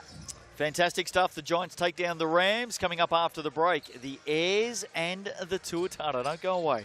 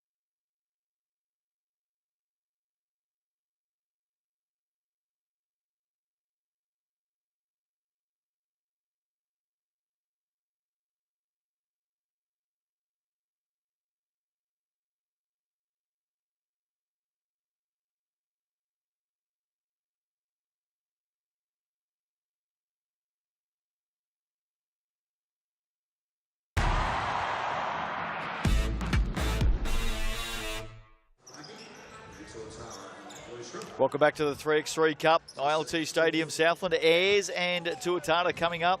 Penultimate game of this daytime session on day 3. Kahu and the Wizards in the women's competition to finish us all off shortly. Maya Williamson in the Sky Sport commentary position beside me. I've got to tell you what, as we look at the Airs and Tuatara lineups, Giants, based on what we just saw against the Rams, Maya, they're a sneaky chance here at the 3x3 Cup. Oh, 100%. Don't sleep on Nelson. Don't sleep on the South Island, especially the Nelson Giants. Did it without star Sam Dempster as well. Could we look to see another upset here, Justin? For the Tuatara? Yeah. Well, we saw the Airs earlier on, didn't we, Maya? And I really like the way that this team is gelling and playing good 3x3 basketball. But the Tuatara definitely need a win. They're sitting in 8th at the moment, or thereabouts on the ladder. 5-5 for the Aucklanders. The Airs are 7-3, and they will start favourites here. Lavery, Carlisle, Smith, Bailey and Bardsley for the Airs. Going up against the Tuatara. The two Ledger brothers, Ruben Fitzgerald and Tane Waddy, who of course flew in on day 2 early in the morning to replace Ryan Lumatia, out with that knee injury. We know he'll be watching on. He watched all day yesterday from the comfort of the couch with his leg up. We hope you're doing well, Ryan, and we wish you the best. I think he's got some scans and other medical appointments later today, so we wish you well, mate. We're not too far away from a start here. Can the Airs continue this impressive run? Going to be a good battle here between Quinton Bailey and Josh Ledger. Yeah, I was just about to say, I think he had a significant advantage in his last game over the Nuggets, able to completely dominate those boys. But definitely not going to have the same advantage over Josh Ledger, who is actually taller than him. So I think a couple of the other ears guys could be Ben Carlisle, could be Matthew Bardsley, going to have to come alive a little bit more. Tuatara to start with the ball as the two Ledger boys try to team up to start us off. Here's Josh Ledger. Back to brother Will. I think he may have skipped a little bit through the 3x3 Cup logo on the court. He did. Turns it over on the travel. And now we get our first look at the airs. Bardsley. Here we go inside. Quinton Bailey up against Josh Ledger. You can see just taking a different approach to his typical style. You know, as he went against the Nuggets, he caught it down low and tried to back down with a nice little hook. There, he resorts to a fadeaway jumper. He's obviously known that he has to go to some different techniques now that he's against someone who is bigger than him. You see all these school kids leaving the stadium at the moment. There's a story behind that. I'll give you the lowdown in just a moment. A whole heap of local primary school kids are exiting ILT Stadium Southland at the moment, just heading out the doors. Now, the story behind that is the Southland Storm, or Southern Storm, have just played down on the other court, and Jen O'Connell, who plays for the Storm, is a teacher at a local primary school. To support the teacher, the entire school just came down to watch her play. How amazing is that? What a school trip that is. And they were loud too, Justin. They were lighting it up for Jen. Yeah, they were loud. Great little side note there for the Storm and Jen O'Connell. Support goes both ways at primary schools in New Zealand. You love to see it. Wish we could see some more school kids coming here. Imagine filling up these stands with a whole bunch of Year 7 students. Oh, no doubt there'll be some kids down here tonight. The nighttime sessions are always pretty busy here at the 3x3 Cup. And, of course, the action is definitely going to heat up tomorrow night as we head down through the playoffs and we'll crown our 2023 champions here at the 3x3 Cup. The Southland Sharks in the men's competition. They are back-to-back champions. Can they make it a three-peat tomorrow night? Yeah, well, we'll have to see. It's just so unpredictable, 3x3. We saw them drop a game to Waikato Uni earlier today. They came into the day 1-8, bottom of the table, so you just really never know what's going to happen. Waikato Uni, that is, came in 1-8. The Sharks were 7-3. That was a big upset. Tane Waddy with the outside look. Josh Ledger inside off the glass should put it away and does. That's the opening point for the Tuatara. It is one apiece here. Early stages. Will Ledger. Lovely looking shot off the wing. Yeah, absolutely. He is tall in stature, but definitely a sharp shooter. An advantage to have such a high release. Bardsley just threads the needle, gets it through, but Quinton Bailey had set up a caravan, a tent, a campfire inside the paint. And the coin officials were right onto it. He's not getting away with that one, is he? I reckon he might have had a couple of marshmallows over that campfire as well. He was there that long. Get a little s'more going on. No arguments from Quinton Bailey. So the officials just having a chat to each other. 8:46 left in this game. The Aucklanders lead 3-1. They're 5-5. Ayers are 7-3. Tuatara can get this win. They are right in contention, not only for the top 10, but importantly for that top 6, because places 7, 8, 9, 10 will go through to that play-in to the quarters. Yeah, and obviously if you can play one less game and have a secure spot in the quarters, you're going to take that. So both teams doing all they can, obviously, but more pressure on Tuatara as they are 5-5, like you said. However, they do have the men's competition number 3 scorer, Ruben Fitzgerald, who's absolutely come alive down here in Invercargill. Scored 71 points, 22 twos across the first 2 days. And there he was in action, calling for a foul off that shot. Bardsley for 2. And it's a good point that you make, Maya, about the top 6 as opposed to the top 10. Because for positions 7, 8, 9, 10, you do need to play that additional game. Great play, Bardsley on the pass to Quinton Bailey, to have a play-in for the quarterfinals. And that's actually what the teams and the players are talking about. We want to make the top 6, not because, or not necessarily because it guarantees a quarterfinal berth. It avoids having to play an additional game. I mean, they already have to play 13 pool games. Like, that is such a demanding ask on your body, especially because 3x3 is such a physical game. So if they can rest for 10 extra minutes in another team, it actually could make all the difference. It doesn't seem like 10 minutes less of basketball would help you, but it definitely does in the 3x3 space. Here's Quinton Bailey. Scores are locked up at 3 apiece. Lavery on Ledger. That's heavy going there. Josh Ledger just eats that up. Lavery back at it. Now that won't count. The shot clock expired. Defense wins out. Yeah, that was pretty easy one there for Josh Ledger. Obviously standing towering above Tane. Two of the premier big men. Oh, getting up. Bardsley with the block. Fitzgerald with the putback. Yeah, two of the premier big men going head-to-head here. Josh Ledger and Quinton Bailey. Bailey inside to Bardsley, trying to beat Ledger. Finds his brother on the pass. Nice work. And he runs straight into Quinton Bailey. Giggles to himself, kind of, what was I thinking?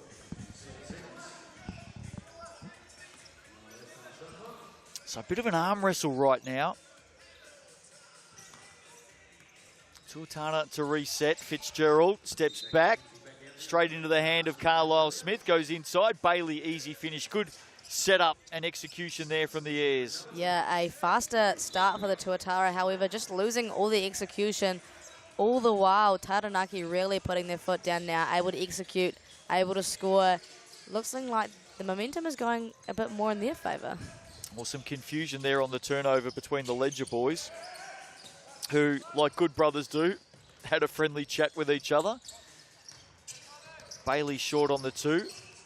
Lavery now lofts it up for Bailey. Catches off the glass. Easy stuff again. And he's probably having the better of that big man battle right now, Quinton Bailey. Yep, he's dominating. He's got a few easy buckets. However, I always say that Josh Ledger gets one of his own.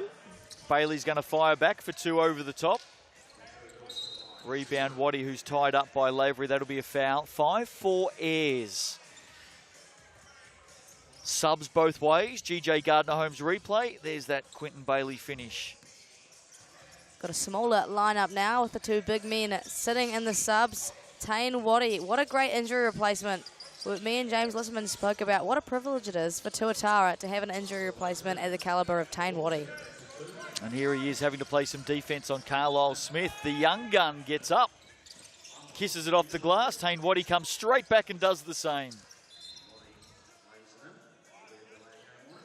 So we're going to get a warning there. Got to let that ball come out, of course. Some contact there, can't do that. And that's why we've got a whistle. So warning there for the Tuatara on the clearance. Carlisle Smith leaving that one well short. Just about to say, as he's moved to the Naki, he has worked on his jump shot. Obviously, tired legs, maybe a bit of fatigue with that one, but definitely it's become a bit more of a prominent part of his game since moving to Taranaki. Cantabrian as well. He is Cantabrian. I actually went to school with old Benny Boy. Old Benny Boy. Listen to you two. What are you, both 19? Here's Matthew Bardsley. No one calls you old Justin Nelly or anything? Here we go, getting up Ruben Fitzgerald. Oh, you're taking years off my life at the moment, Maya Williamson. Having some fun. Foul there against Josh Ledger. 6 apiece. Just no team able to break this one open. There's the foul. Yeah, I think both teams, obviously a huge part of their offense is their big men. They have a significant advantage considering they are tall, and now they've met their match a little bit, kind of having to find different ways of scoring. I see, you know, Quinton Bailey's had a 2 of his own, and then he's had a fadeaway jumper. Like, they're having to find different facets of scoring, which can be a little bit more difficult. Bailey adds 1. Ledger now over the top of Lavery. Oh, looked great off the hand, didn't it? Straight through for 2. Nice shot, Josh Ledger. There it is on the GJ Gardner-Holmes replay. Excellent work. And the Tuatara up by 1. A win for them here. Really cannons them back into contention. There's the answer. Quinton Bailey, not on my turf, he says. Yeah, the big men trading 2s. He's been owning the 3x3 court here for the Airs. Ledger right back at him. Quinton Bailey now around Will Ledger. That little hook, so effective, Quinton Bailey. He doesn't miss those, does he? It's his bread and butter. Fitzgerald nearly gets the roll. Bailey brings it out for the Airs, resets, 10-9. Here we go.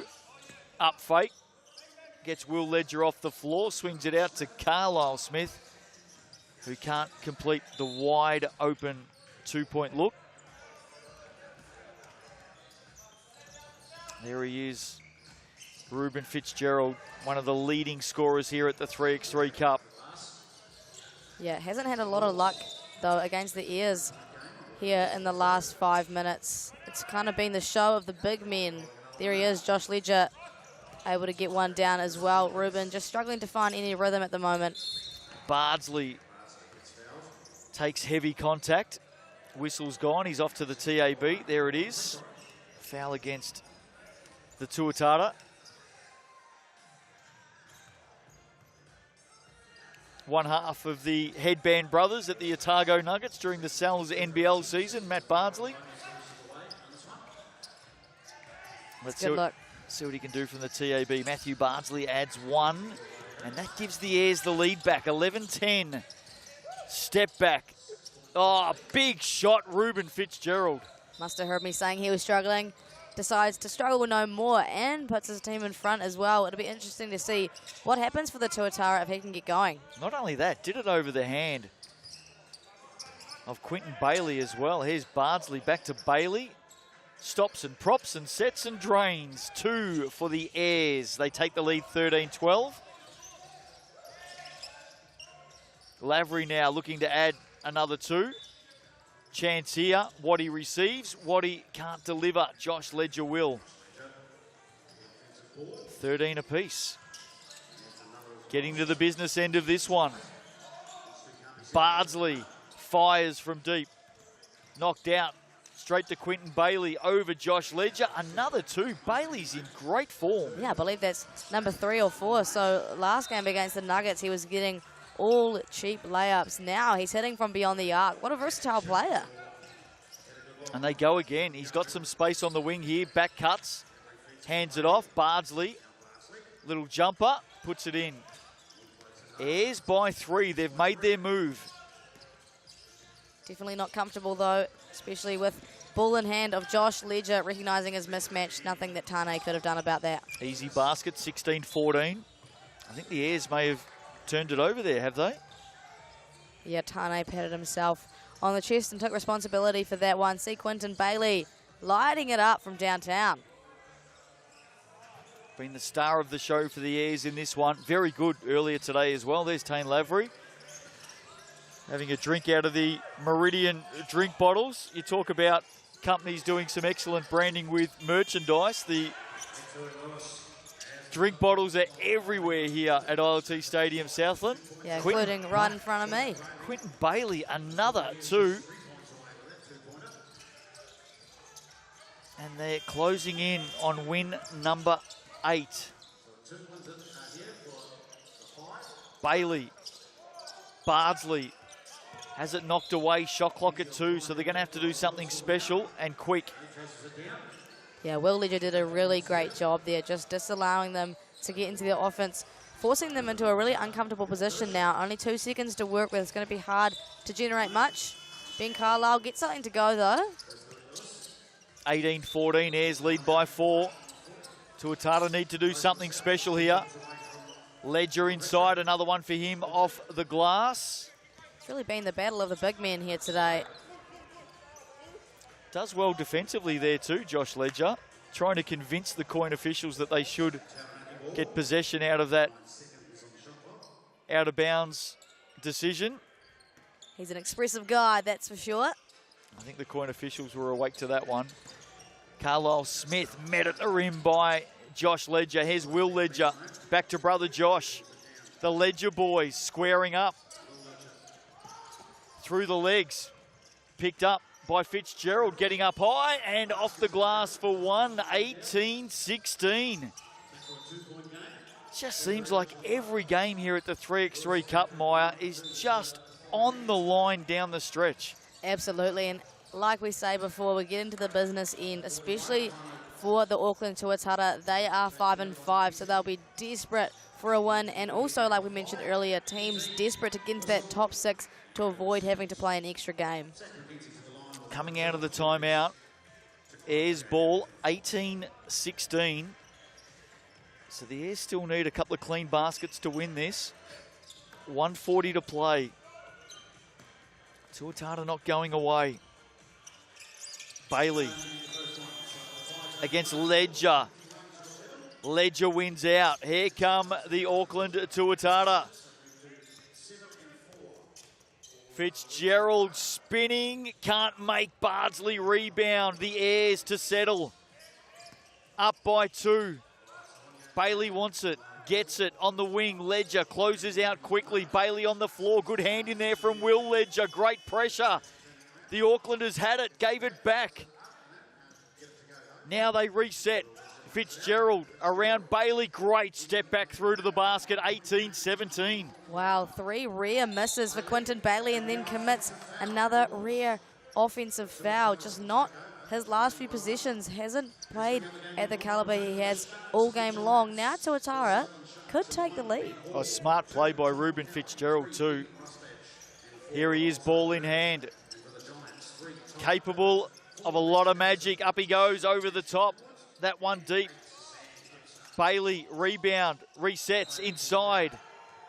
Carlisle Smith was fouled by Ruben Fitzgerald. 5 fouls apiece. 44.6 to play. 18-17 Airs. Probably quite a smart foul from Fitzgerald there. Otherwise, that was likely going to be a score considering the size advantage that Ben does have over Ruben. So I'm not unhappy with that. However, only 1 to give now for both teams. Last time out. Both teams have a chat. Fair bit on the line here. Airs searching for their 8th win. Tuatara searching for their 6th. Airs to restart. Plenty of time left on the clock here for both teams. Bailey, oh, they've left him alone, wide open, can't put it away. Massive opportunity there for the Airs. Waddy now goes at it. Does he get the roll? No. Bardsley rebound. Still a chance here for both teams. 25 seconds to play. Bardsley elects to put it down off the body of Josh Ledger. Shot clock at 7. Deep Smith. Deep, great pass inside, too long in the key. Out there. This is an interesting thing.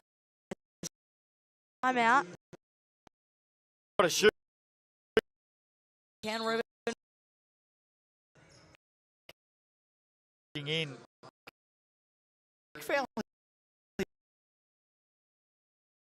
Delay of game.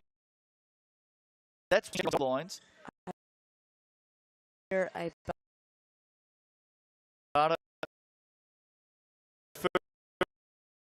1.6. Fitzgerald. Fitzgerald comes. Wow, what a win.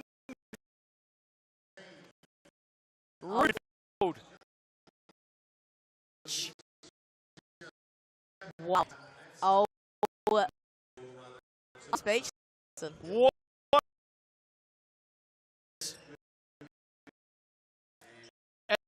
And they with that, they are 3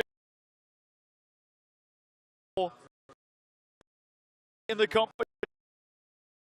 On is with Judd Flavel. Ruben us through that game. Oh, they had us, to be honest. We started off all right, but luckily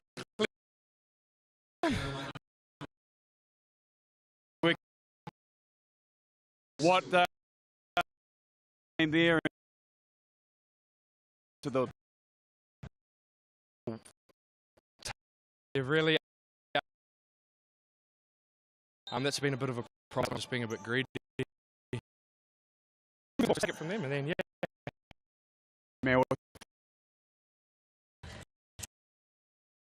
Mr. Tuatara up there. Use in the 3. Who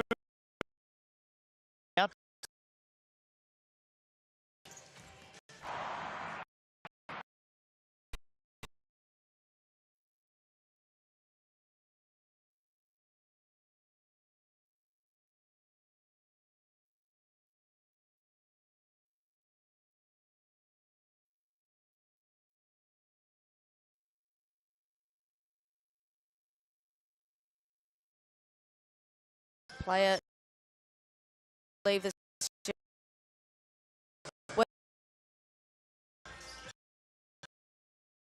Coming into this one and hit a one. The Wizards, they lead 5-1. Yeah, Kahu just desperate for a score here. Kind of been a lackluster tournament for them, like you say, Justin. They have one win and 4 to play. I've been impressed. Offense for such roll right now, although Rangi right there to knock it out. anything Australia. That's what it's been like. Absolutely. That's all ahead of us this evening. Good day yesterday, and Tunanui Henderson, ball on the floor. Couple of Wizards to beat.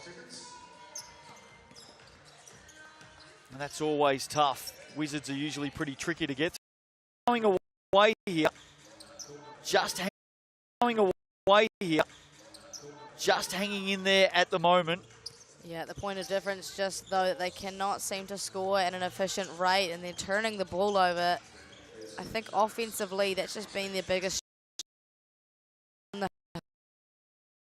to be a bit more efficient. Elia pretty influential. So wants it in outside. Hit one.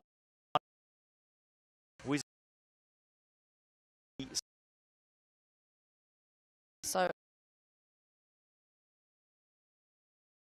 to our the vision on a technical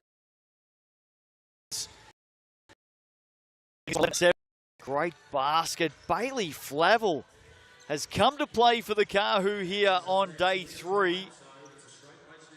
Bailey just definitely unhappy with a 1-6 finish.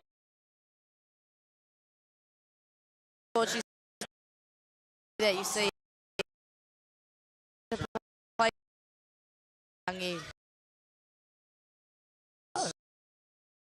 yeah. She said just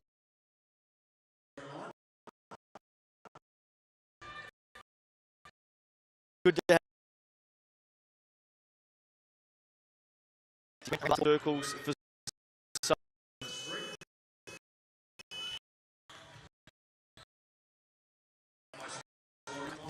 big who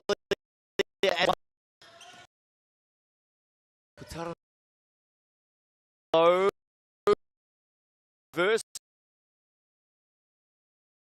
last couple of minutes of this contest.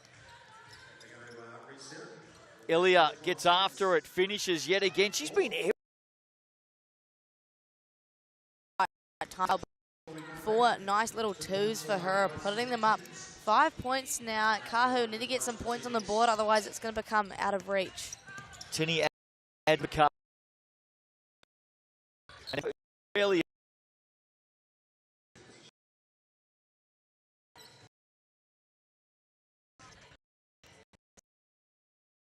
Work with space. She cooks something. She steps in and Bailey Flavel enough over the last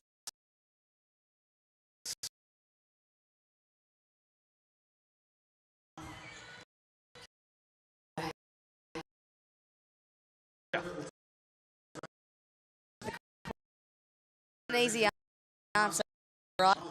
well,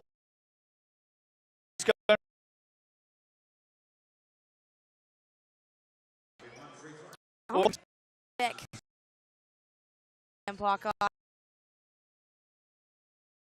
Queens.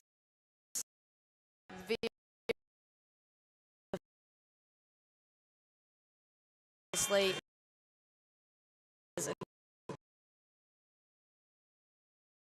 I think they could be in the mix as well, Justin. Well, let me ask the question a different way. Oh, gosh.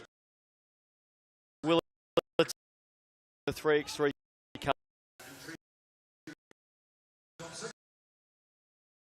intention? The height.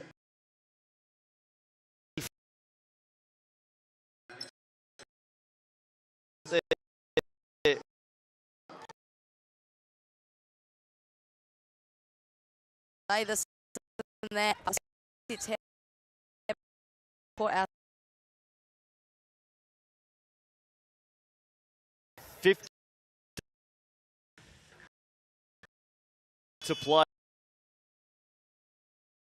session today. I think the Kahu want a timeout. Have a quick chat, although uphill battle. Just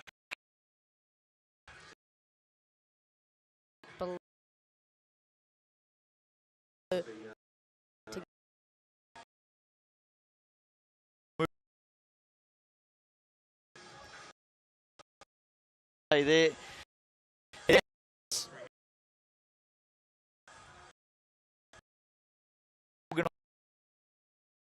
In the Whai and Whai.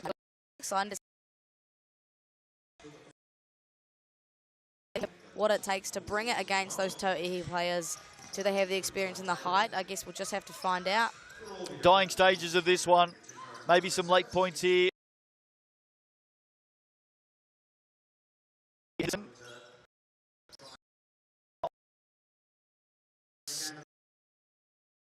Kahu, they're position. Plenty of good. Has gone last before we our day all off today. Didn't score at the and was it? They do 11, and so on ahead of us tonight.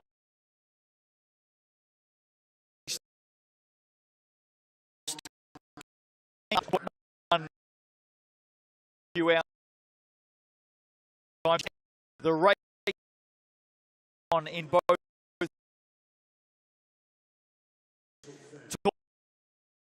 Australian games 5 coming your way. Women's internationals, Trans-Tasman basketball in 3x3. Can't wait for that. We'll see all of you then from 6 p.m. local time. Bye-bye for now.